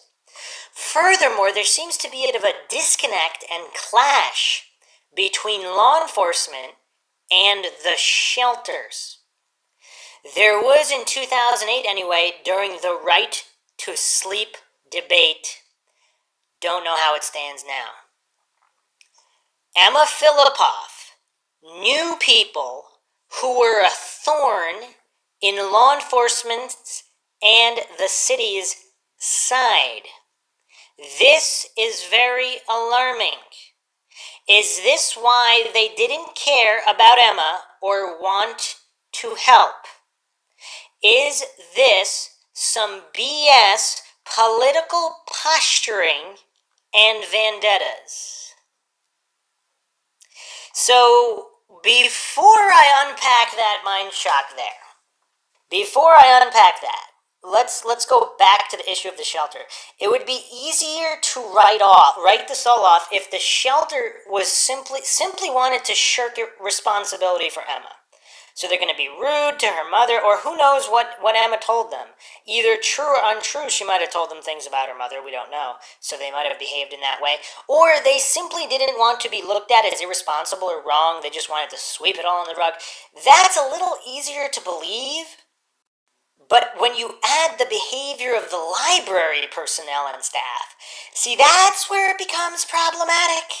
Because now we have the police, the shelter, and the library, which is in effect the city. It's very, very perplexing and bizarre, and it's difficult to write all this off as coincidence. It's very, very difficult. The other point I want to make about the shelter, is it possible her so-called stalker was a friend or family member of someone who worked at the shelter? And maybe, I don't know, for whatever reason, they wanted to cover up that connection, and that explains all these things. I don't know. I'm just throwing that out there. This is Mind Shock. We have to explore every single avenue of investigation, because if that's the case, and also particularly, it seems, if there was a law enforcement connection as well that we don't see yet. But let's go to this citywide conspiracy. If Emma is friends with homeless advocates who are going up against the city, does this, I mean, in a lot of cases, cities do have lists of troublemakers. Did Emma make a particular list? And if she didn't, was her associate, like a known associate, this Vicky woman, it's very, very strange. Did they want to downplay or not investigate? Or was someone actually directly involved in harming Emma that was also involved in this circle with the city? This homelessness situation and homeless advocates, these individuals at shelters, associated with shelters. There definitely seems to be something that's missing in this case that's causing it to be unsolved. Is this the missing piece? I am not claiming to know that it's the missing piece, but it is interesting. I do not think it would be reasonable to sweep this under the rug. But here is another poster commented on what kind of a city Victoria is for some more background information. So let's look at this. Victoria is a polarizing city in a way. It's a university city and very progressive. I'd go as far to say one of the most progressive cities in Canada.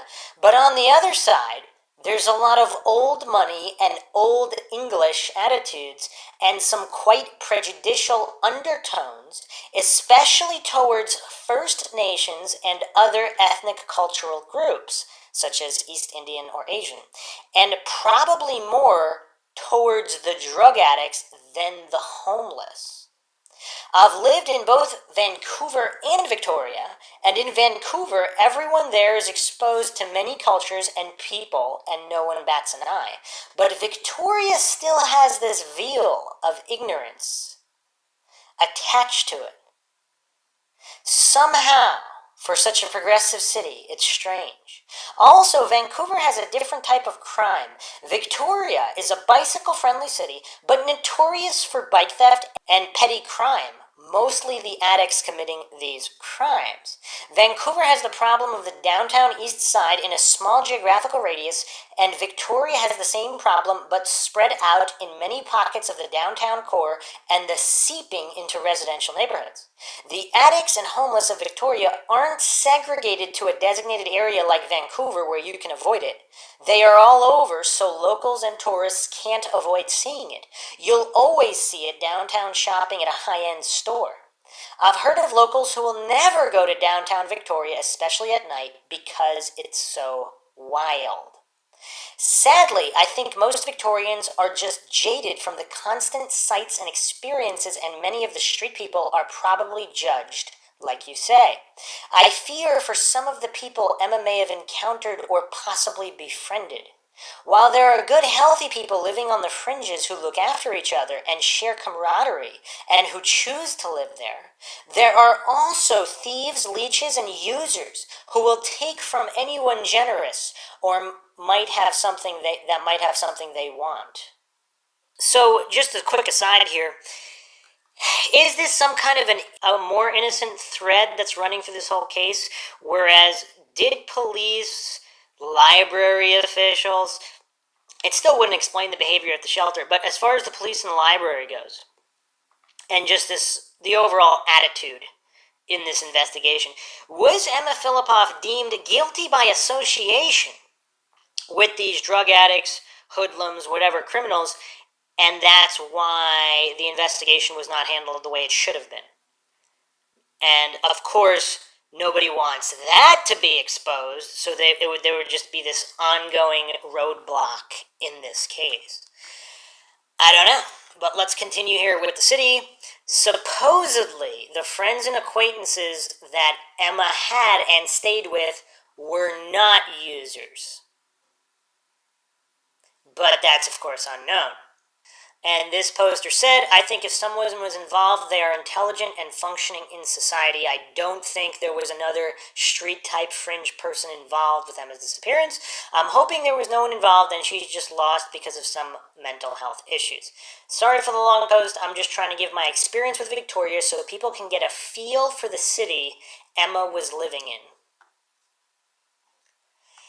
Okay, was thinking today about all the tunnels and such, storm drains, etc., that run under Victoria, and couldn't help but think this could be a good place to get lost.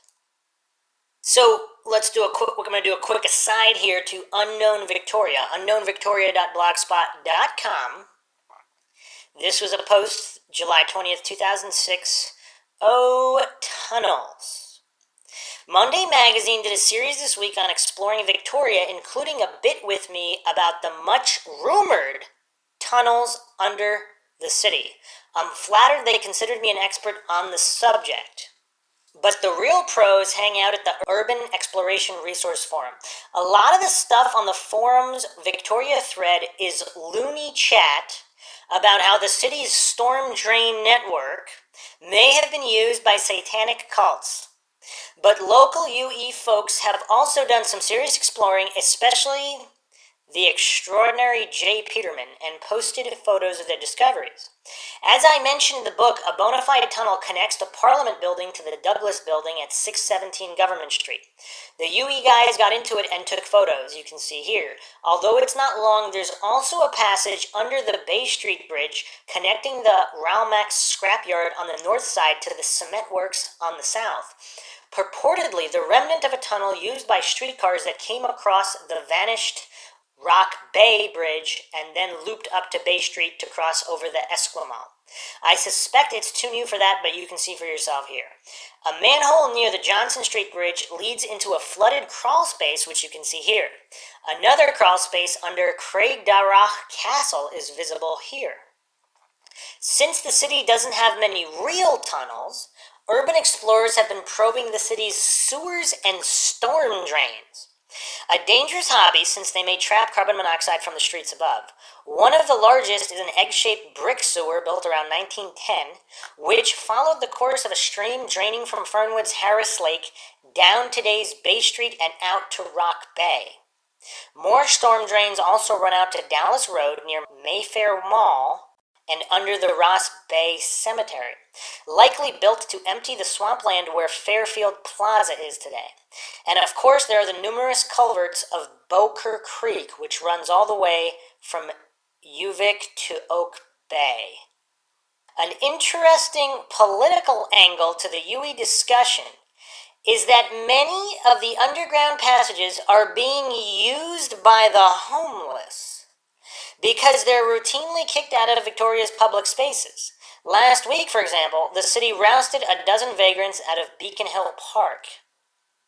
For all its apparent socialist tendencies, Canada has nothing like Sweden's Allemansratar, a law entitling everyone the right to camp on any land for at least one night. So where are the homeless supposed to go? One solution was hinted at by a sympathetic letter writer to the Times Colonist today, who pointed out that Portland has a legal tent city named Dignity Village. If Victoria wised up, it would permit a similar encampment and dig some real tunnels to put the urban legends and amateur sewer inspections to rest. Some of these are really, really creepy, by the way. These crawl spaces and sewers. If someone was going to harm someone, this is right out of a horror movie. So in 2008, there was actually a short film, Under the Garden City, that was about these tunnels. And also on unknownvictoria.blogspot.com, there's a post here from January 30th, 2008. Tunnels exposed. This city pretends that things have been covered over and sealed up. John McFetrick says, pointing to the sidewalk. But they're still there. Standing in front of the Swans Hotel, you might think he's talking about its shuttered basement and its possible connection to the mythic tunnels of Victoria's Chinatown. But the 42-year-old filmmaker is also referring to the city's economic underclass, its homeless population. And as he sees it, both senses of the underground are intimately related. McFetrick explores this link in his short film Under the Garden City as part of the Victoria Film Festival. Tying Victoria's biggest social issue to its most popular urban legend might seem a stretch. Or at least it did until last December, when several homeless people supposedly set a fire in the former Empress Hotel laundry tunnel under Douglas Street. To McFetrick, the incident proves his thesis. The fact is, there are spaces under Victoria, and they're being used by street people. And the city doesn't want to acknowledge those spaces or the people in them.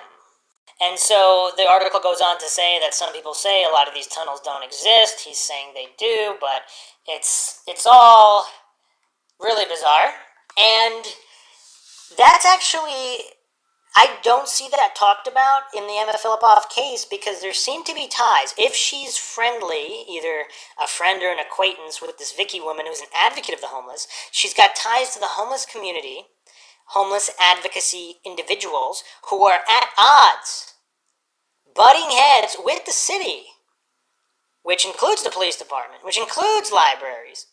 And what does all this say about the investigation as a whole? Now, obviously, I don't think anybody's suggesting that they snuffed Emma Fillipoff out. Although, obviously, we cannot remove the possibility that maybe Emma found something out that she shouldn't have found out, and that goes for anything. That could be from a friend of hers who might have been into drugs. She might have witnessed something, we don't know. But it does seem like they wouldn't necessarily be snuffing out Emma Fillipoff because she's associated with homeless advocacy individuals. That'd probably go after those individuals, especially if it was just an acquaintance and not a close friend, which is what it seems like, although I don't know. But has there ever been an official search in the tunnels or the sewers? Because some of these tunnels, the city claims they don't even exist, when clearly they do. I mean, there's these urban explorers going around getting photographs that are very, very creepy. It's really bizarre. It's bizarre. Now, I haven't seen anything to suggest that Emma was familiar with the tunnels, but it seems like homeless people are, so she's familiar with homeless people.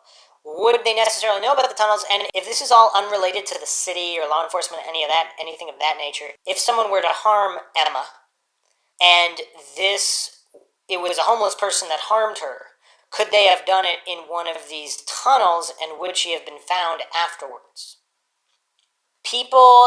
Online commenters do not believe that law enforcement have searched all these tunnels thoroughly, especially with some of these smaller crawl spaces. You would need some kind of remote control. I mean, you wouldn't necessarily put humans down there. It's just, it's rough. Another post relating to the credit card. The gentleman who claims to have found the card was staying in a Langford halfway house, but he claims he didn't find it where the police say on Goose Trail. So where did he find it? Did he actually find it, or did Emma give it to him so he could buy cigarettes, which was what he was doing when the police were tipped that someone was trying to use the card which was flagged? Or did Emma sell him the card at a discount because she knew if she cashed it, she'd be located? The fellow has contacted Shelley and said he had nothing to do with Emma's disappearance. He claims he can't remember where he found the card, but then he contradicts himself by claiming it wasn't found where the police say it was. I mean, I'm not sure that's the biggest contradiction, because you would notice if someone made an like if someone said you found something somewhere, you might not know where you found it, but you would know whether or not you told someone, particularly the police, whether or not you found it in a particular place. So if you don't know where you found it, you would say you didn't tell the police that's where you found it, because you don't know where you found it. I don't know.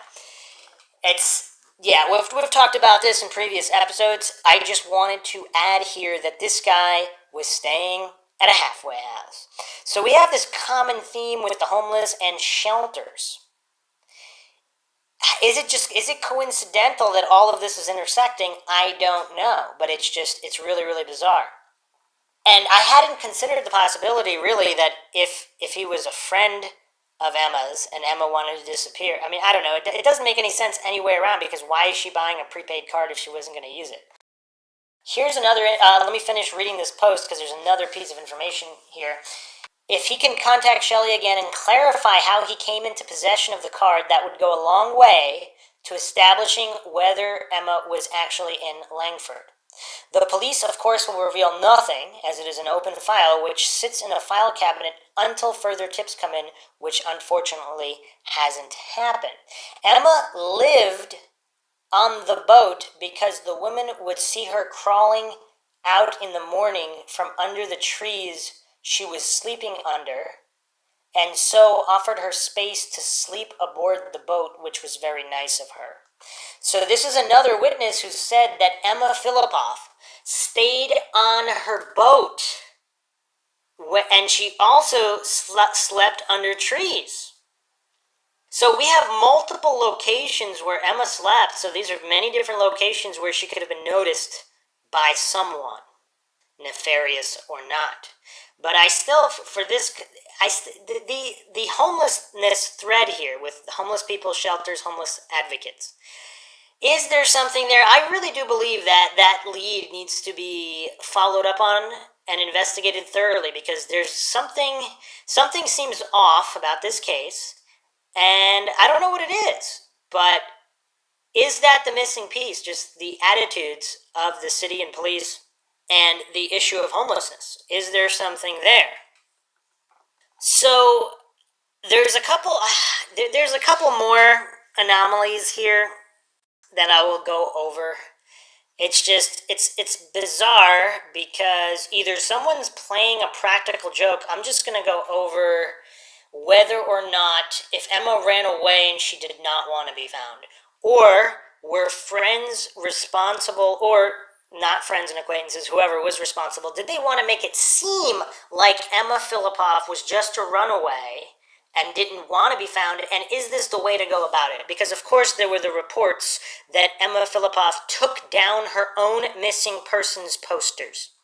So again, how many missing persons cases do we have this happen in? In how many missing persons cases are there multiple reports of allegedly the missing person tearing down their own poster?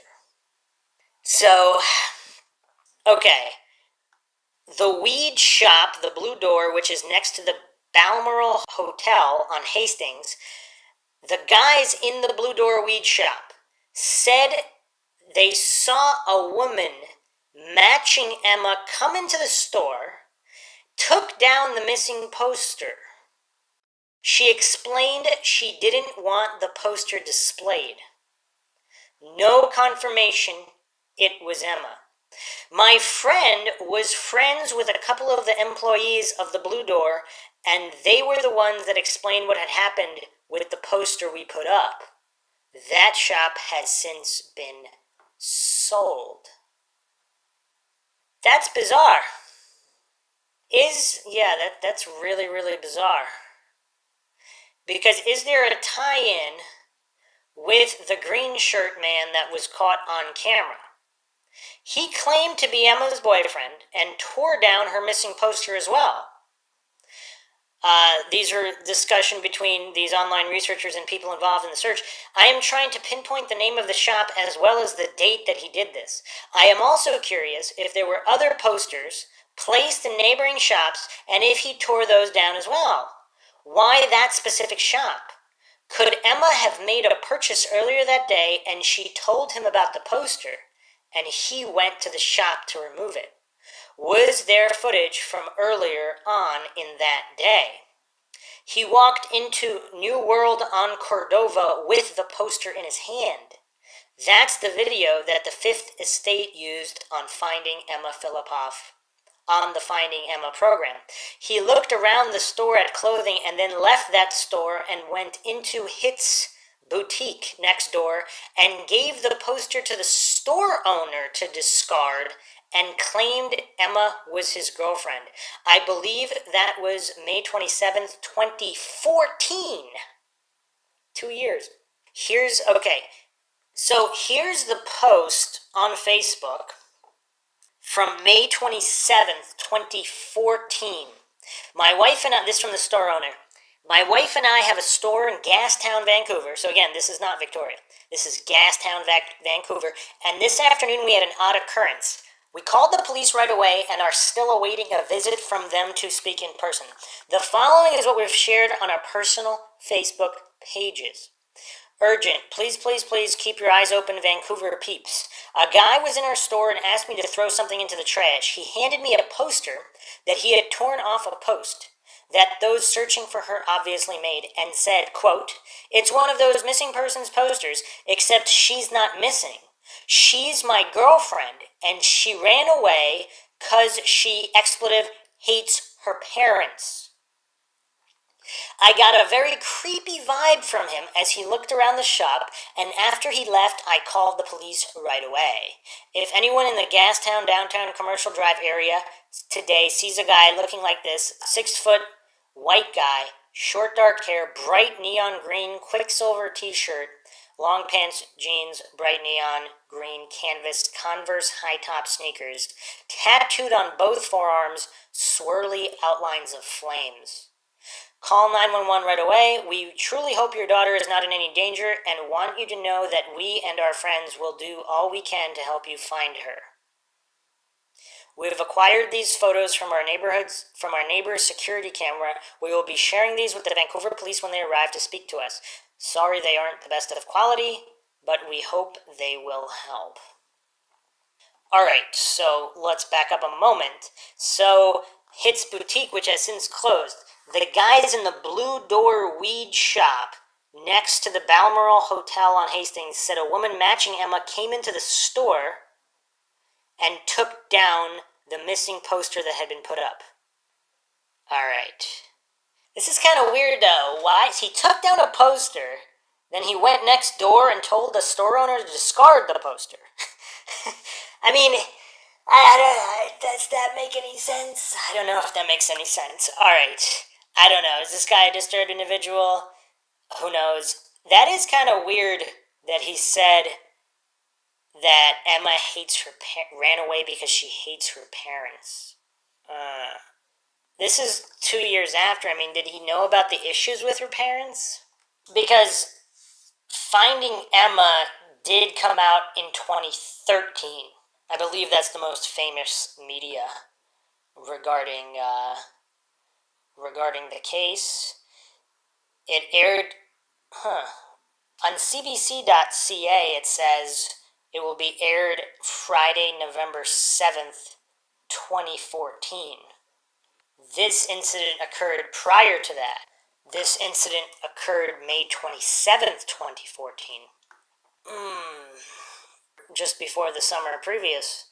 Wikipedia says that The Fifth Estate was aired in 2013. However, when you go to the link in the Wikipedia, it takes you to the cbc.ca website, which says that it would be aired Friday, November 7th, 2014. So it looks like the Wikipedia obviously could be mistaken. It seems less likely that the official website of the Fifth Estate would be less likely to be mistaken about their own episode. So it looks like either this guy was following closely through news articles and whatnot. I don't know. It's how did he know that that there were allegations of issues between her parents? I mean, I don't know. If he's written in newspaper articles, he could have known. Just a weird thing to say in relation to this case. I don't know. Then again, I guess most people who run away probably do run away because they hate their parents. But she was already across the country, so I don't know, it's weird.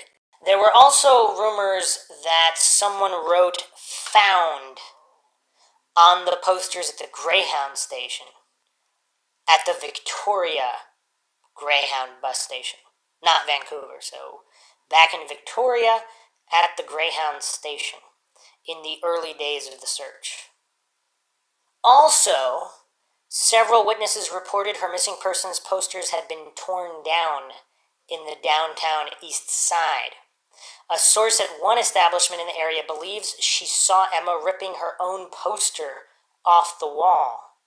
Staff at a hunting fishing store reported a woman resembling Emma asked how to disappear, explaining she had a stalker who followed her from Ontario to Victoria, then Vancouver. Now that's a bizarre thing to say. That is indeed bizarre. Huh. One individual who operates online under many pseudonyms described Emma as a junkie living in the DTES, the Downtown East Side. He boasted standing next to her as she tore down her own poster, but would not provide more details and expressed no interest in the reward. Two separate... Okay, this is, yeah. Two separate tips originated in Nelson, British Columbia, early in 2014. A hitchhiker matching Emma's description was seen on Highway 3 near the Fillipoff family farm. The second sighting was Slocum Valley, 30 minutes away, where another Fillipoff family member resided, and the sightings remain unconfirmed. I went over these on the previous episode, which was sightings. But yeah, so the tearing down of the posters and this guy with the green shirt guy with the tattoos, yeah, it's bizarre. But let me close this episode out with, of course, Emma's dog, Oscar. I don't know if I mentioned this bit before, but I'm going to do it again because it's very perplexing. Back when Emma called Shelley asking her to come get her, in attempts to keep Emma on the phone, Shelley had said, "That's wonderful. When I get off the phone, I'll let Oscar know." Emma replied, "Oh, that's okay, Mom. Oscar already knows I'm coming." Now, for whatever reason, that jumps out to me because if you're someone who's pretending to come home while you're making plans to disappear, are you really going to involve the beloved dog in it? Because why would you say that? That seems like a really odd statement if you're just simply lying about everything all the time or you're in I mean, it seems odd to me. Oscar already knows I'm coming. So it seemed, was she really planning to come home? And then, of course, the why reason from all this, was it a stalker? Was it all these other issues? But there's just so many loose ends and unexplained variables in this case.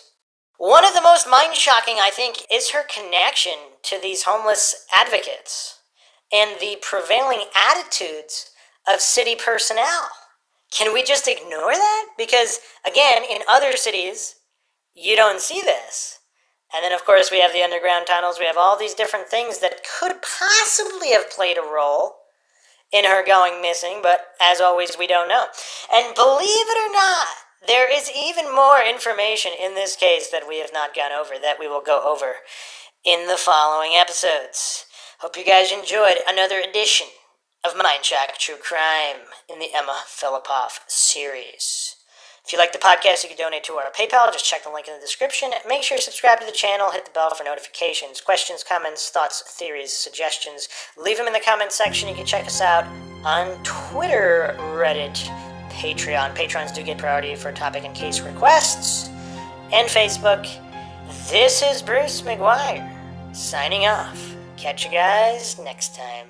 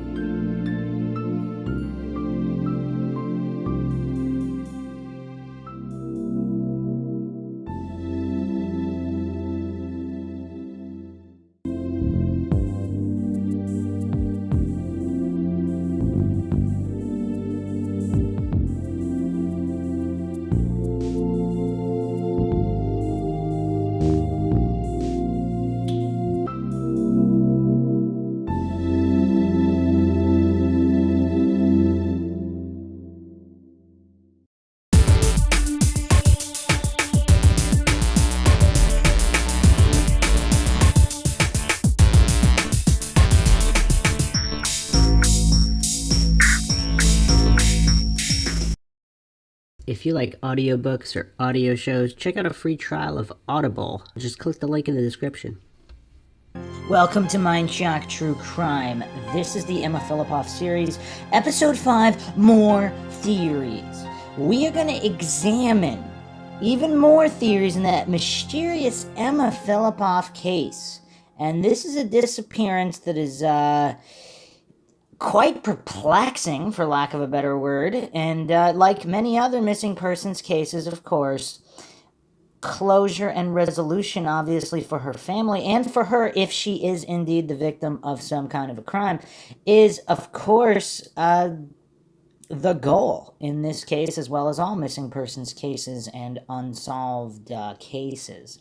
And we will be continuing the examination here in typical MindShock fashion with logic and reason at the forefront. I'm, of course, your host, Bruce McGuire, and if you want to help support the MindShock podcast, help get more mind-shocking content out there and keep up awareness in all these types of cases, you can donate to our PayPal. Just check the link in the description. You can also become a YouTube member right here on YouTube for access to exclusive streams and chats. Make sure you subscribe to the channel, hit that bell for notifications, like and share Twitter, Facebook, Reddit, Patreon. Patrons do get priority for case topic, logical analysis, co-podcast, or requests. You could also be a guest in the podcast depending on your tier. Questions, comments, theories, thoughts, suggestions, rebuttals, debunkings of any kind, leave them in the comments section.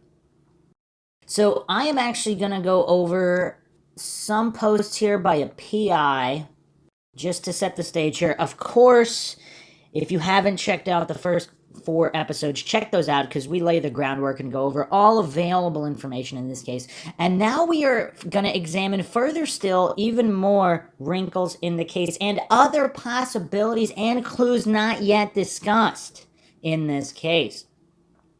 So, Redditor by the name of Magnum posted this. I'm a former PI in Ontario. I have started investigating this case looking for anything that might have been missed. I'm doing this as a project in my spare time. Anything I find that may have been passed on or discovered yet to an acquaintance of the mother. I have passed on small things that I think might eventually be potentially important down the road. If anyone has anything that they want to know, please contact me. Want to let me know, please contact me. I have no interest in the reward. I just do this for 2 reasons. Just as a project, as I have an interest in missing persons cases, and I would like to see the family have answers to what happened to Emma. I am interested in any pictures, emails, and even hear about anything regarding her life and disappearance. I have been going through several videos, podcasts, and articles, all of which are very basic and repetitive. If anyone from the Victoria area has anything to add, please contact me. Thanks. So someone asked here, what have others overlooked? Response, I've just looked at maps, possible paths or trails she may have taken, if she was the one, in fact, that dropped the prepaid Visa card. Been in the PI field and security industry, you also learn to read people's body language and behaviors.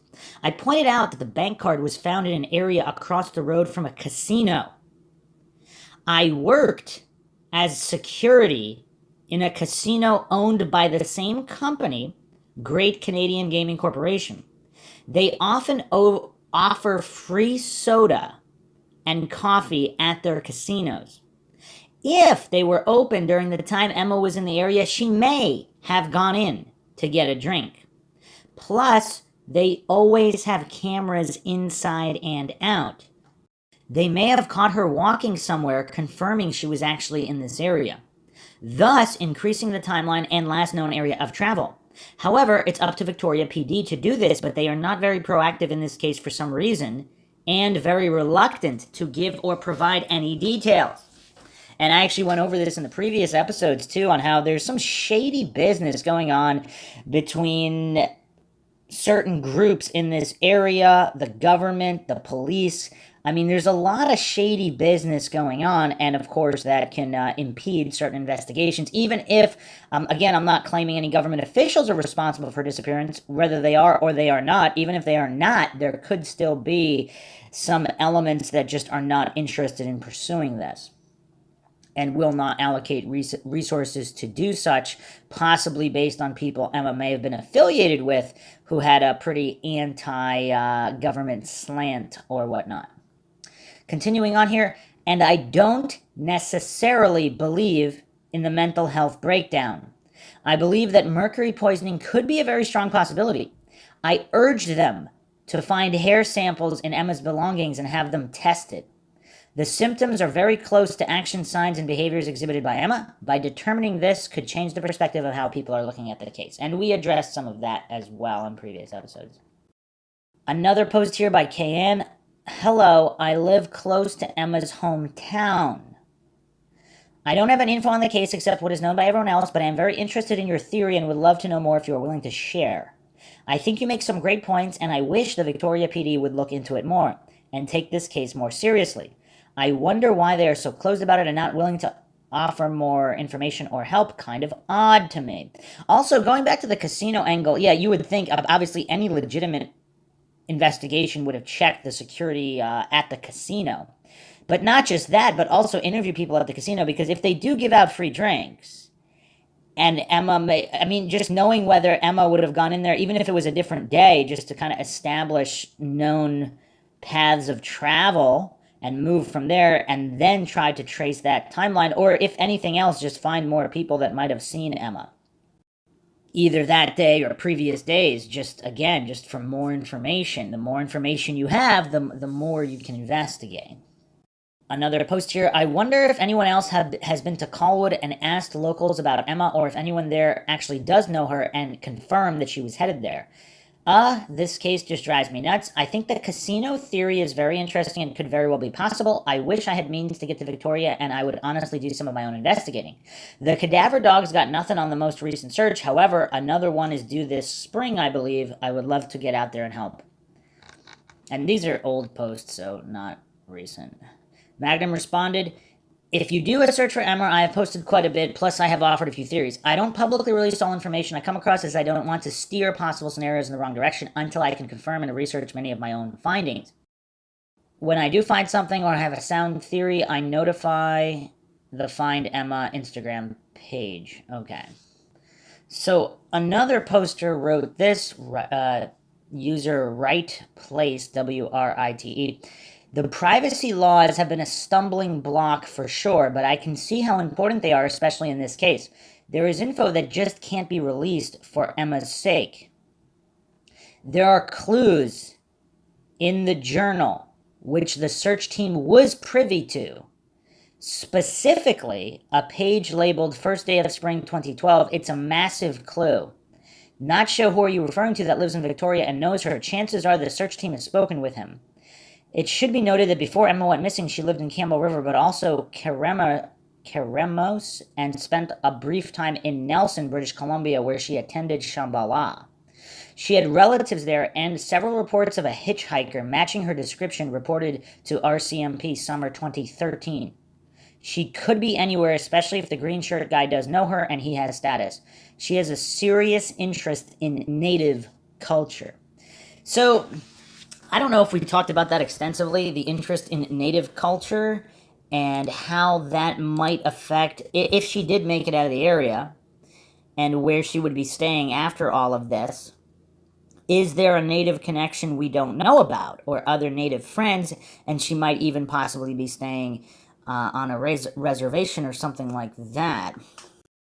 Now, I couldn't really find any info on Native American connections, but if she is happy and living on some kind of Native American reservation, or was for a period of time, and then, got in a certain position or place where she could have moved on again, all according to her own will, perhaps it's all by design, and she asked for those, the people that helped her, if, again, this was connected to some kind of Native American angle, to not reveal this information. So if that's the case, that could possibly explain that. But here's something we haven't talked about, and this has actually bothered me for quite some time. There's a timeline issue here. So I've talked about the van, and I do think that figuring out the van situation is critical in the timeline. Again, whether she disappeared of her own volition or something bad happened to her.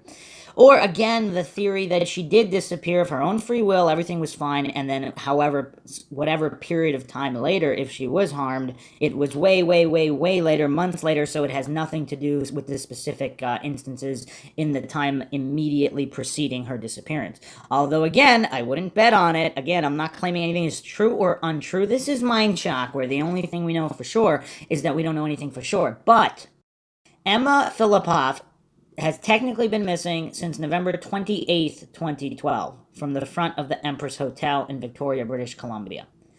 November 28th, 2012. So, in her possessions in the van is her Canon 40D, a semi-pro DSLR that was a gift from her mother.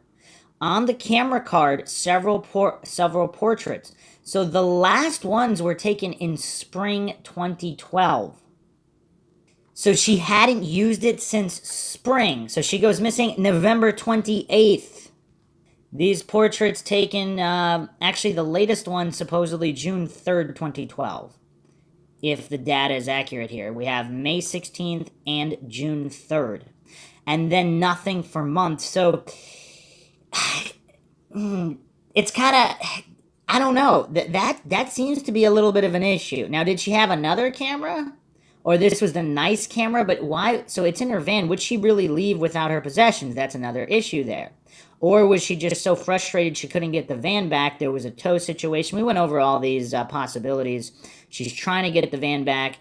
I mean, we went over this in the previous episode, so check those out. There could be issues there. But yeah, there's a little bit more info here on this November 28th, 2020 article on vancouverisland.ctvnews.ca. Have you seen Emma Fillipoff? New photos released on 8-year anniversary of her disappearance. And also, Ontario cold case search spans the country for missing Emma Fillipoff, orangeville.com.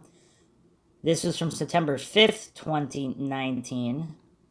Some excerpts here. In the days leading up to Emma's disappearance, Kimberly learned a lot of her movements, including one of her last entries in Emma's journal dated November 23rd, 2012. Sleep deep hurts. Checked myself out. Mom is coming. It's November 23rd. Have to get home before Dad goes. I want to call Dad. You're going home tomorrow. According to Shelley, Emma's father, James Fillipoff, an artist, keeps to himself and hasn't talked to anyone about the search for his daughter after a CBC Fifth Estate episode which aired December 23rd, 2014. He doesn't want to talk about it, Shelley said. And again, before people jump on that, like maybe he does know what happened and Emma left of her own free will and he knows that, whatever. Or, again, if this affected him that deeply, he doesn't want to talk about it. I mean, both scenarios are clearly very plausible. I mean, and you see both in missing persons cases, so. James did say on the television broadcast that whatever happened to Emma, he hoped it was her choice. And again, so he didn't completely never talk to anybody ever. He did make that statement. It's also possible she might have contacted, if she disappeared of her own free will, she may have contacted him since then, after his appearance on the Fifth Estate. So, or these interviews, wherever these quotes are taken from. So that's a possibility as well, and he didn't want to talk after she had contacted him and told him not to talk about it. So again, we have many different possible scenarios here. Emma's possessions. So, in the original search of Emma's van, found her camera, a Canon 40D semi-pro DSLR that was a gift from her mother. On the camera card were several self-portraits, the latest ones taken in spring 2012, which have been used in media releases and newscasts. She was a very adept photographer, Shelley said. She studied photojournalism before she studied culinary arts. She was working as a chef/cook in Campbell River for 3 years. The only reason she stopped is because she has a congenital knee disorder, and it was bothering her back a lot. A chef is on her feet all day long. She terminated her employment to come home and see our orthopedic surgeon in 2011 and then headed back out west in September 2011. She hasn't been home since. Okay, so this little detail, I actually don't remember going over that. So here we have a history here. So she wasn't afraid to come home. She had went home, unless some people, the people that say that she had issues with the family, etc., unless some more issues happened when she went home then. But clearly at that time in September 2011, if this is all verified, she left her job, so she has a congenital knee disorder, and it bothers her back. So what's with all of so again after she got this so she went to see the orthopedic surgeon. What happened with the orthopedic surgeon? I mean, did they do something? Did they fix that issue and then she was able to walk all this time after that? And if they didn't fix that issue, I mean, because supposedly she takes all these long walks. So I mean, these are critical details as well. Okay, another critical detail here. I don't know if they're reading from the diary entry that PI referred to, but this is right at the beginning of Emma Fillipoff, The Fifth Estate. Her life is about to change forever. 26-year-old Emma Fillipoff is seen here on the store's surveillance camera. She comes in to buy a cell phone. But watch her. She's in no rush to leave the store.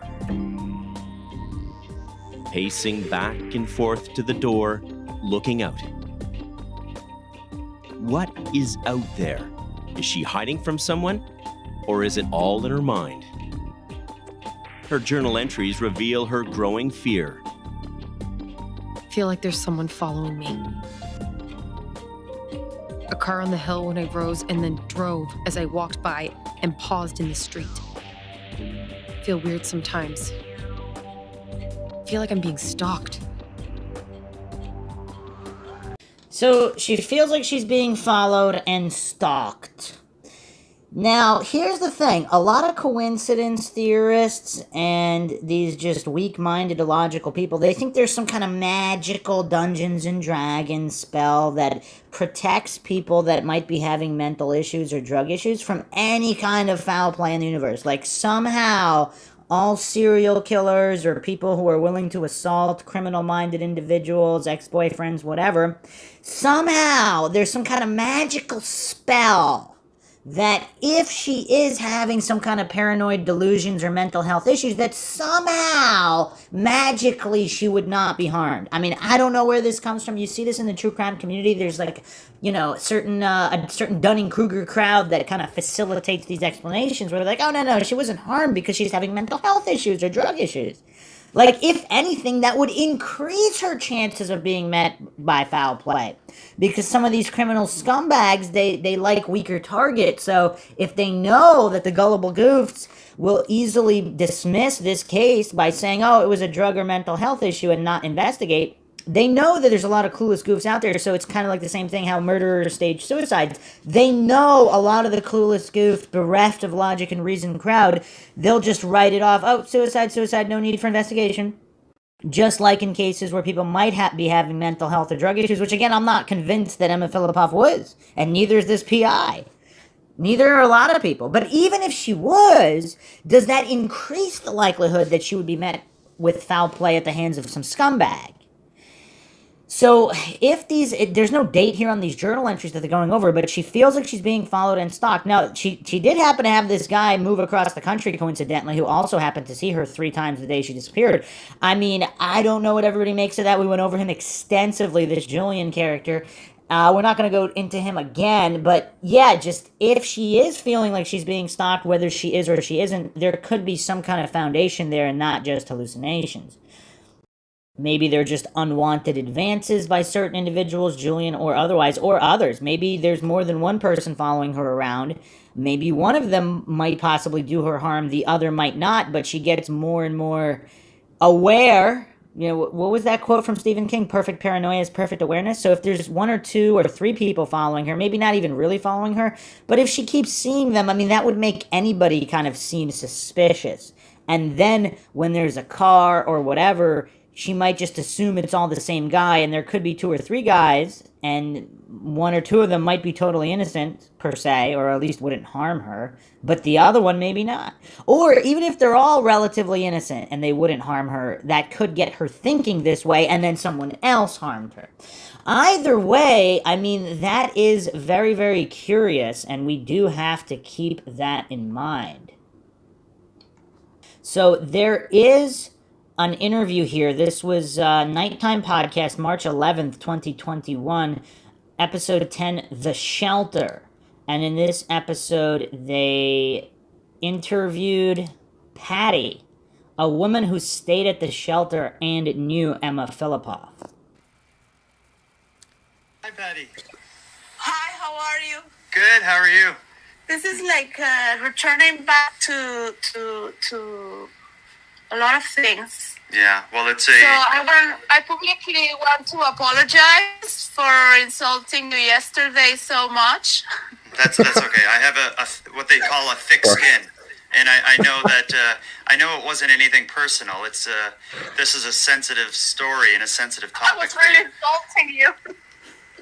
I was very upset because I find some people they're doing videos about Emma, and I got to you. That's how and again, but you know me from a long time ago already, actually. Yeah, we've spoke before a few years ago when I was really researching Emma's story. I tried to contact you, but I think at that point you were just in the middle of moving. I believe there was something going on.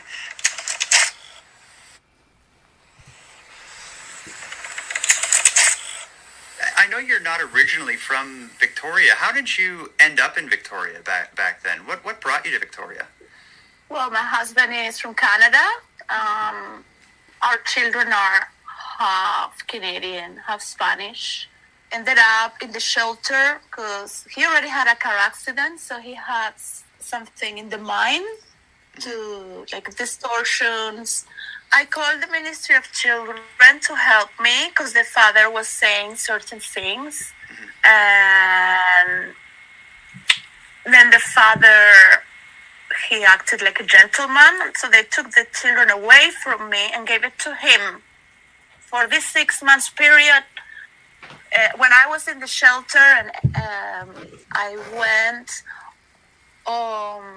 later they took it from him because they realized from many people that he's not a bad person. He just had a car accident. And David would be normal, and then he would have what they call it an episode every 6 months, something like this, right? A beautiful man, normal, right?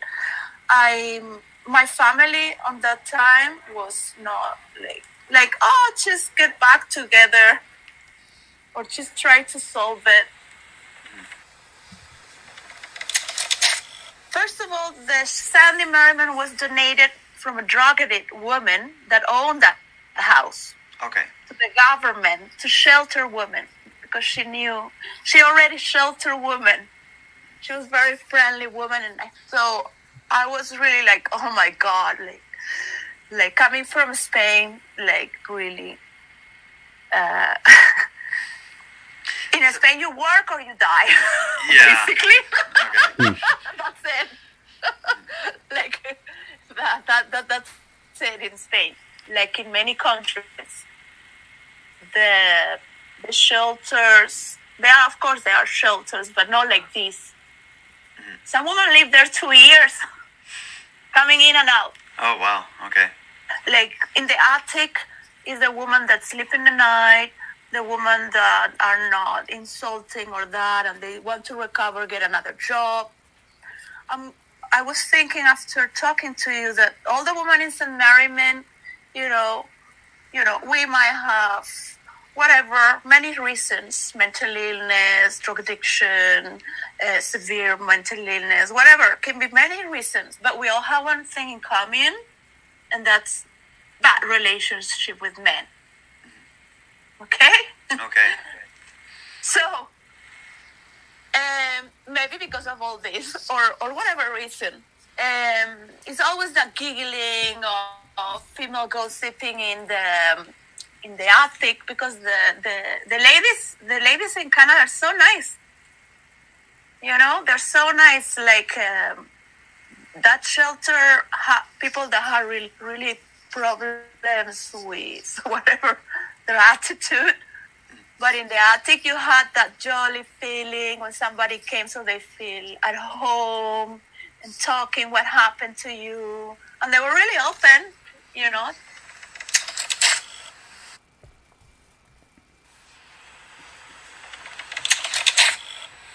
Okay, first of all, Emma's not a girl that goes into shelters like all her life. I was first in the shelter.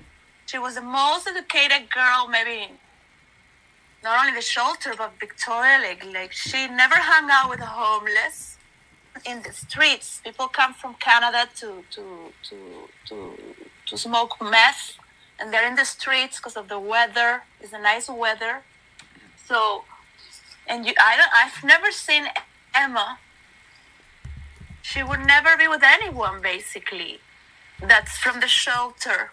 So she was very shy. She was the proper girl that is very like conservative, like she has her life, you have yours, like those are private things. And she wouldn't say that, but it's like I guess would be ashamed to just say it, coming from where she's coming from.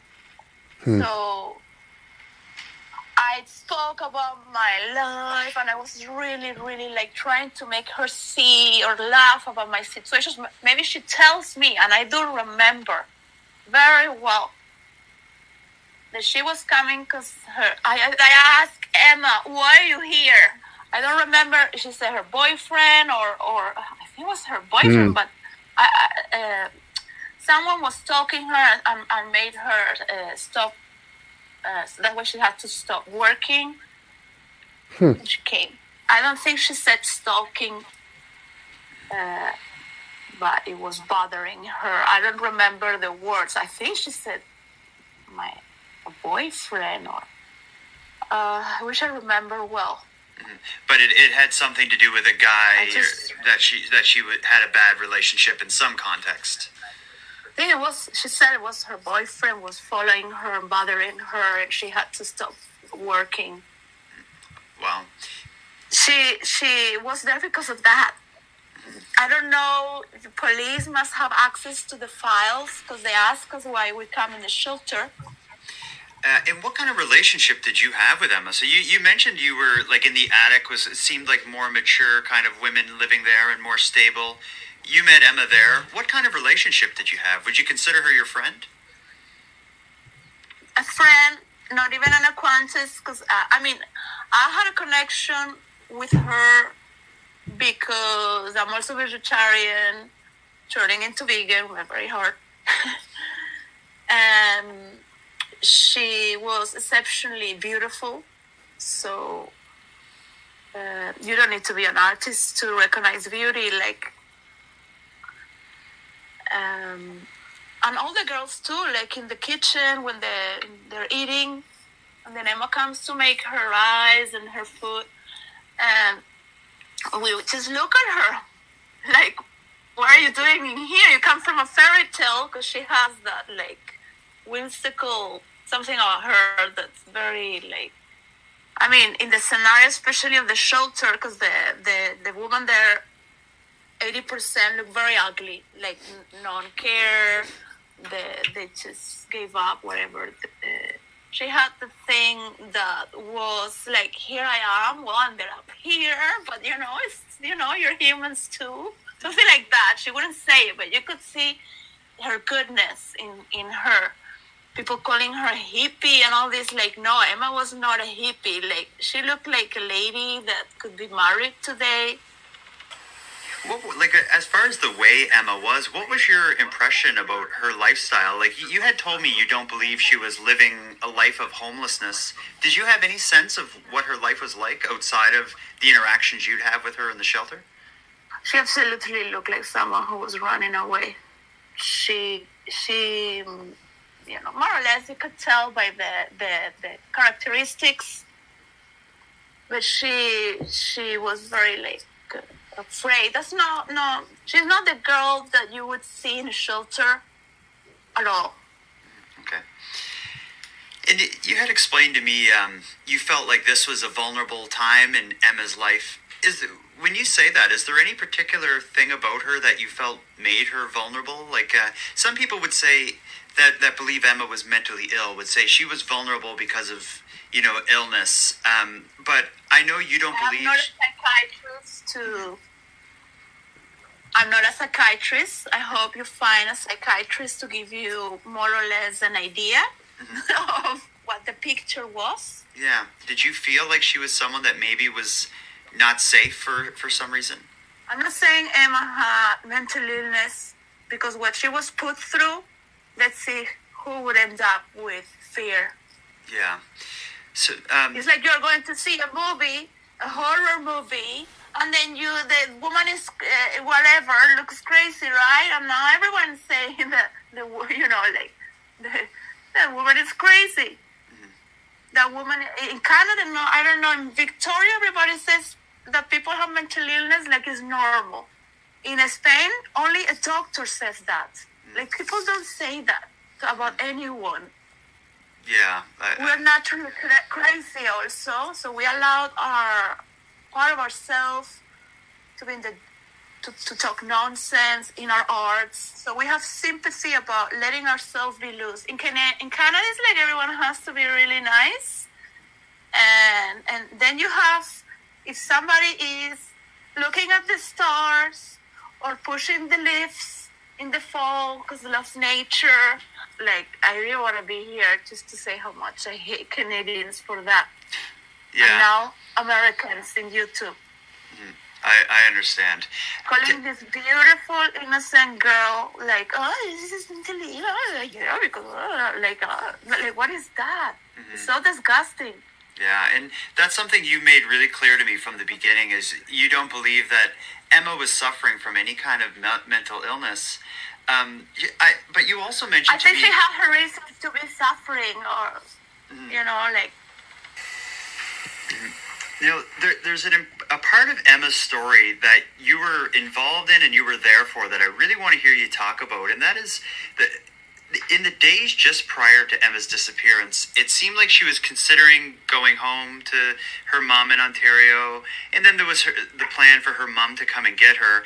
There's some debate about whether Emma knew that her mother was coming, and if she did know, how she found out. Emma knew she was coming. Emma knew, okay. I was worried for Emma because I could see her state was, I don't know, like Jesus. Let's say what Jesus says, I'm not of this, my kingdom is not of this world. Something like that. Emma was somewhere else. Emma was in another world, okay? She was taking the sunshine. I do meditation, okay? Mm-hmm. I've been in India. I've done meditation for 40 years. I could be then 4 hours in silence. And I know she was not in this world. I'm coming with my files, like if I'm trying to get my kids, and she's taking the sun. I'm not going to say that's mental illness to be in another world. She's enjoying the sun. She was with no drug addicts, never hanging out with anyone. That was natural. Maybe created by the mind or lack of, I don't know. She slept always in the shelter world, okay? What takes to the man to flip is all those triggers. Putting her in the streets, she is being followed by someone. You know what happens if I'm screaming and threatened to you, that stays here. That stays here again and again. So a way to sometimes avoid crisis is just to disconnect, man. Just go, try to be positive.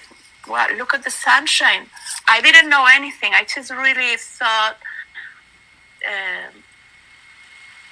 this is the tree in front of the courthouse, and you cross the street, and there is Sunday Merriman, and there is Emma sitting in the sunshine, like a little Buddha, The volunteers call her the Golden Girl.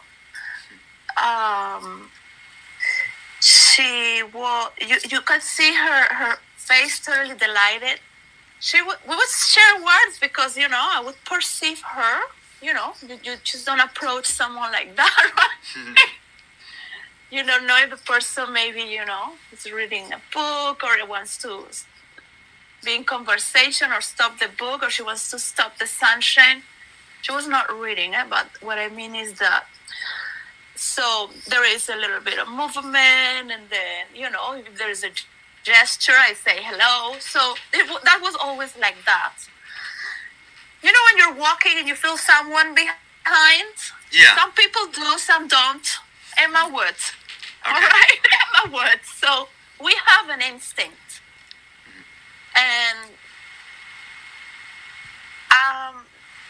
I told Emma to look for the library, to reach her family. I miss my family so much. As you try, to redirect. I miss my family so much. I mean, they're so annoying, because I could tell, like she has to, we're so different, my family, things like that, because I know your pride when you are doing your life, you're young. It's like, so you can imagine, right? I have something dark, right? I don't have any evidence. This is nothing she told me. I only told Shelly this and some volunteer, because this is talking crazy, like crazy shit. That's okay. All right. She had something that I cannot talk about this because I could see it. I cannot talk because it's not reasonable, But when she was sitting there, I saw her like this is in slow motion. All this information can happen in 3 seconds, all right? But as I approach, but I'm telling you this is dark, okay? This is hard to I cannot say this, but okay. So I felt like her body or soul was just not really like in this realm, right? Like this, she was disattached. And she never has ever said anything crazy, okay? What I'm telling you is my own impression. I'm telling you that I have seen it not like a person, but I have saw it like a force. And then she recognized she's blind, but she can run away from it. Like she's just is always there. This is creepy, okay? She look at me. Now she look at me like, then I surrender and I'm gonna be famous. Okay, this is creepy, but this Shelly has her. I mean, she says, yeah, Emma has that side of her. But I'm not saying it's mental illness, okay? I'm really telling you that's something. And she couldn't. It was like she couldn't escape from it. In the day of her disappearance, like that morning or the night before, she was aware her mother was coming, as you mentioned. Did she seem like she was panicked or upset about her mom coming? Or did she communicate anything about that? She was both. She loved the idea of her mother coming. You could see she had a good childhood and connection with her mother. And then she skipped her eyes away, but she never talked about anyone. But you could only catch by her facial expression. By then the change, by then her change, it was drastic. Like the Emma standing straight, she would be more like this. Yeah. Her physical position like this. And she would have forgotten some things. Like she forgot that I lived in the shelter, because I told her I could help you and take you with me. And she kind of hung to my arm. I don't know if I took her but I remember. But her physical position changed. She was looking for help, and she was not the Emma. She's starting to walk with plastic bags. Up and down from the street of the shelter. They were worried about her.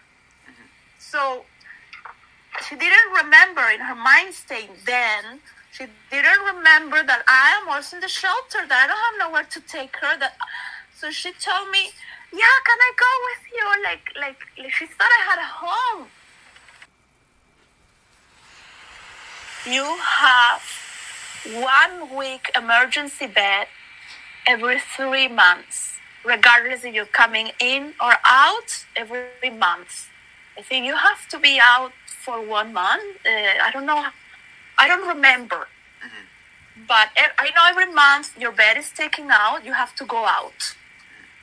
The other shelter is full of men, drug addicts, and it's horrendous because they look like zombies.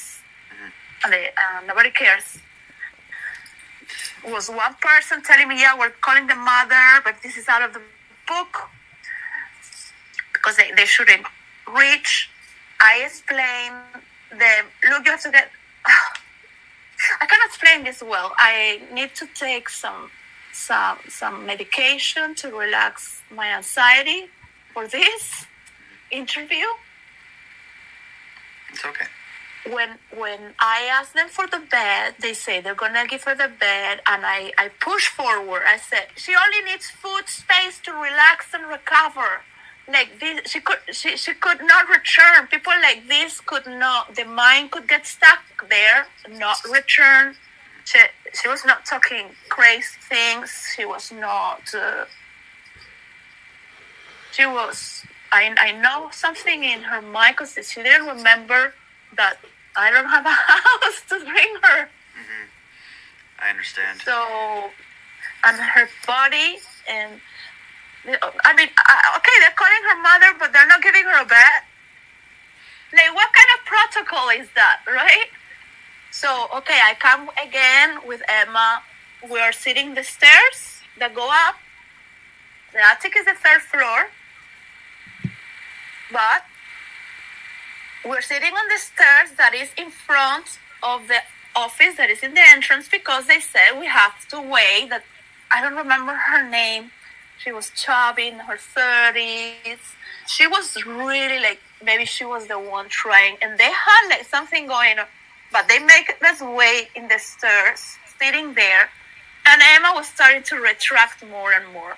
When you and her are waiting on the stairs, how did it end? I understand. That was the scenario. And another one coming in, maybe, like a white trash. And maybe she has so many men and drugs that there's just another ordinary day there to go there and complain to the office, and then a third.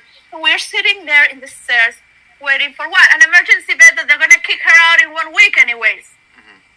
The fear was great. You could feel the fear in Emma. And I was really like, how I'm going to do? Because I was also starting to feel afraid, because I don't want to lose her.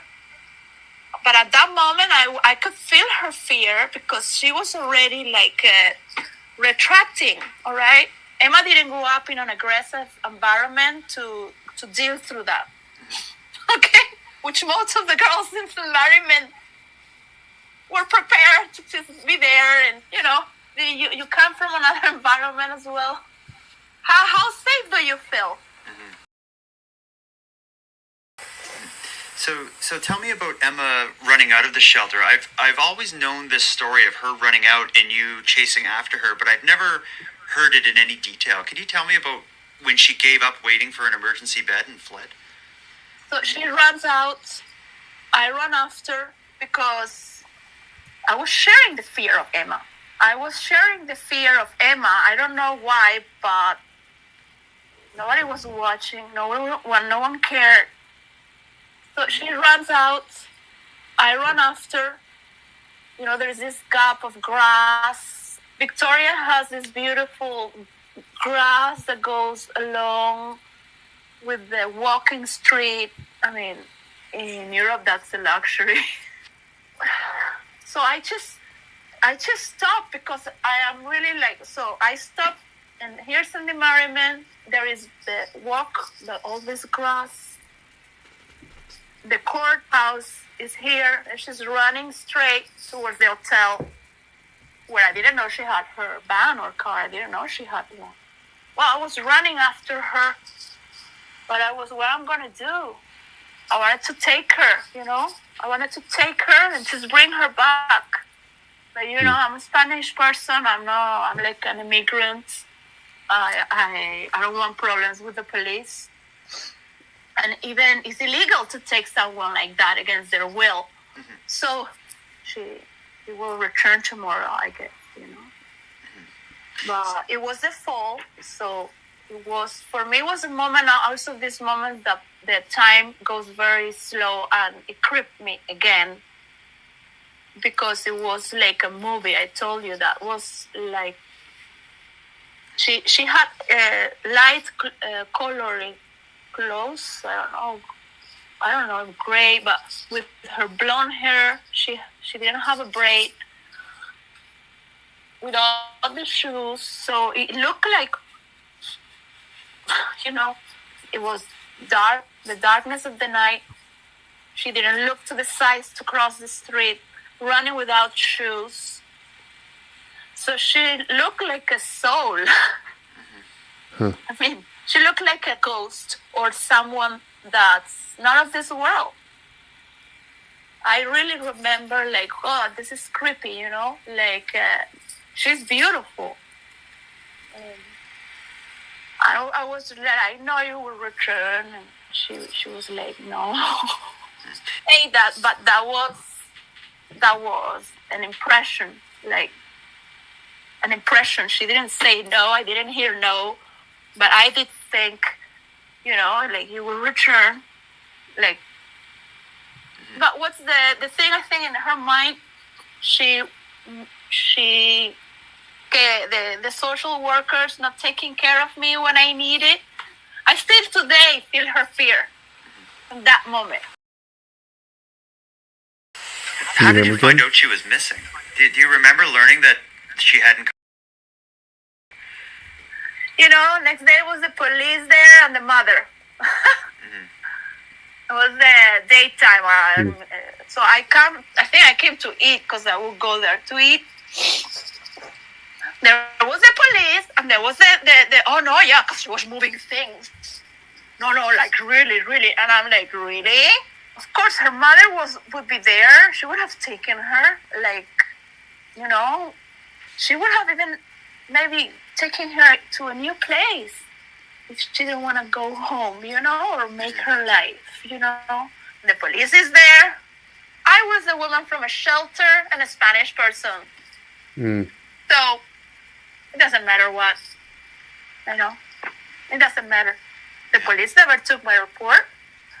The mother at the time was kind of like shocked that her daughter was in a shelter, so I was another woman from a shelter. But the issue here is that the shelter lied about Emma moving things. They put her in the streets. They didn't give her a bed when she had the right to have an emergency bed immediately, because she was vulnerable. Why was she vulnerable? Because she's being stuck. She told me she that's why she was there. She left her job and everything because of that. The police believe the shelter because they work for the government. They believe the reports of the shelter. So they're looking at a woman that, that it changes the whole picture. This is a lie. The shelter did a big mistake here, and the police has to know. The police has to know the real situation of Emma Fillipoff. This was not Emma. I think she had the right to be afraid, and fear doesn't let you think well, I guess, Let me ask, like, as much as you know about Emma in her time just prior to her disappearance, have you ever come up with any opinion on where you think she is or what may have happened? Do you have any idea? Of course I know. I don't only have an idea. I will only need the evidence to take me there. So what is it? Well, I wish the police and the investigation follow the clues. It's too easy to see that. It's very easy, even if you were not there. So, Yeah, this has been amazing. You answered a lot of the questions that I had about that period of time in Emma's life. So maybe I'm wrong. Maybe it's my obsession. Well, there's no question that you were there at some pivotal moments, and you did the right thing by trying to get help for Emma. Thank you, anyways, to Sandy Merriman, who gave me shelter. Thank you to the people in Canada. Thank you to the volunteers who are still there. Thanks to you, really. And for Julian, I don't know. Whoa. What? I don't know. I'm sorry. I'm sorry. You could be so much to the world in this plane. I thank you for talking to me. Bye. Hold on. What? Yeah, what her exact words were, and I'm sorry to Julian. I'm sorry you could be so much in this plane. That's what she Wait, said. is that what she said? Have you listened to that several times? Yeah, and it's when you, it may have seemed like when you listen there that I kind of like jumped I just heard in and thank you wrapped to up. Julian. Like I didn't really hear the. I'll play the final part Can you again. play? Can you play that? Can you just play that again? Yeah, and it sounds a bit like I'm jumping in, but what ended up happening was there was a big long silence that I clipped out of there. Yeah. And it was, to me, I felt like at this part of the conversation, It was over. it was over, but she was very clearly, like, cautiously choosing her words. So I can only, in my mind, absolutely she has something she wanted to say that didn't come out because it was. Okay, well, can you footnote that because I want to come back to that earlier in the clips too. Yeah, cool. So let's This listen is to that. fucking wild. Pardon my French. I'm gonna Jesus. listen to that part one more time. Yeah, I want to hear that again. Play it again. Oh, okay, one sec. Where we go? Even if you were not there. So, you know. Yeah, this has been amazing. You answered a lot of the questions that I had about that period of time in Emma's life. So Maybe I'm wrong. Maybe it's my obsession. well, there's no question that you were there at some pivotal moments, and you did the right thing by trying to get help for Emma. Thank you, anyways, to Sandy Merriman, who gave me shelter. That's so bizarre. Thank you to the people in Canada. Thank you to the volunteers who are still there. Here it comes. Thanks to you, really. And for Julian. Okay, so did you ask her? Did you not follow up? Did you not ask her why? Thank you, Julian. I'm sorry. I'm Because sorry. that sounds like an acceptance speech. Like that's very much like. Okay, so did you ask her about that at all after? Like why? How did you know Julian at least? I did. And where did it go from there? She knew who he was. She knew the story.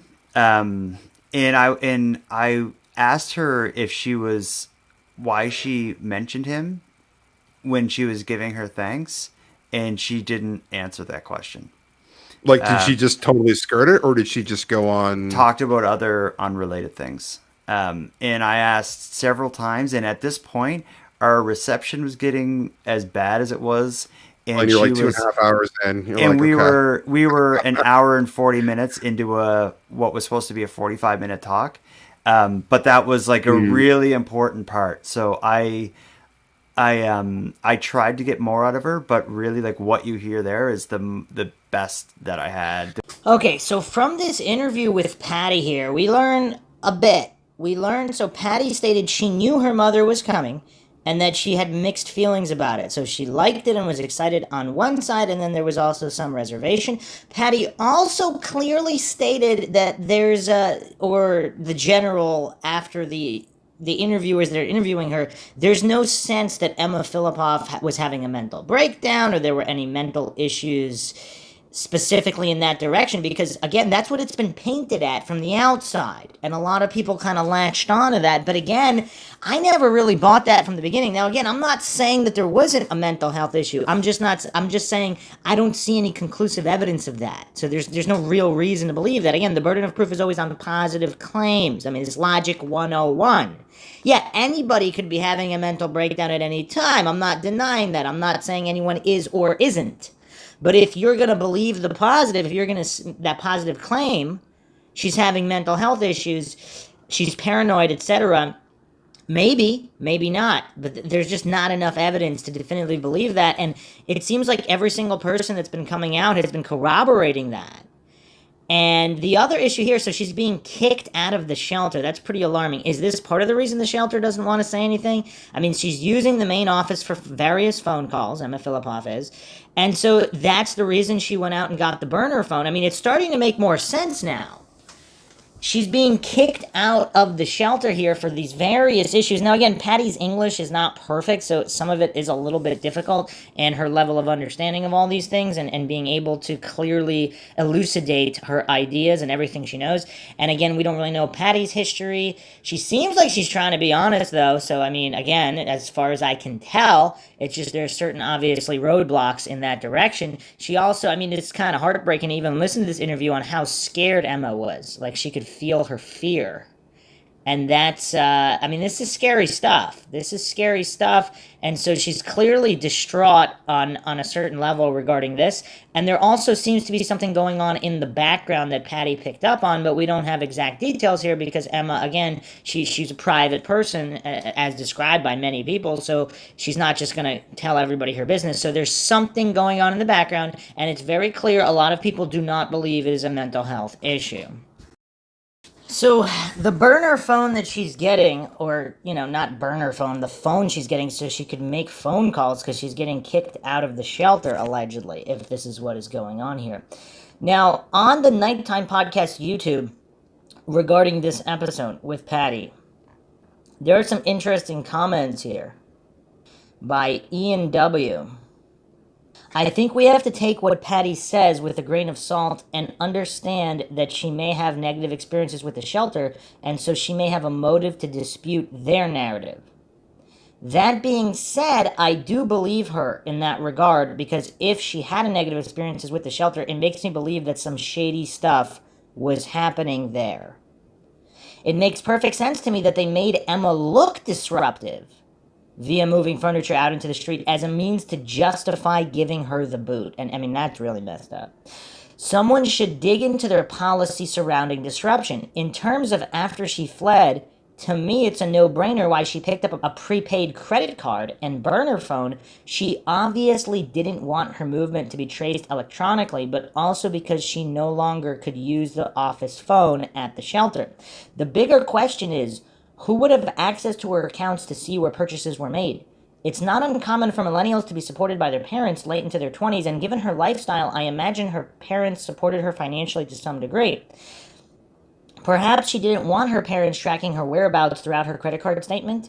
Since she had no address, the bill may have been sent to her parents. All signs point to her avoiding her parents in my mind. She knew her mother was coming to pick her up. I personally believe she was like, okay, I'm going to go get a room at a hostel or hotel for the night, and she wanted to use an alias.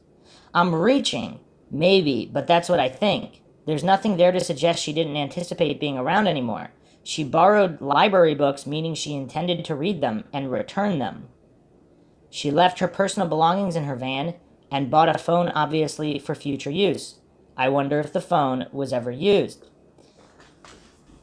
Now, Miss Bean M. Bean responded here. She picked up the credit card and prepaid phone before trying to get a bed at the shelter. The prepaid phone has never been used. They investigated that. It's only the credit card that supposedly an alcoholic used some days later who first claimed to have found it at the Wan Center and then said he had no idea how he got it. So some people are disputing this because, yeah, I mean, we really don't know the timeline of the shelter, though. Did she really pick up the prepaid card and phone before the issues at the shelter? But we really don't know. I mean, just another heartbreaking comment here from Suzanne. She tried to call her mom for help a few times. Even though she tried to fix her problems herself, she seemed to be in that place that she could not get around the fact that she needed help. I think she purchased the phone so that she could contact help, her mom, whenever it would get too bad. Unfortunately, it seems she never got the chance to call for help, and after learning that her mom was coming, she was relieved, but maybe her irritation came from the fact that she was worried about someone hurting her mom, and thus she planned to leave somewhere safe and then calling her mom.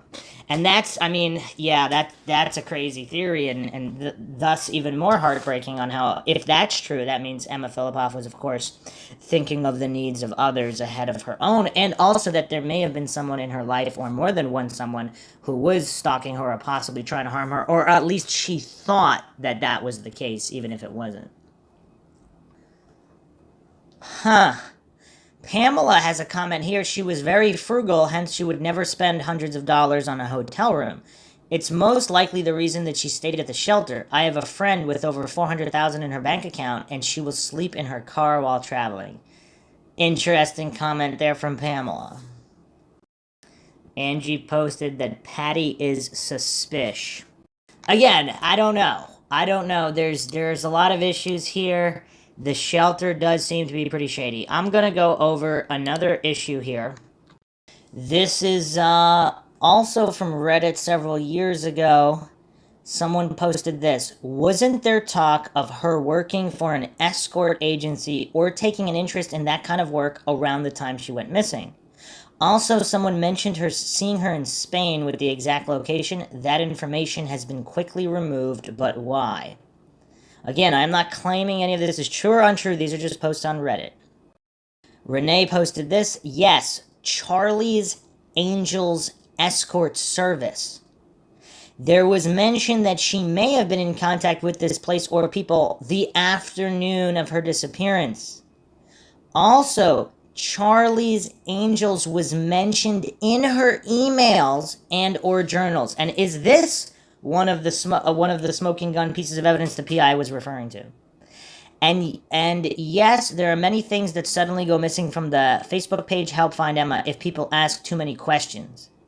If they have theories that do not coincide with what the mother wants to portray of Emma.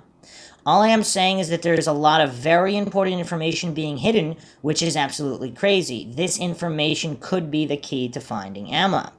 Many people from many walks of life involved in different ways, all these people putting their thoughts together and bumping ideas off one another is fabulous. Unfortunately, it isn't allowed to happen. Only if you agree with what the mother wants are you allowed to make comments. The mother is hiding information and trying to control how Emma is seen and what information is out there. She pushes mental illness and a loving relationship.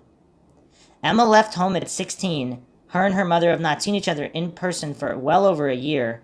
They hadn't even spoke on the phone for over a year up until days prior to the disappearance.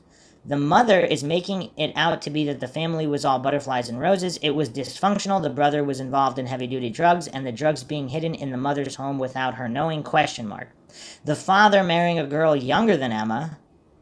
Is that true? There are so many possibilities, so many hidden secrets. It is unfortunate when hundreds of, if not more, people have dedicated years or months to Emma's search only to be told partial truth. It is a waste of people's precious time. If Emma is to be found, the mother is the key. She needs to let out the truth and trying to control what people think of Emma. Emma was an artsy, creative, wandering soul, not a family-oriented person, as the mother says. And where was the family? Why have the siblings, father, or extended family ever helped with search efforts? ? And do we know that they haven't? I mean, I don't know. It would be curious to get more information from other friends and relatives of Emma back home, and if they, what they say. Here's another cryptic post on Help Find Emma Fillipoff page. This was posted in 2014. I was there in the shelter, and I have tried much to bring consciousness about her state. She had a mental breakdown and day by day more paranoia. If the other is aware, if the way she truly wanted to run away and was so afraid, she wanted her mother to come, and in a second she was very afraid. And it is the truth, no one has listened to me. She would not go to a male's shelter, she avoided men.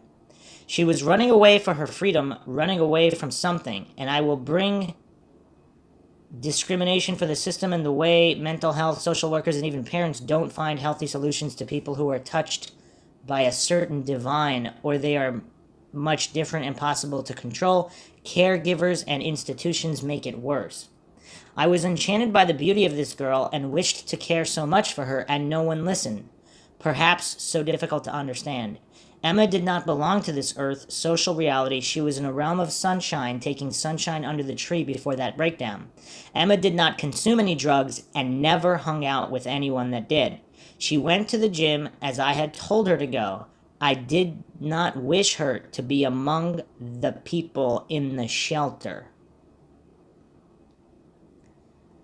Now the mother asked for her daughter, I asked for truth, and to advocate for new laws in the system so people like her don't have to end in this way. When she vanished, running before my eyes, I could not believe what I had been seeing, but I had been seeing an angel tortured by something against her nature, and she would not give her nature away. All my respect and wishes of glory to see her reunited with such a beautiful daughter. I could tell she was a very well-educated young female and came from much love. I'm so sorry to not know where she is. And thank you for this space. The ladies from the shelter wanted to reunite every month before the Empress just to pray for her return. I was helping to organize this event, but I'm not in Victoria now. Okay, so it doesn't seem like English is this person's first language. So she was at the shelter, but she didn't want Emma to be among the ladies in the shelter because why? Was something weird going on in the shelter? But then again, or by the people who run the shelter and not the people staying at the shelter. Is that what that means? Because she's saying that she helped organize events from the ladies from the shelter that reunited. So did she mean that the people running the shelter are the people that she didn't want Emma to be part of or around? What does that mean? So, okay, this is MINDSHOCK, so I am going to float this last dark theory here. Is it possible that one individual, or possibly more than one, at the women's shelter was possibly procuring women for the escort service? Or served as some kind of liaison, not necessarily against their will, but just offered options for money, which is, of course, I don't know, that's probably not a good thing to do to people who are in that state in their life, because, I don't know, it's so weird. The whole thing's so weird. Or were they coerced into some kind of escort services? And for the women who are staying at the shelter that possibly know of this link, if there is a link, again, I am not alleging there is or isn't a link here. But if there is, or maybe possibly Emma was considering it, ultimately refused, whatever, which caused some issues, and then they wanted to harm her because of that. Or maybe they were just trying to strong-arm her in the first place into this line of work that she didn't want to be in. Is that a possibility? Or did she unknowingly find something out about the shelter and their connections to something possibly criminal, or if not criminal, at the very least shady? Is that a possibility? And they used any excuse they could to just kick her out of the shelter at that point. And how much do we really know of like all these activities at the shelter at all in the first place?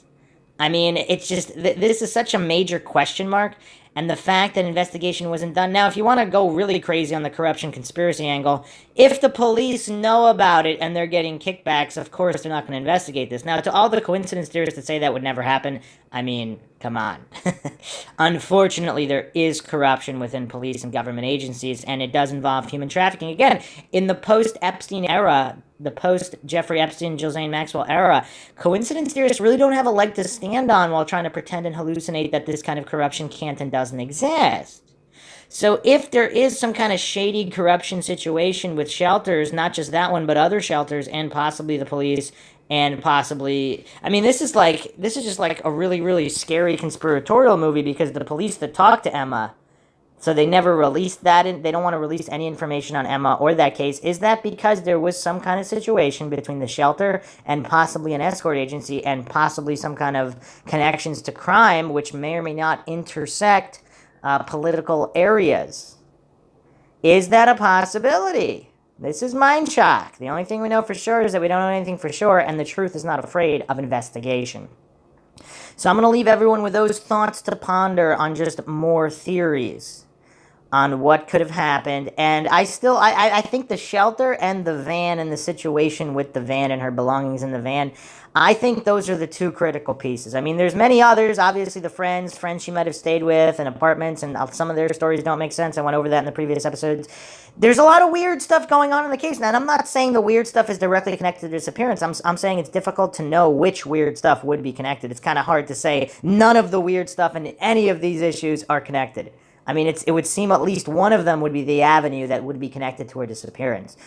And yeah, so I'm going to leave you guys with that. Hope you guys enjoyed another edition of the MINDSHOCK podcast in the Emma Fillipoff series. If you enjoy the podcast, you can donate to our PayPal. Just check the link in the description. You could also become a YouTube member right here on YouTube. Help support the channel that way. Make sure to subscribe, like, and share Twitter, Facebook, Reddit, Patreon. Questions, comments, theories, thoughts, suggestions, rebuttals, debunkings of any kind, leave them in the comment section. This is Bruce McGuire signing off. Catch you guys next time.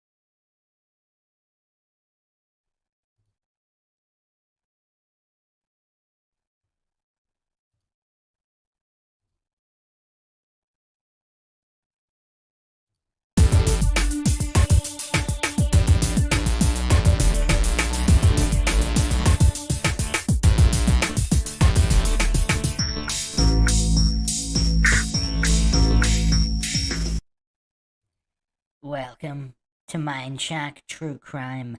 This is your host, Bruce McGuire, and you are listening to the Emma Fillipoff series. This is episode 6, Emma's Circle.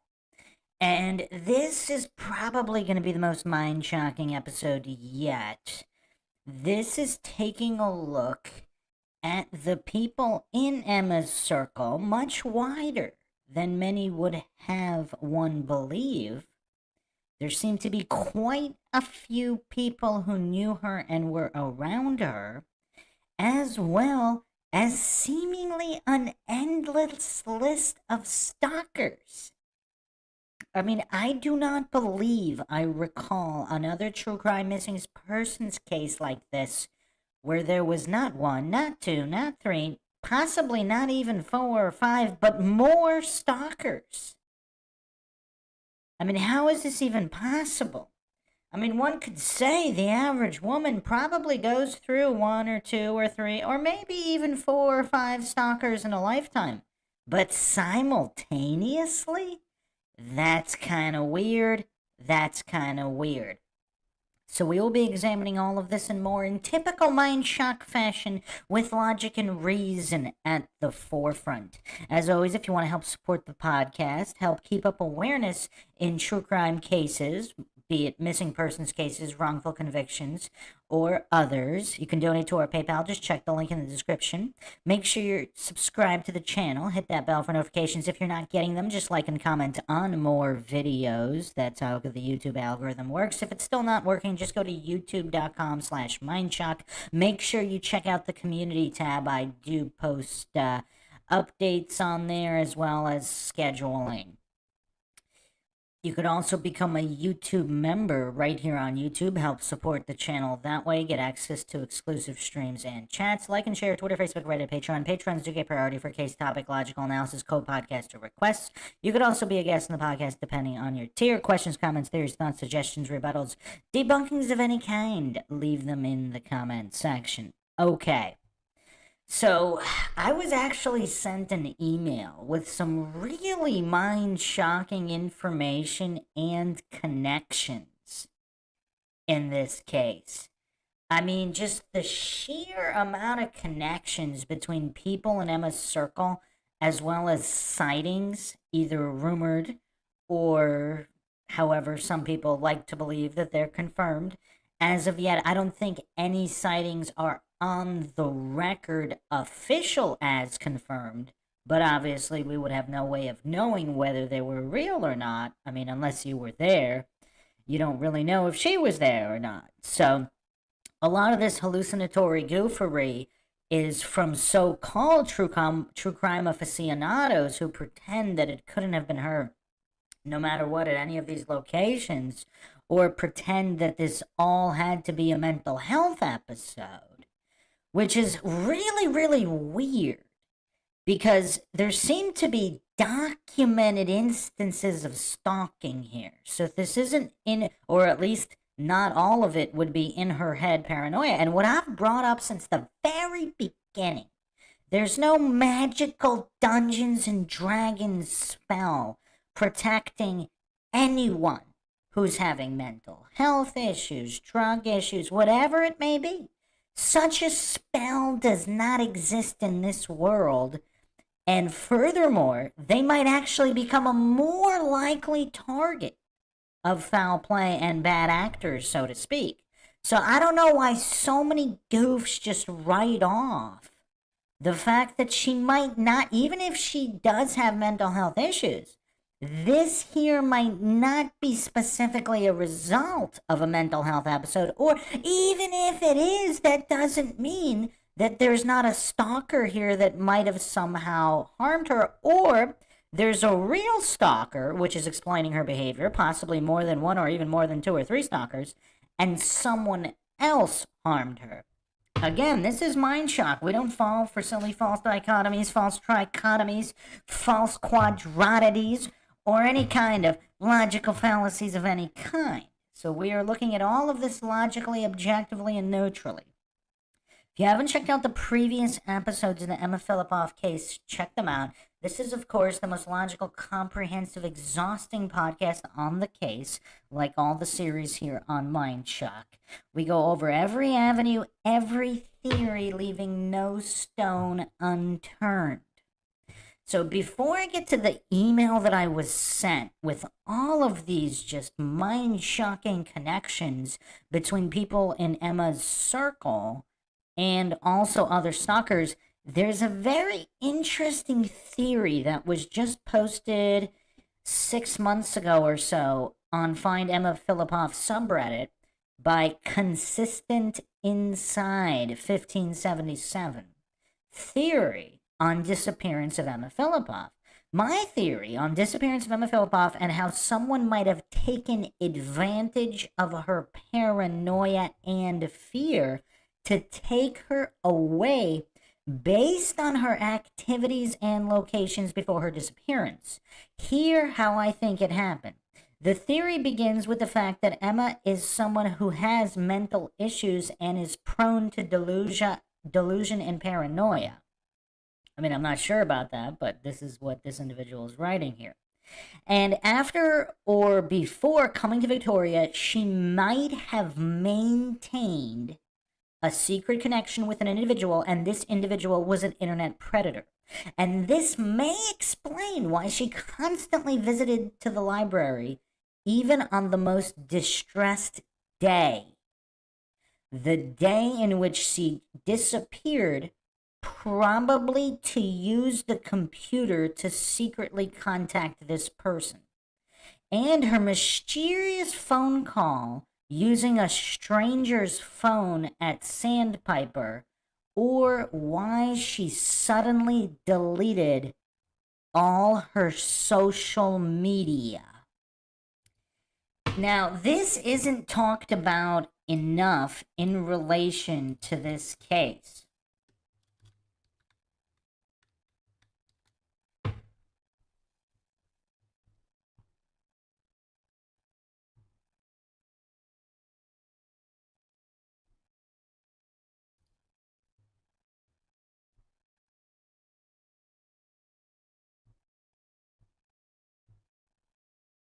So apparently there is a report that she used someone's phone.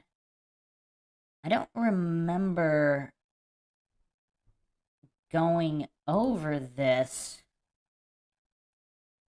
Welcome, the Court of Public Opinion. I know. I only have streams running for maybe 15 to 20 hours out of the day. I gotta step my game up. I really do. MindShock needs to just have way more streams going.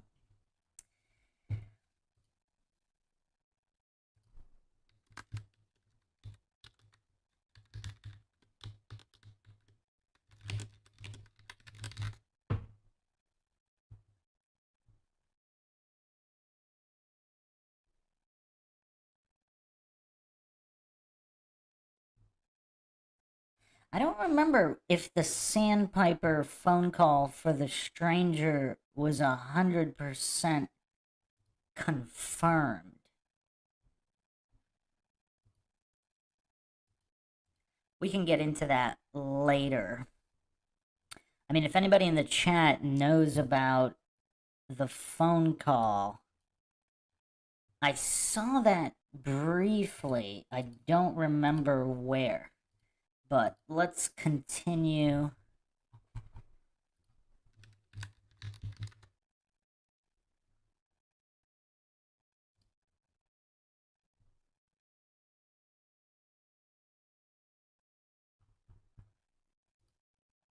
Here. So, also, yeah, I mean, and I don't know if it was confirmed. Did she herself delete all her social media? I don't know if anybody explored that angle either. For convenience, I will call this individual Predator. During the process of getting to know more about Emma, this Predator happened to know about the fact that Emma has a paranoia of being followed by stalkers. After learning about this fact, the Predator decided to take advantage of her paranoia to kidnap her. He might have played a part in worsening it day by day and then pretended to help by offering to rescue her from the stalkers, but in reality, all he wanted is coming to kidnap her. After having her paranoia worsen day by day by this Predator, she became more and more paranoid and distressed. Facing so much pressure, she had two choices: asking her mother to come to help or accepting this Predator's offer. Days before her disappearance, she went back and forth between these choices and eventually went with the second one. Between the time of the last two phone calls and the time she went to the Chateau Hotel, she might have visited the library to make an arrangement to be picked up by this Predator on Pandora Street. This was why she was mostly seen on Pandora Street in plain sight all morning of December 28th. On December 28th, first she went to the van, probably to leave something valuable to her behind, and thought that it would be safer in the van than in her hand while being away temporarily or to take something necessary with her. Then she followed the Predator's request to buy a prepaid credit card, which the Predator later used to make a distraction and frame someone for her disappearance. After that, she went to Pandora Street to wait for the Predator to pick her up, but the Predator didn't see any chance to pick her up. After standing there for the whole morning without being picked up, she went to the library to contact this Predator, and the plan was changed. The new pickup location was now Douglas Street. This was why she was mostly present at Douglas Street from afternoon to evening, and even though the website says she was still present at Pandora Street after going to the library, I think this could be a witness's mistake because all of this is just around 1 hour. After standing around Douglas Street for a while without being picked up again, Emma went to the store to buy a prepaid cell phone to use in the journey with this Predator. The phone was her own idea and not a part of the plan. This is why it has never resurfaced. Wow, this person really thought this theory out. I mean, true or false or varying degrees of truth. Again, let's not fall for false dichotomies or black and white logical fallacies. It's very possible some of this theory is true. Not necessarily 0 or 100% of it. Then she went back to the shelter, possibly to rest, but ran away after being informed about her mother's arrival because she'd already arranged to be picked up by the Predator, so she went back to Douglas Street again. While waiting for the Predator in Douglas Street, she saw a taxi parked near her. with the fear of being taken away by the imaginary stalker, and we'll get into that because this stalker might not even be imaginary, and the cold of the rain, she thought it would be a good idea to temporarily take shelter in this taxi for a while continuing to wait for the predator in Douglas Street by pretending to go somewhere.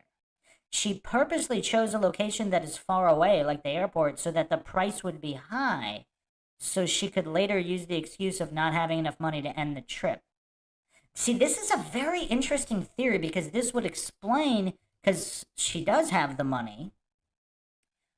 So, because that's one of the variables in the case a lot of people are just going back and forth over. If she's just taking shelter in the taxi, she doesn't really want to pay, even though she has the money, and there was no real intention to go to the airport, this actually does explain that, regardless of whether the stalker is real or not, or the predator is real or not.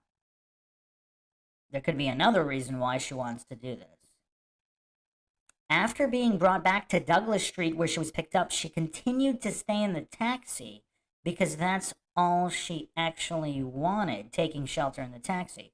But after being disturbed by the radio, she left the taxi to continue standing in plain sight in Douglas Street again to wait for this predator to pick her up. At 6:15, Dennis Quay saw Emma and approached her at Douglas Street. After probably being overwhelmed with fear of being caught by the imaginary stalker and losing her patience of waiting for the predator, she walked away with him to seek comfort and eventually ended up in front of the Empress Hotel. Standing there losing patience of waiting and not knowing what to do next, she was later questioned by the police and released. And I'm not saying that the police's mental assessment is trustworthy, but I think the police let her go because her mind, although was paranoid and in distress, was probably more functional than she seemed to be. The reason why people think she was more psychotic than she was is probably because most of her behaviors seemed unexplainable when in fact they are explainable. After that, I think, that's a good point actually. After that, I think either she was picked up by the predator somewhere near the Empress Hotel, or she went back to Douglas Street and was picked up, or she went to Colwood and got picked up there. But this is unlikely in my opinion. Side theories. Emma left her valuable belongings behind because she thought it would be safer in the van than with her while being away for a while. The prepaid credit card, which is the very first thing that she bought in the morning and the only thing she didn't have any good reason to buy or own, happened to be the only thing that has ever resurfaced. This could be a hint that the prepaid credit card was part of the plan. It could have been used to frame someone for Emma's disappearance. It worked like a tempting bait or trap that was placed on the road. It would instantly make anyone who happened to pick it up and use it look suspicious and guilty. I mean, that's a good point. That is a good point. It could have also been used to distract people and make them think that she went to Colwood when it might not have been the case, but this is uncertain. Emma often stood in the corner of the street or very close to the road, sometimes one step away from stepping into the street. On the day she disappeared, to be more visible to the predator, or crossed the street and glanced at cars to look for him, Emma took off her shoes to relieve the anxiety and stress that she had. The green shirt guy may have left his fingerprints on the poster that he left behind, and he didn't cover his face. He didn't seem to care about hiding his identity. This makes me think he's not directly involved, but I fear that someone might have paid him to act like that, to distract the investigation. Wow, I don't even know if we went over that theory before. He was specifically paid, and he knows he had nothing to do with it, so he was happy to be paid and do that? Interesting. I'm not personally convinced that she went to Colwood because it seems physically impossible to walk that far on barefoot, and the police don't seem to be interested in the area, but I think it's still possible that she went there, and the area should be searched carefully. I have sent my theory to some podcasts to see their opinions. Yeah, I mean, this is an interesting theory, and I'm gonna piggyback off of it slightly while going over this email I was sent.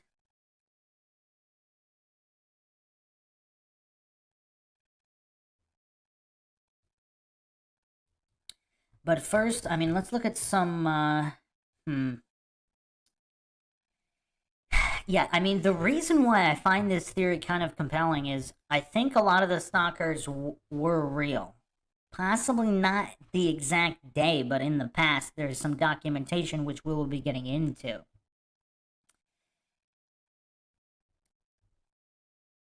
But what if this online, there could have been online communication, which is why she went to the library a lot. And one of the real stalkers could have also been pretending to be some new guy that was super nice that was going to help her, but it's really one of the stalkers pretending to help her get away from the stalkers. That's where I'm leaning when reading this theory.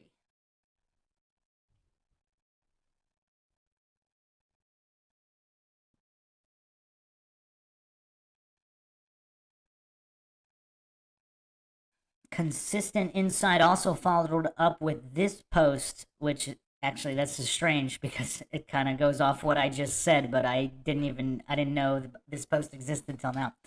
Thank you for reading my theory and leaving criticism. I wrote this theory in a hurry, and there's a lot of things I will improve to write a more detailed theory. Firstly, every piece of info that I use is absolutely accurate, can be found easily. Second point, I have never said having paranoia would make you a good target for being kidnapped. Emma might have been a target before she had paranoia. And again, I'm hesitant to even use the word paranoia. Is it paranoia or is it simple awareness? Is it just awareness and anxiety that anybody would have in that situation? She might have had a relationship with the predator for a reason that I don't know long before he knew about her paranoia. When I said learning more about her, I meant learning more about her by talking with her. Having a relationship with an internet predator as a woman is in itself a dangerous situation. It doesn't matter whether you have paranoia or not. It's just a matter of time before you're taken away. Having a paranoia of being followed by stalkers at the same time just makes the situation worse because a woman when having a fear of being followed by a stalker will seek company and protection from a man, pushing her towards the predator more. Well, also, what if this predator was pretending either actually a woman or pretending to be a woman to gain her trust more?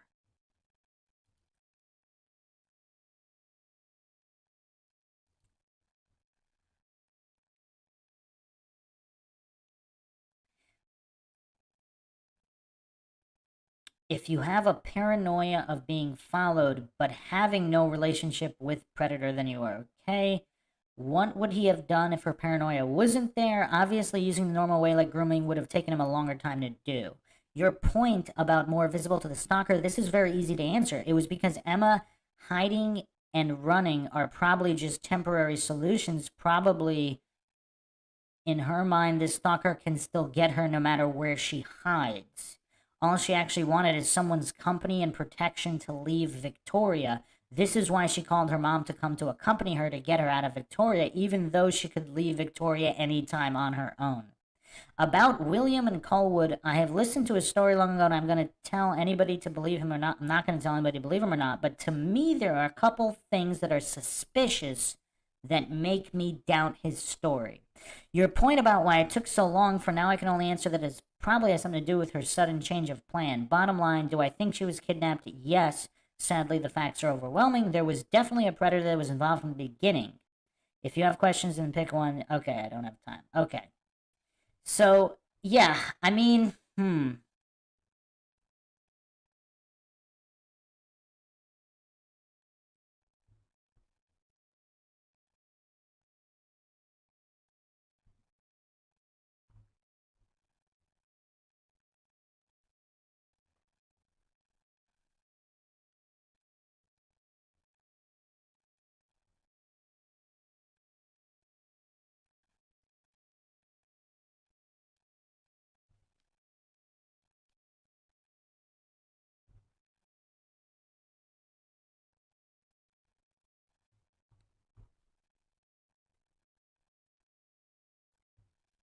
so I think there's an individual here. This might be the same person who emailed me, but I'll get into this email now. Hello, MINDSHOCK crew. I watched your podcast on Emma Fillipoff, and I felt I could help with info nobody seems to talk about by sharing it with you. Emma arrived in Victoria September 2011 and stayed with Mika.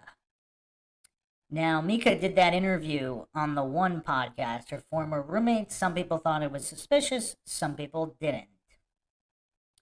So, Emma arrived Victoria 2011, stayed with Mika and her boyfriend, Chris. After 4 months in December, Mika and Chris broke up, and Mika took off to the Philippines until either October or possibly July, as it says on her LinkedIn. And Emma moved into the next suite in the same building.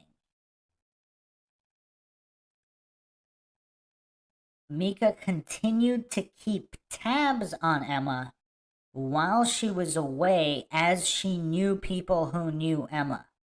Even though Mika is a lawyer now, she hasn't been much help in the disappearance of Emma. You'd think she would help Shelley get the dialogue from the police interaction with Emma, but no.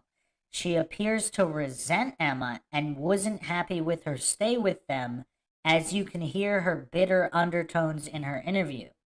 Was there trouble in Mika's paradise? Quite possibly. Emma disappeared 3 days after Mika emailed Emma to meet up, something to think about. Emma stayed at the Sandy Merriman Women's Shelter. Keep in mind the Kool-Aid Society runs all the shelters in Victoria until about mid-February, when she began staying... Oh, wow, I got this all wrong. So this was Michaela, not Mika. There's a Mika and a Michaela. Wow, okay. What a coincidence. Man, how many people have the same names? Because there's a couple other ones in this case as well. This is getting quite mind-shocking even for me.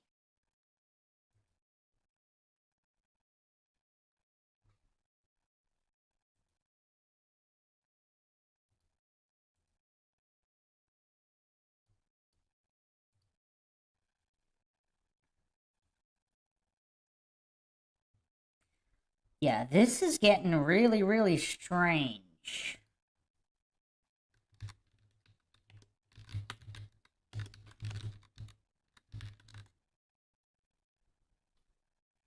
So, Michaela and Mika, both names spelled starting with M-I-K-A.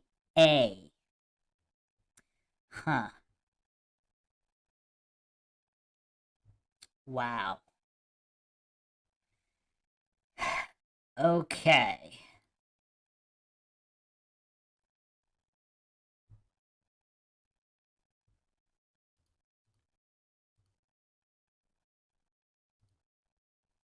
So let's go over this again. So Emma arrived in Victoria September 2011 and stayed with Michaela and her longtime boyfriend, Chris. After 4 months in December, Michaela and Chris broke up. Michaela took off to the Philippines until October or July. Emma moved into the next suite in the same building. Michaela continued to keep tabs on Emma while she was away, as she knew people who knew Emma. Even though Michaela is a lawyer now, she hasn't been much help in the disappearance of Emma. You would think she'd help Shelley get dialogue from the police interaction with Emma, but no. Michaela appears to resent Emma and wasn't happy with her stay with them, as you can hear in her bitter undertones in her interview. Was there trouble in Michaela's paradise? Quite possibly. Now again, just in terms of basic motives, not necessarily this case, but just cases across the board, love triangles are typically one of the top causes of any kind of attacks and murders. Right? Love and money. I mean, those are the two that everybody keeps coming back to. Some kind of jealousy, revenge intersecting with these things. So would it be that surprising? Now, we also don't know what their relationship was up front. Was Michaela really nice to Emma to her face? And was there something going on behind the scenes with Emma and Chris?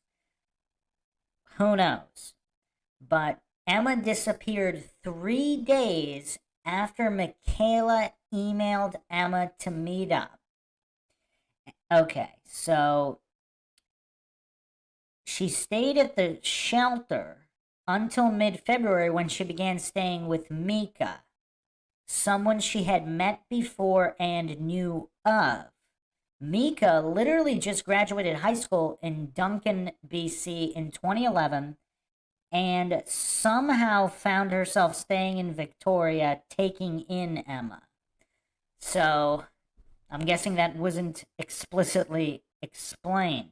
Emma and Mika were planning to travel to possibly California or Arizona, but plans changed not long after Mika introduced Emma to Connor.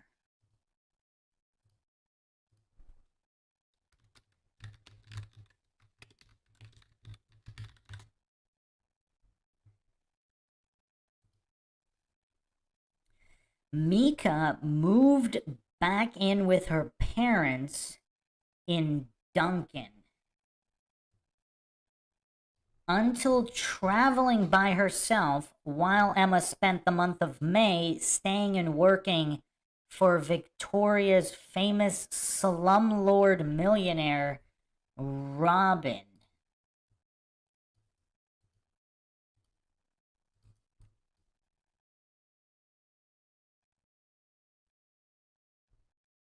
So Robin Kimpton apparently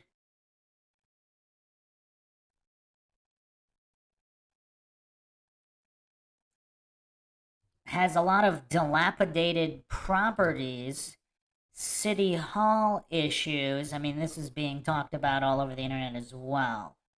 Okay, so Emma spent the month of May staying and working for Robin Kimpton. Huh.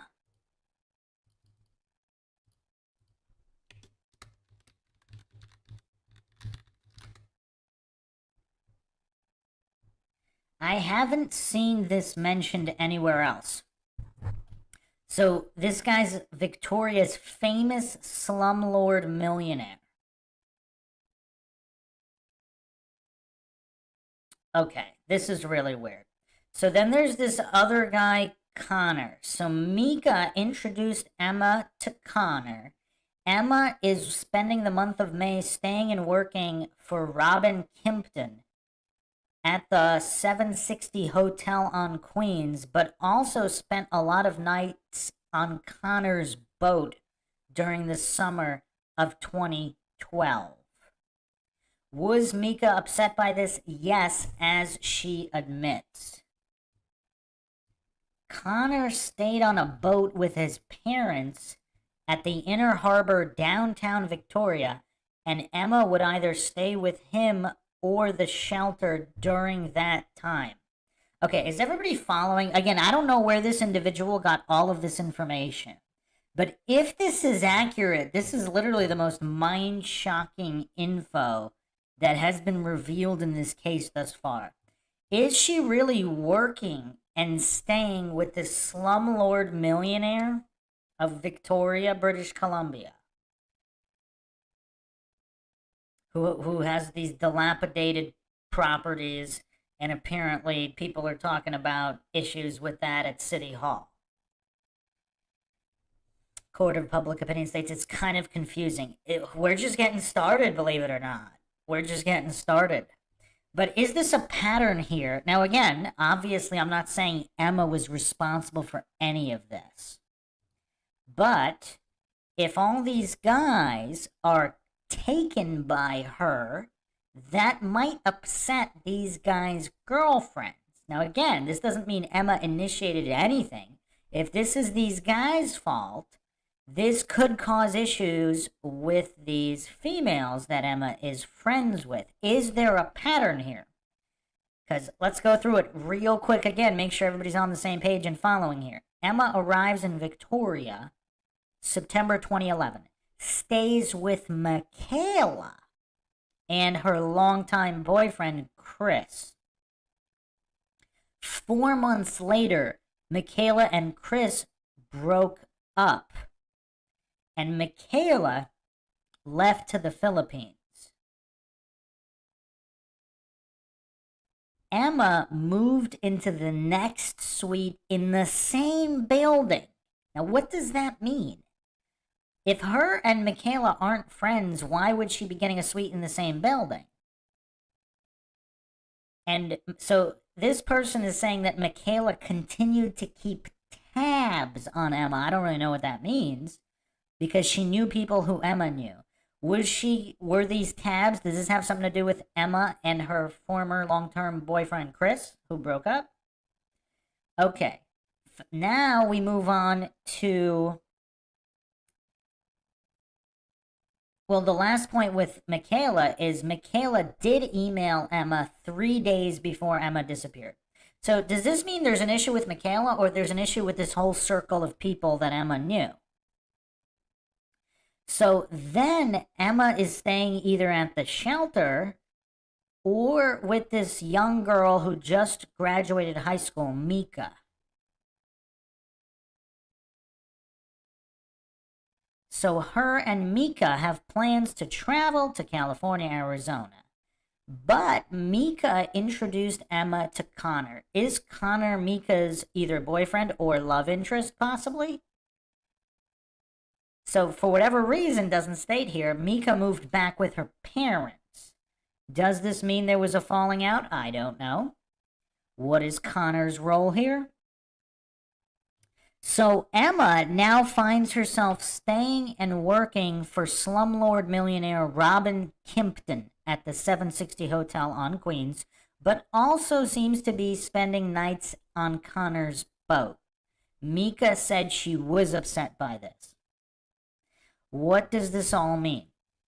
Is everybody following? So this may have been two similar situations with both Michaela and Mika. Coincidentally, their names almost identical as well.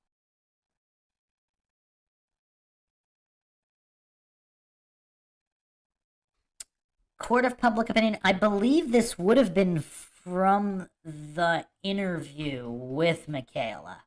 I'm not going to go over the whole interview now, but I believe she said that in the interview. I don't know the source. I think that was sourced from her own interview. So either she lied about it or she really did do it. Sounds sketchy, the rich guy. Rich guys always sound sketchy.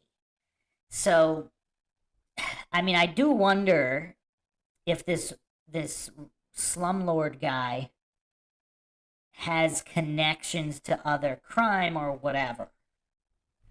Yes, at this time, she's still alive. So, if we're all on the same page here, this is about to get even crazier. So, Connor has a friend.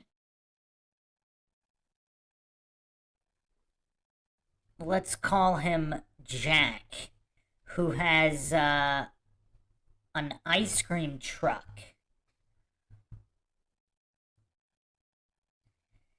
So apparently this is Connor's friend, and he parked this ice cream truck next to Redfish Bluefish, where Connor worked for him that summer. Emma worked at the Redfish Bluefish beside Connor, and they remained close.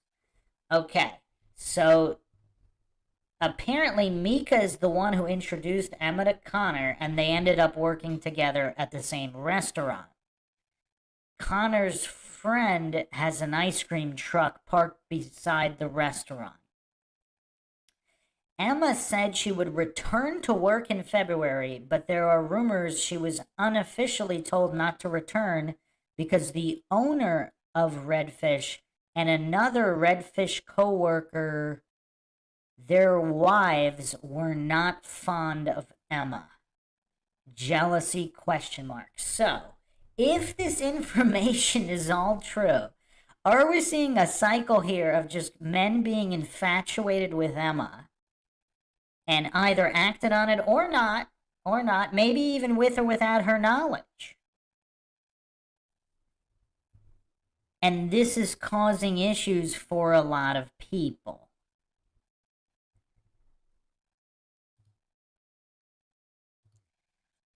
Again, let's just go over basic FBI statistics. When women are met with foul play, or females, it's usually at the hands of someone known to them, either boyfriend, ex-boyfriend, friend, coworker, someone known to them, not a random stranger. The other thing, we're seeing a pattern in this circle, if this is all true. Again, I do not claim anything is true or untrue. I do not claim anyone is innocent or guilty. This is MINDSHOCK, where the motto is, the only thing we know for sure is that we don't know anything for sure. This is basically an email with all of this information that has been sent to me. I don't know whether any of this is true. Some of it clearly is, because this has been corroborated with interviews. But a lot of this is the first time I'm seeing this. After Emma disappeared, there are a lot of questions that aren't being answered or overlooked. For example, Shelley stated she was in an ABC taxi at 9 p.m. and headed straight to the Sandy Merriman shelter from Victoria International Airport and arrived there at 11 p.m., eventually staying at the Quality Inn.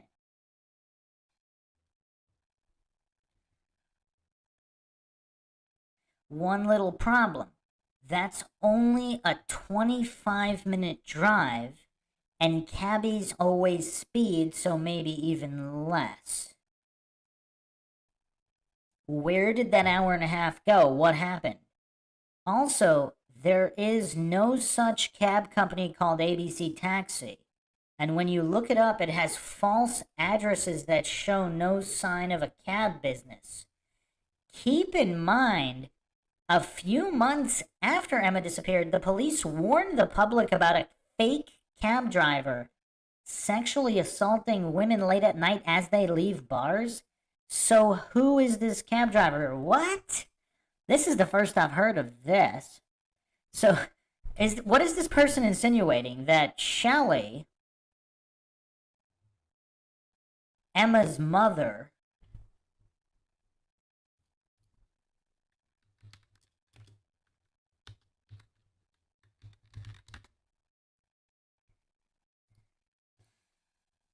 got into a fake cab? But why would she not disclose this unless she did and the police told her not to say anything about it?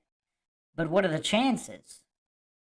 Or did she get into that cab on purpose because maybe there was some kind of a lead on Emma, or they said, I mean, has there been some kind of communication that Shelley's mother has not disclosed publicly? Maybe someone who knew Emma, maybe a shady cab driver, but it is curious that supposedly there was official police documentation of them warning up specifically about fake cab drivers.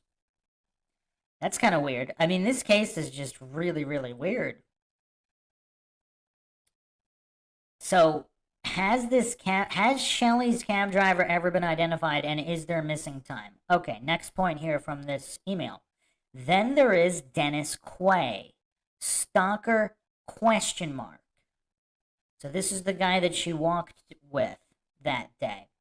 Very likely, Mika said she received an email from Emma over the summer that some dude was making her uncomfortable in the library, and since Julian Huard wasn't in Victoria until September 2012, that leaves Dennis Quay, who admitted to watching Emma in the library but didn't approach her because she looked busy. Now, this is really bonkers. Did he say he saw her in the library that same day and then coincidentally he also runs into her in the street? I mean, how many of these guys coincidentally are running into Emma the day she disappears?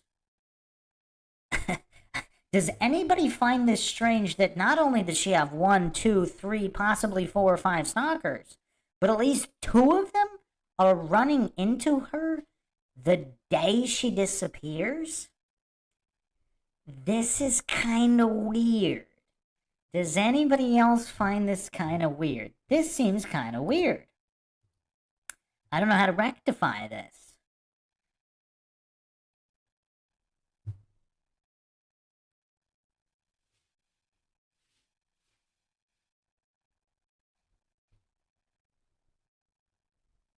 And what's weird is a lot of these stalkers, if they're stalkers, Dennis Quay and Julian Hurd, they're admitting quite a lot.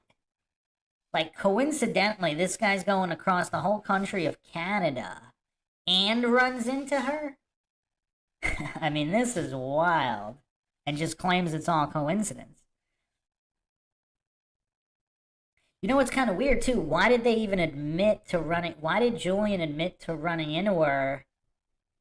Unless he thought people could identify him and he didn't want to lie about it because he thought that would look even sketchier. Kim Bordage said Dennis bumped into Emma on the corner of Burdett and Douglas, and they walked for an hour to Government Street and Milestones Restaurant Empress Hotel. Couple problems there. One is the distance is only a 3-minute walk. So what took so long? Question mark. Arguing? Question mark. Dennis even pretended to jump in traffic. Why? Question mark.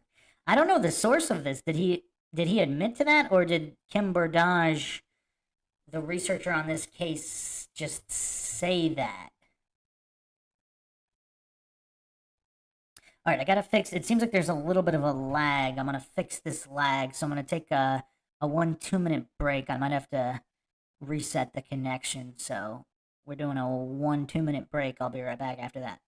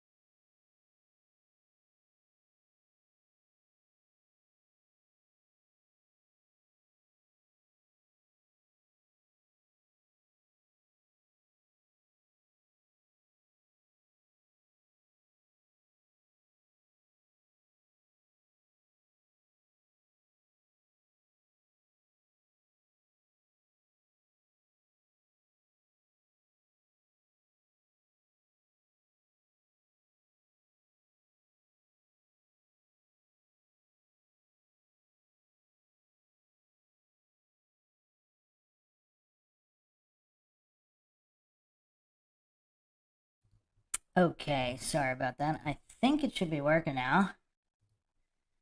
Technical difficulties.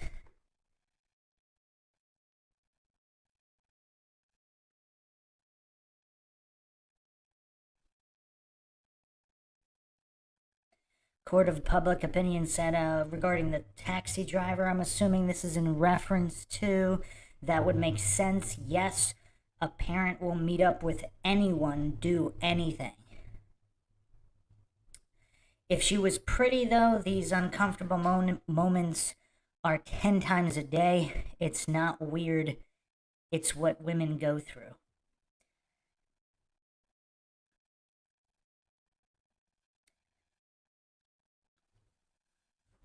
Yeah, I mean, not just pretty, though, especially if, as she was described, as a kind soul. I mean, it seems like pretty much anybody would have liked her. So, yeah. If that was the case, I mean, it's just so weird because we don't really know the character or motivations of any of these people around her. So they could have also been nice people trying to help her. We have no way of knowing this. Like, which guy's the evil stalker and which guy's the guy trying to help her, we have no idea. So this is about to get really weird. There's so many more mind shocks coming here.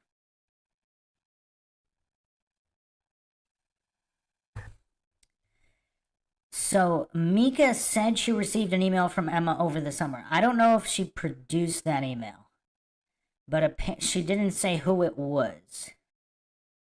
And so now she's talking and walking with this guy for an hour when it's a 3-minute walk. And Dennis is pretending to jump into traffic. So is this one of these just weird guys with a weird sense of humor to do that? So the person who emailed me this is their comment, something a controlling boyfriend would do to create drama. I don't know. I mean, I have no idea. I've never heard of that being a thing. Pretend to jump into traffic. Dennis called the police on Emma not to help her or for her concern, but to stop her from going anywhere. Wow, I haven't seen that theory before. But that is a go-to move of controlling boyfriends, or if he's not her boyfriend, a stalker who wants to be or whatever. That's wild if that's what was the real reason. That's crazy. In that time, Emma's passports and belongings magically ended up in Emma's vehicle parked at the Chateau Hotel on 740 Burdett, where they walked from. What?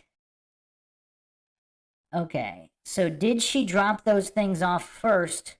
I don't know what this person's insinuating, that someone else put her passport and belongings in the van as a means to stop her from leaving the country or whatever? Or anywhere? That's definitely weird. So Dennis Quay and his brothers and father all packed up and moved to Tofino, British Columbia, a few months after Emma disappeared. Unsure if Dennis's mom went, as she still works in town. I'm assuming Victoria is what they mean by town. So the person who emailed this seems to be a local.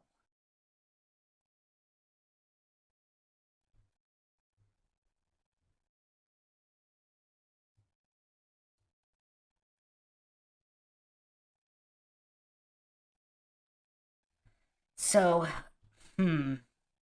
So apparently the Quays moved to Tofino, and some of Emma's friends said that her travel plans also included Tofino. Now we'll get into what her travel plans included according to her friends, or people in her circle who may or may not have been her friends.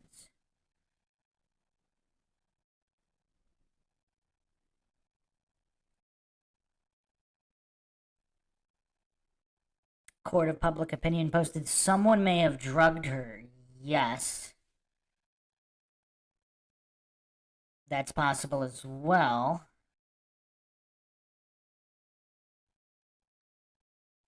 How would they know if she hadn't left them behind on purpose? We don't know, and we can't verify that. I went over all the issues with her van being towed, and yeah, it's just,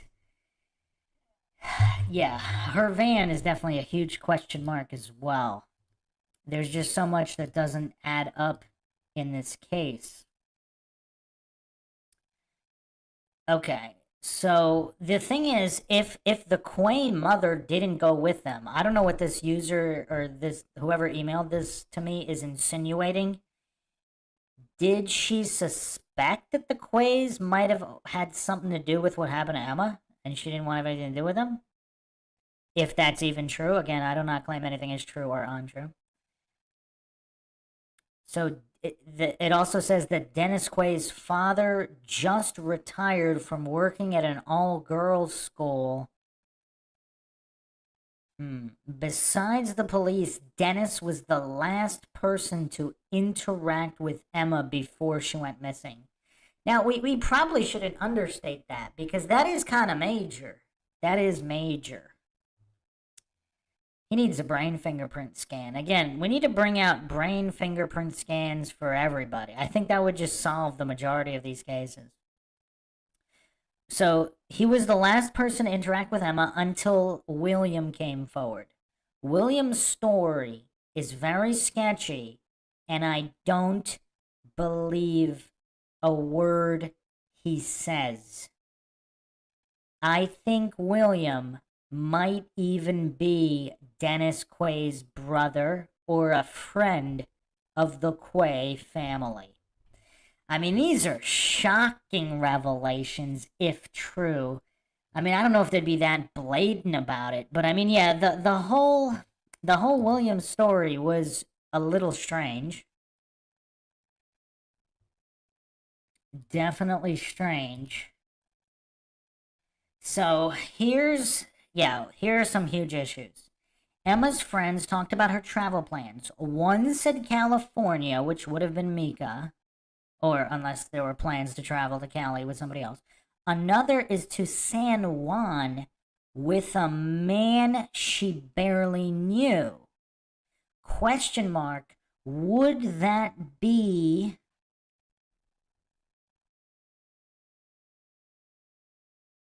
the Redfish owner, since he had gone to San Juan mid-October 2012? Was Emma invited? Question mark. Another was Salt Spring Island, which coincidentally is where Connor ended up. Another was Tofino, which is coincidentally where the Quay family ended up, possibly without the mother. Where's Emma? Question mark. Who knows, but I suspect the Quay family. One final note, Emma also had a stalker in Perth who was crazily obsessed.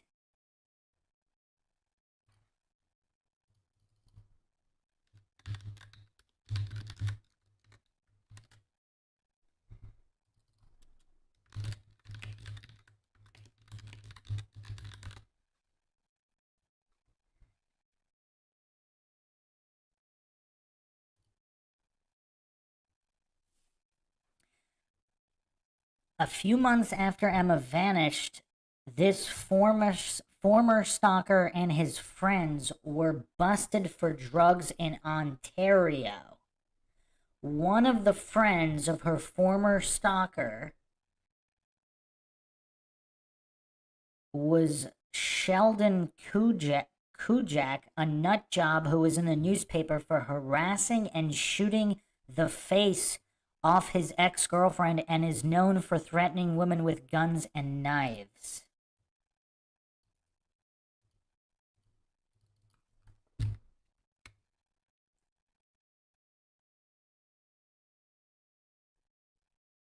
Huh.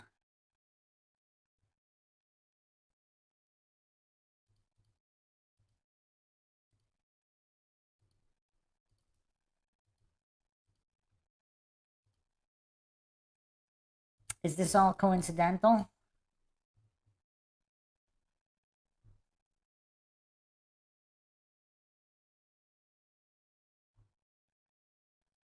Sheldon Kuyak is also mentioned in the Ottawa Citizen. This is an article by Gary Dimmock, published April 19th, 2010. He knows where I live and I want out. Tisha McMartin keeps an overnight bag by the door of her public housing unit, a high-rise on Ottawa's east side. It's there in case she has to go into hiding on a moment's notice to avoid yet another visit from her tormentor. His name is Sheldon Kuyak, a violent sex criminal and sometime fugitive known for pulling guns and knives on women. The last time Kuyak visited his ex-fiancée in 2004, he was the target of a manhunt after fleeing a halfway house at the end of a prison sentence for shooting McMartin in the face. The bullet fragmented and left her with permanent nerve damage and pain. So the timeline is a little skewed here. It was 2004, a number of years before. But these are the kind of guys her former stalker is friends with, supposedly. Court of Public Opinion commented, it sounds like an underground network of drug addicts who all moved around a lot. Harder for cops to get to know you that way.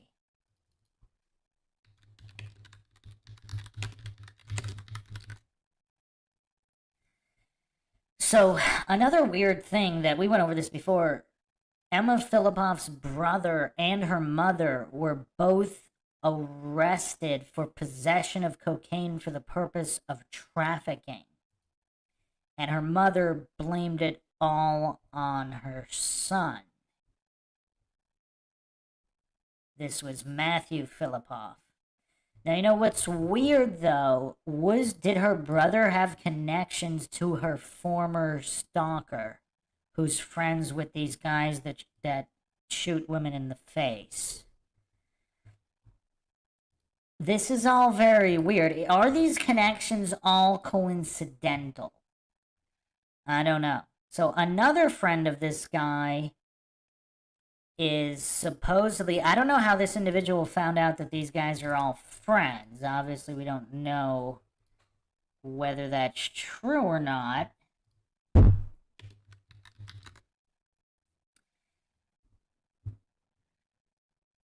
But apparently, there's another friend is this guy, Roger Baudet, who was charged with second-degree murder and pled guilty to the lesser charge of manslaughter. Huh. So, supposedly her stalker, is that why she moved all the way across the country? To get away from these types of guys? Especially, again, I'm just spitballing here. I'm not claiming any of this is true. But if her brother, and with or without knowledge of her mother, is involved with these types of individuals, one of which is stalking her, others are shooting women in the face and murdering other guys, she wants to get away from that element. Why wouldn't her father speak out, though? Because supposedly there were plans with her to go to Japan with her father. I mean, and her father seems like a nice guy from the Fifth Estate documentary. So why wouldn't her father blow the whistle on this? Unless he's compromised in some way, unless maybe somebody threatened him to kill his children. I mean, who knows? But are all of these drug and criminal connections all coincidental? So the email finishes on an even more ominous note. Another person who knows more is Patty, the friend of Emma from the shelter. And we went over Patty's interview on the previous episode. So what does everybody make of that? So if they're okay, was the shelter possibly involved with these fake cab drivers who also traffic drugs? If so, was there a criminal element network connection to Perth, where she came from across the whole country? She tried to get away from all of this. Is it possible she couldn't and was found involved with it yet again.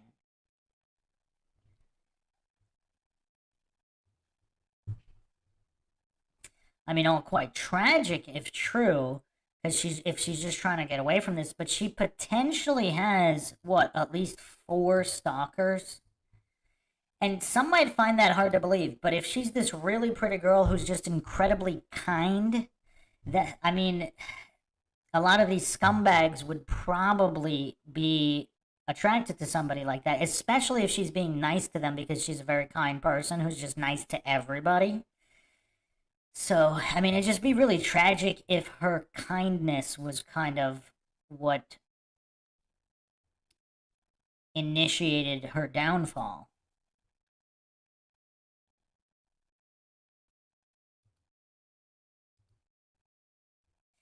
But the other thing we learned from this email, if this is all true, there seems to be a cycle here.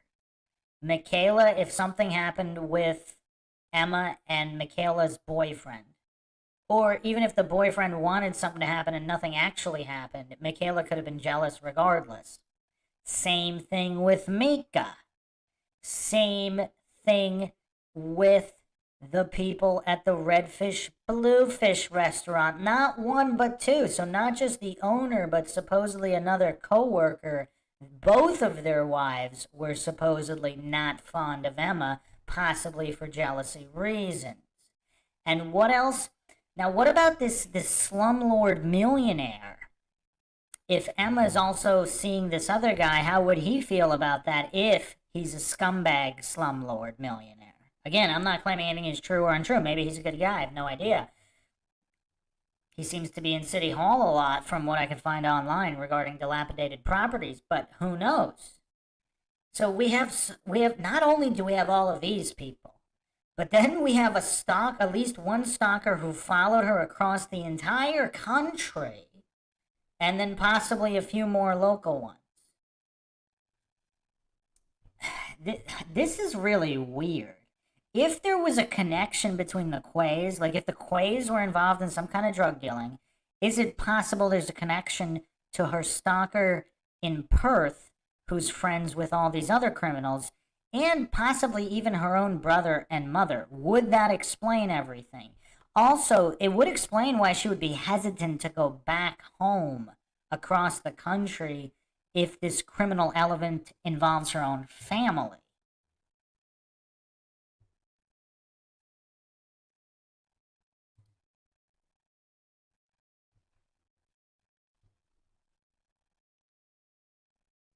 And also, if the police and the shelter were also involved, I mean, this would just be unsolvable.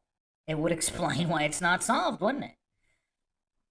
Back Alley Scam Chat says he wasn't a stalker.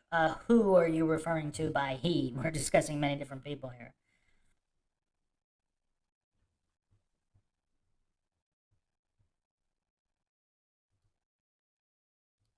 I mean, the thing that we could hope for is that she did somehow get away.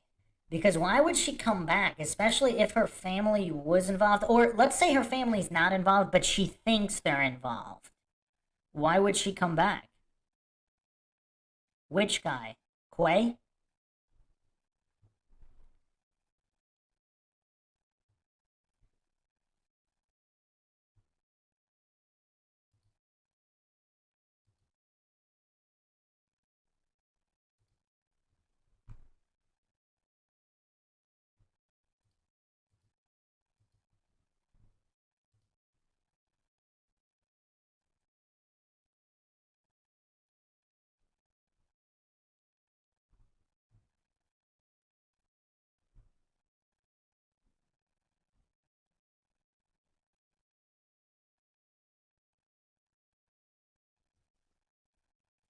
Apparently, a few months after Emma vanished, her supposed former stalker in Perth and his friends were busted for drugs in Ontario.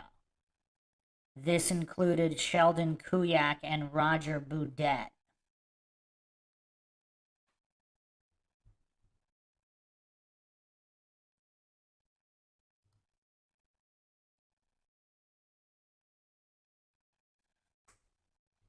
Back alley scam chats. I didn't claim this is true information. This was an email that was sent to me.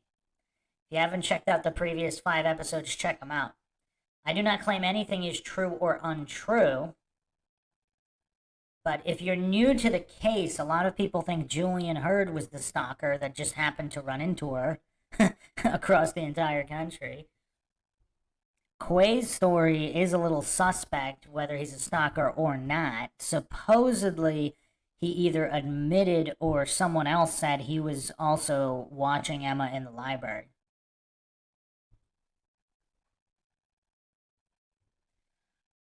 Regarding the mother, Emma's mother and brother being arrested for drug charges, I mean, that's all public info. That was reported in many different newspapers. Again, maybe that's not true either, but it's a fact that they were arrested on those charges. True or not.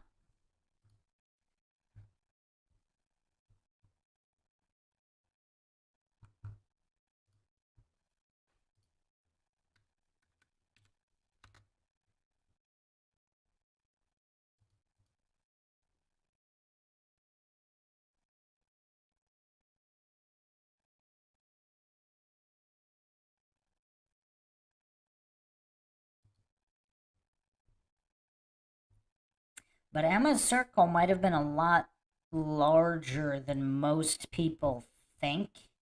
So now, again, females are usually harmed by people known to them. So, I mean, this is not, it's not like she had no people that knew her. There's quite a lot of people involved here that knew her, regardless of whether they know what happened to her or were responsible for it.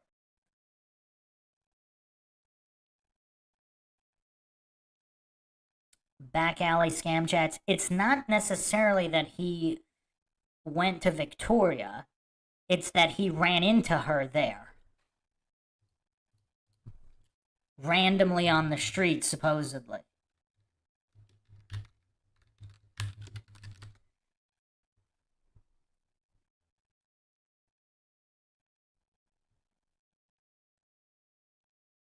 Victoria, British Columbia. I'm looking at the population here, 91,000.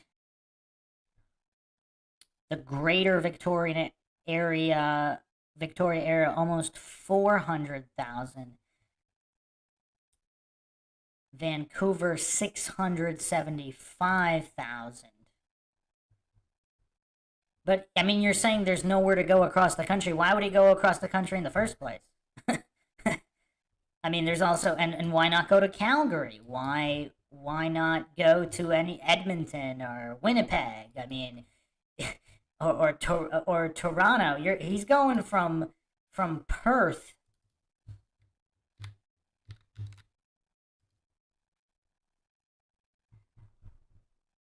I mean, you also have Quebec. I mean, why is he not going to any of these other Canadian cities? I mean, you seem to be completely missing the point on statistics.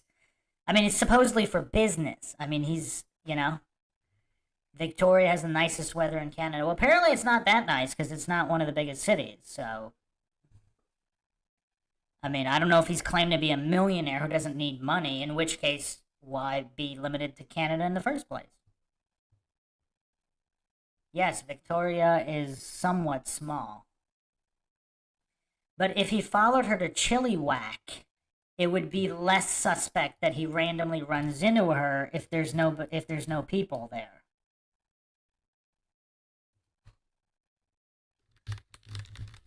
Because if there's only one main street, I mean, Chilliwack actually isn't even that small, 83,000 population.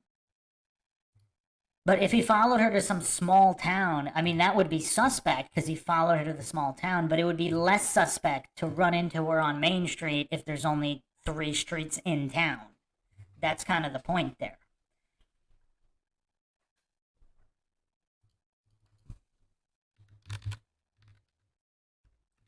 No one goes to Winnipeg, but the population is 750,000. So clearly there's a lot of people there. I mean, you also got...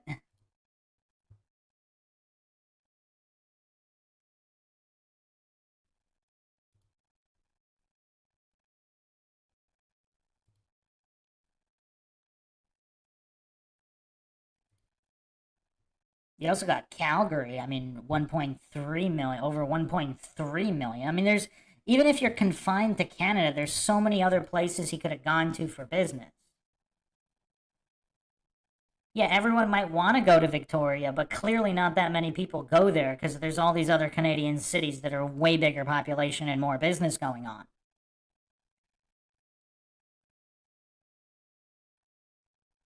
So just statistically, the chances that I mean, look at all the other people that live in Perth that don't go to Victoria, that don't move to Victoria. Or all the other people in all these other cities with millions of populations that don't go to Victoria. I mean, come on, this isn't rocket science. You're right, population doesn't describe who is coming and going, but when people are moving, that's -1 from one area, +1 to another. I mean, this isn't rocket science. I mean, it's basic arithmetic. So, yeah, I mean, again, look at other missing persons cases. Like, even in cases where someone moves from a giant city to a giant city, like New York to LA, how many missing persons cases where does a former stalker or whatever run into the person who ends up disappearing on the day they disappeared, or the day before even? How often does that, can you name a single other case that happened in, regardless of population size? Again, it might not be that crazy that they both went to Victoria. I'm talking about him running into her on the streets supposedly randomly. I mean, it's not just basic arithmetic, we're talking basic English here as well, back alley scam chats. Again, how many other cases has this happened in? You can't name a single one and you're still talking?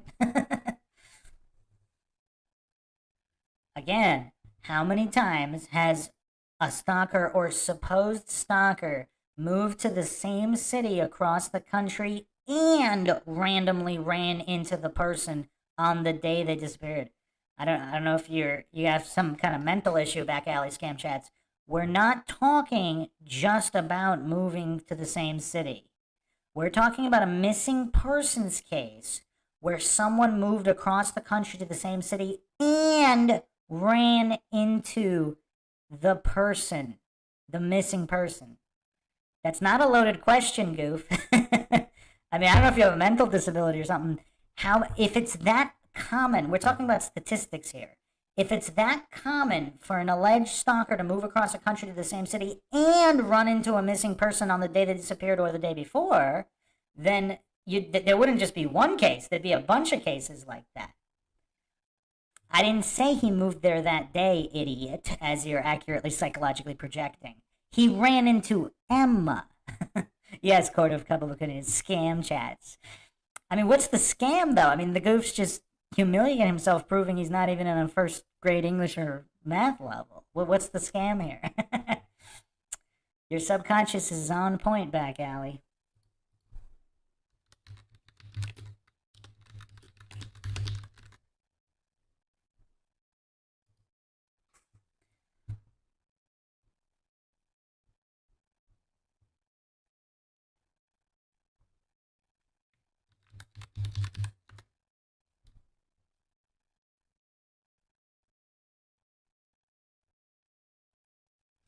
Julian supposedly had some kind of brief friendship.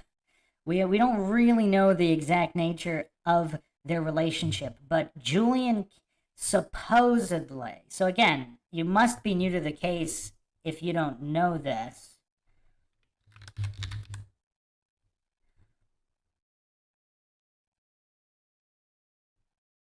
Supposedly, Emma's father had to confront Julian because he was supposedly stalking Emma.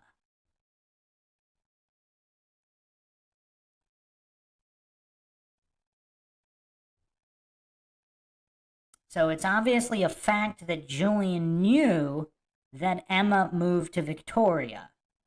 So if he's specifically looking for a job in Victoria because Emma is there, again, this isn't rocket science. Well, back alley, if you're that mentally deficient, though, you wouldn't be able to discern what is clear or not clear, because it's obviously not clear.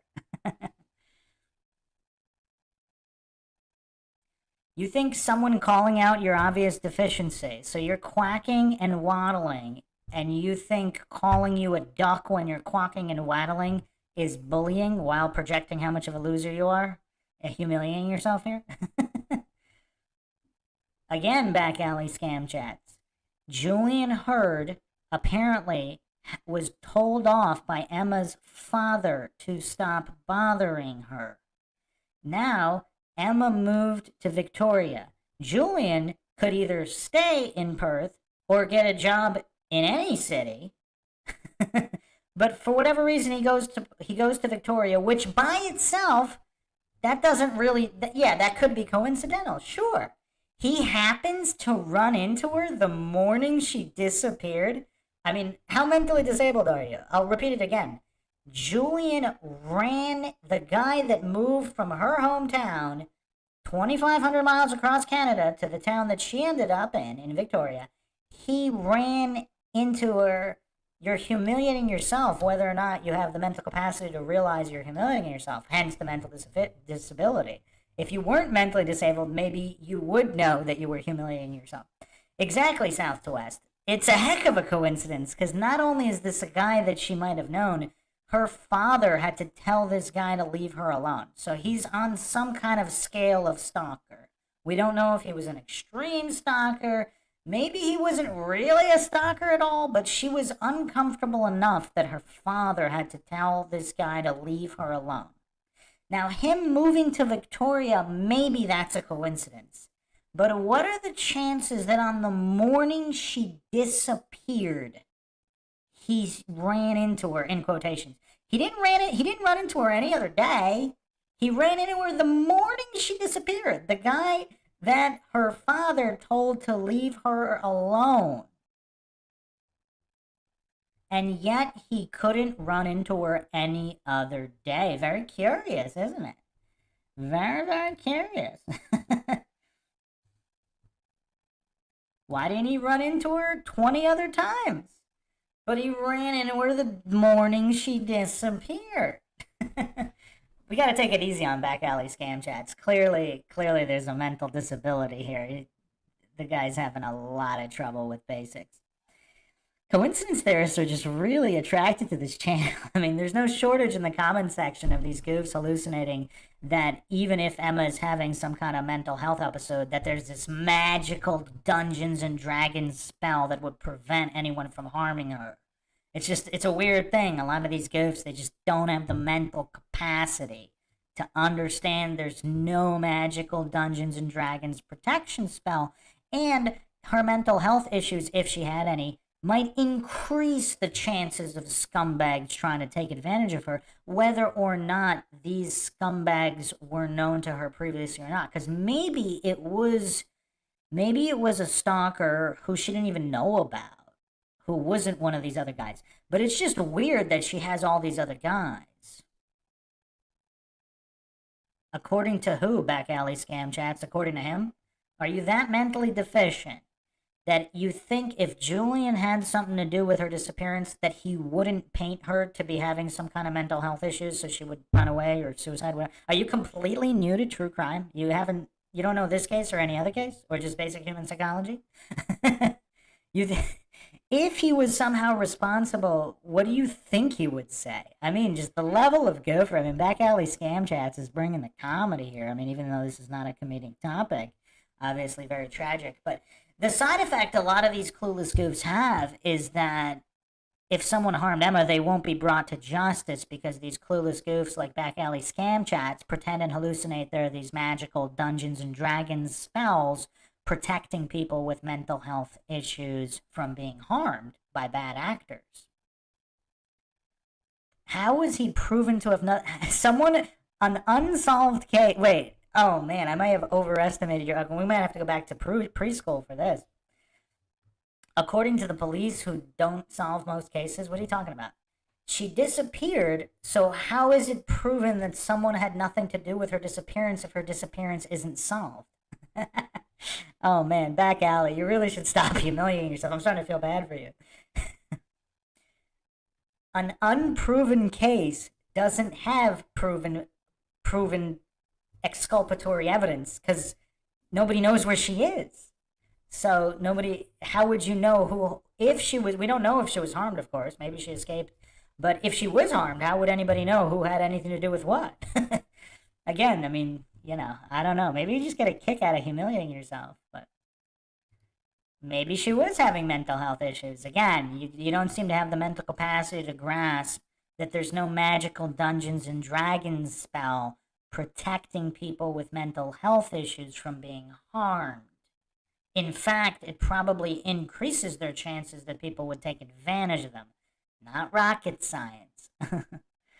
Well, clearly you haven't, because I went over it, but if you're just that deficient in basic human psychology, we went over him extensively in the early episodes. Police saying someone was cleared in an unsolved case doesn't mean anything, because the case is unsolved, first of all. Second of all, you can go through tons of cases where previously cleared individuals were the ones who ended up being guilty, so that doesn't mean anything. I mean, so supposedly she has this many stalkers, who would react calmly in that kind of situation? Especially if she did actually have some kind of mental health issue. Obviously, this would all exacerbate it. Listen to the beginning of this podcast, Back Alley Scam Chats. You might want to get an English tutor, too, so you can keep up instead of humiliating yourself. But you kind of hijacked this podcast. But this is why I try to preempt. Even at the beginning of the podcast, I was talking about people exactly like you, these Dunning-Kruger goofs who just, they don't have the basics down. Exactly, that's why you should do it. But if you're not even on a preschool English or logical or psychological level, all you're spending time on it, looking it up, doesn't mean anything. Yes, you are a joke. Your subconscious has you pegged, kid. Alright. We gotta give this goof a timeout. So, yeah, he's the goof that I'm talking about. Like, just these people that deny justice or honest investigation to potential victims. I mean, I didn't really want to put him in timeout just because he was illustrating the points of his deficiency so well. Because at the beginning of the podcast, I kind of went over this. It's just, these people, even unintentionally, I mean, maybe the goof has good intentions, but denying potential victims justice and denying honest investigation, I mean, that's just pretty disgusting behavior. Obviously, every single victim or potential victim deserves justice and honest investigations with integrity at the forefront. So clearly she had all these stalkers. Clearly Julian is quite shady, even if he had nothing to do with this. Again, I didn't claim he did. Just, basic English. I didn't claim Julian was responsible.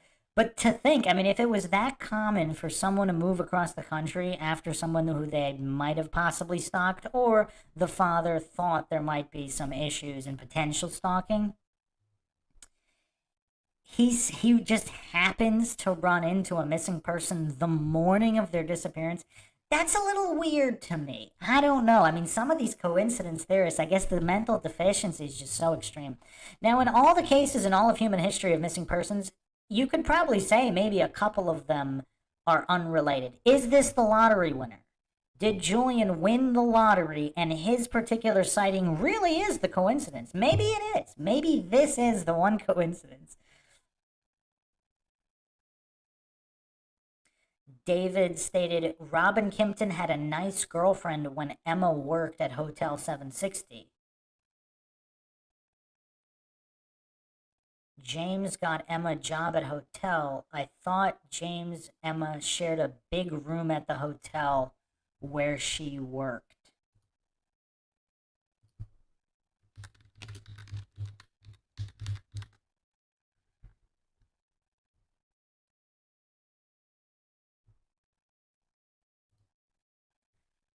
Hey, which James are you talking about?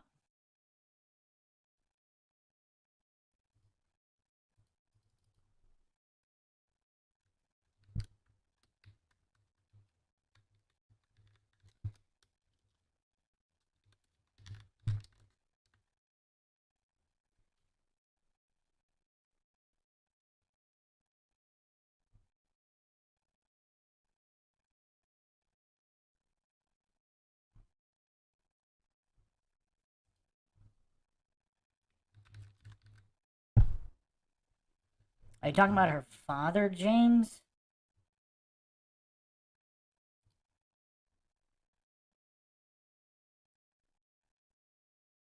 Oh, Emma's friend, James. In which circle was this James? Because there seem to be a couple of Jameses. And also, I don't know if you just got here, David, but we went over an email that was sent to me that stated apparently there was a lot of information that has not been public, but apparently Emma, while she was staying at the hotel, she also spent nights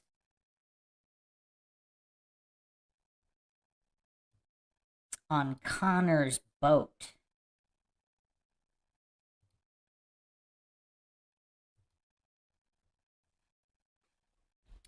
So, yeah, I mean, it seems like even when she stayed places, she wasn't 100% there.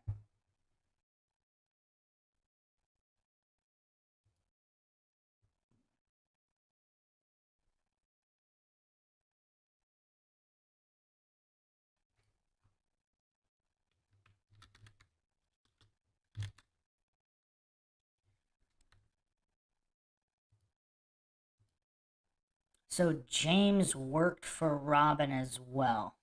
Yeah, there's a lot of circles here. I mean, Emma's circle is pretty wide, overlapping other circles as well. In the previous few episodes, I also talked about her connections to. I don't even remember. There was some connection to issues with homeless camps and advocates. A woman who apparently the city targeted, Emma might have known her as well. And then, of course, all these other friends, Michaela, Mika, Robin, and then also Connor and the people at Redfish Bluefish restaurant. And again, just going back to basic FBI statistics, when a female is harmed, it's usually at the hands of someone known to her. So just going over all this new info, I don't know if enough true investigation was done regarding all these circles. Court of public opinion, homeless camps are the wild, wild west, yes. Well, there was supposedly some kind of targeting by the city as well.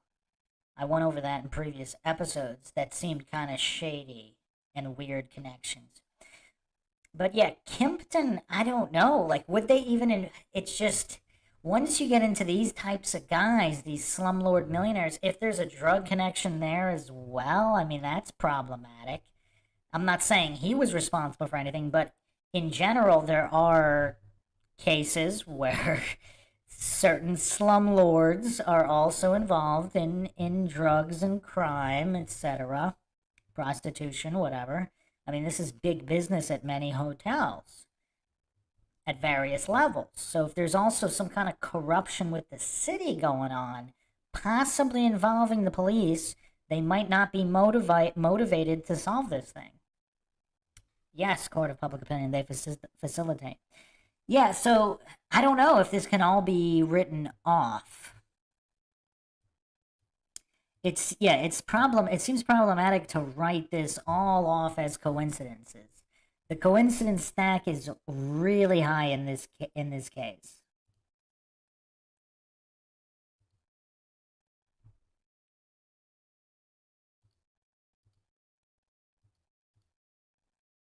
Yes, huge coincidence stack. Yeah, these overlapping circles. So I would say this. I don't know if they were responsible, but it does seem like her friends would know more. I don't know which friends of which circle, but if they told stories specifically, oh, Emma talked about traveling to all these different places, so then they'll never find her. I mean, if she was harmed, and she's somewhere in the area, they would be pointing the finger everywhere. They maybe even would be adding in fake sightings to get people to look further away. Anybody else have any further thoughts on Emma's circle and what this could all mean?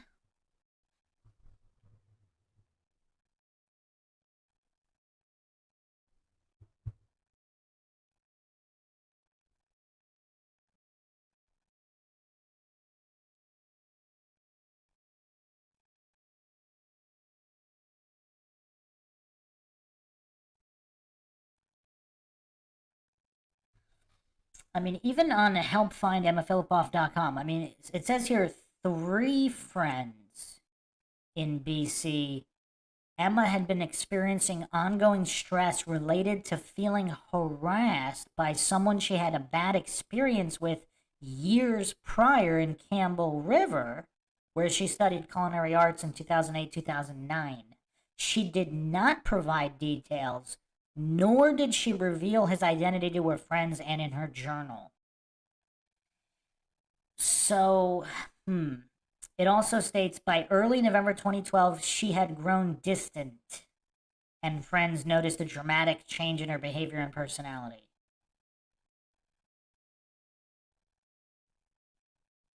She refused invitations to go on adventures, canceled a trip to Mexico with a friend at the last minute, and generally seemed frightened to go anywhere that wasn't the pier or the shelter.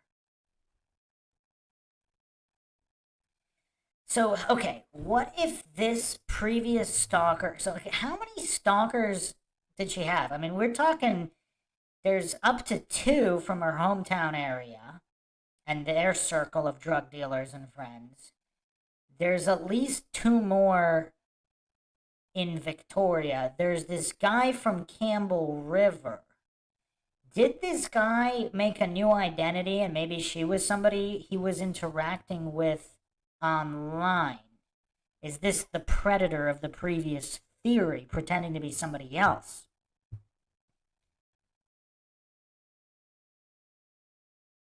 Yeah, there's a lot of missing people in that area. So the other thing I'm thinking, is she growing distant from this circle because either subconsciously or her intuition, whatever, that they're not really her friends? What is going on?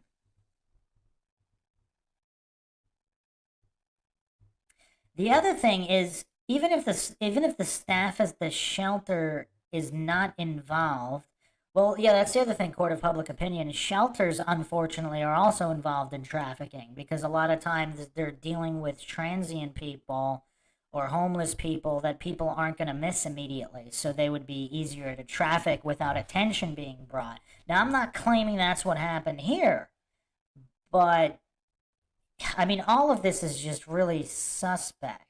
Very, very suspect.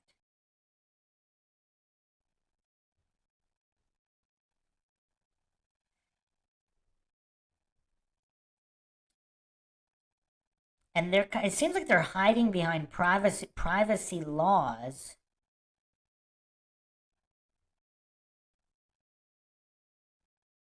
So it says even the staff at the shelter contacted the police to request a mental health check.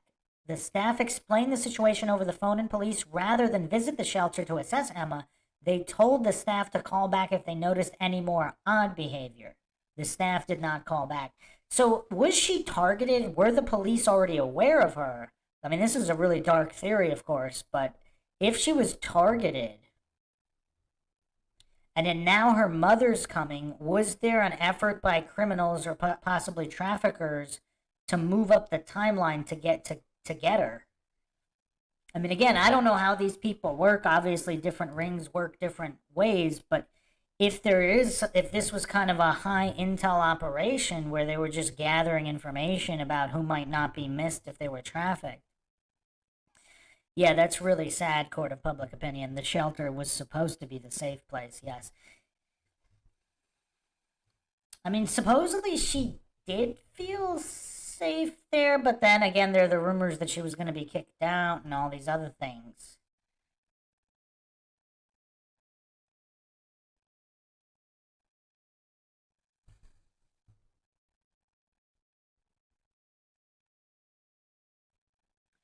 Says here, a close acquaintance reported seeing a very anxious Emma by the harbor a day or two before she vanished. When he asked their circle of friends what was wrong, they explained she was concerned about her mother arriving in Victoria. Here's the other thing, too. Clearly, these friends are in the know. So this circle, there's an acquaintance here, there's a circle of friends, they're not named here, but clearly they know what's going on in her life in general. She's not that aloof where they know that her mother is, not only that her mother is arriving, but that she's concerned about it. See, this makes me think this investigation was just really, really poor, because it seems like her friends know a lot more than has been said. Now, if the police are involved, maybe this really was all investigated or intentionally not investigated. Also, it says here, according to witnesses, Emma returned to the shelter 6 p.m. that evening, was informed by staff at Sandy Merriman that her mother was on the way. She became visibly upset and anxious and quickly stormed out of the shelter. Another resident tried to pursue her outside but was unable to catch up to her. It is unclear how staff knew Shelley was on her way, as she did not tell them she was coming. See, this is very, very sketchy. Shelley arrived at the shelter at 11 p.m., learned that Emma did not claim her bed that night.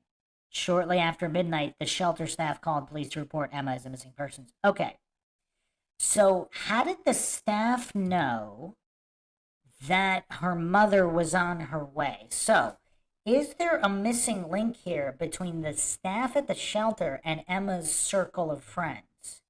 Are they communicating kind of behind Emma's back? Again, this could be with her best intentions in mind or not. I'm not claiming either is true or untrue. But how did they know? Court of Public Opinion states RCMP are notorious for being bad people doing bad things. Well, unfortunately, that's law enforcement in most countries. Power corrupts. I mean, there's definitely a lot of missing pieces here.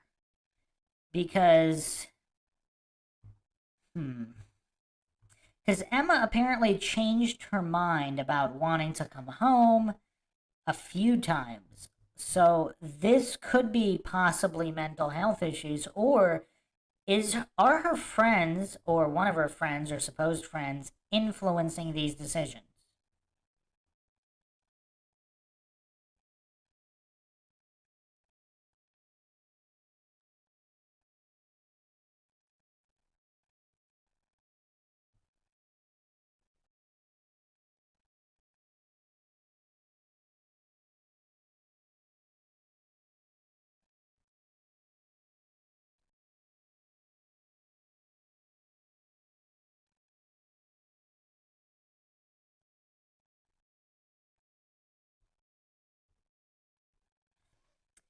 Also, on the main website, it says some people think Emma visited the library sometime around noon. I mean, wouldn't this be very easy to corroborate?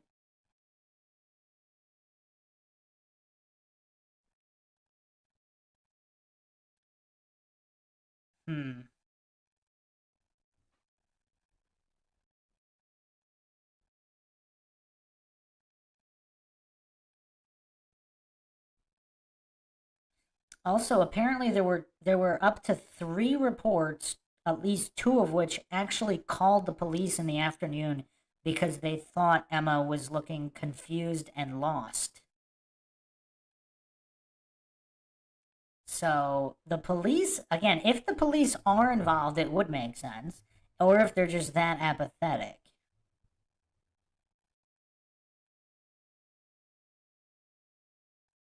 I mean, I don't know. This is all very weird. Also, if the tax company isn't even a legit taxi company, what does that mean? Because if this is a non-legit taxi companies possibly involved in trafficking or drugs, they interact with her and then with Shelly as well?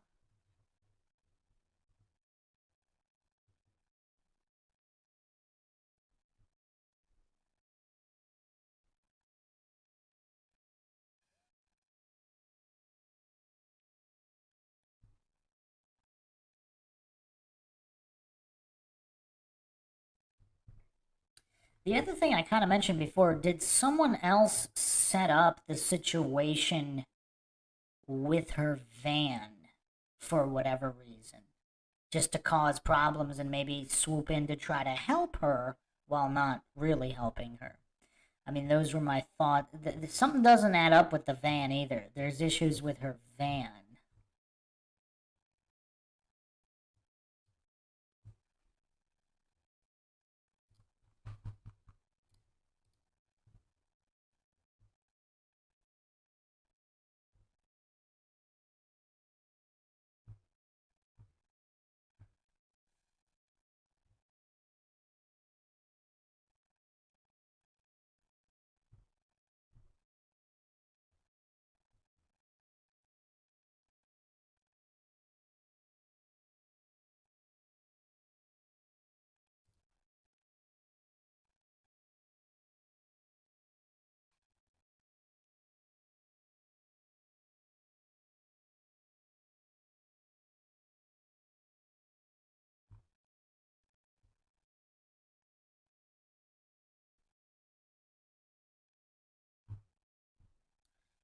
So, yeah, I mean, we went over her circle, a lot of people who may have not been investigated properly. So the Quay family supposedly leaves the area, but not immediately after her disappearance, supposedly months later, but not with the mother, possibly. Again, coming from this email that I've been going over.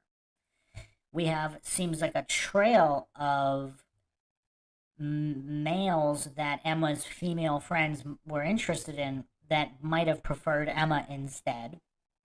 I mean, we have jealous wives at the restaurant she worked at. And then we also supposedly have this slumlord millionaire. Now, there's a lot here. Then we have at least 2 stalkers from her hometown who are connected to drug dealers and violent criminals and murderers. We have Emma's mother and brother being arrested for drug charges, regardless of whether they're true or not.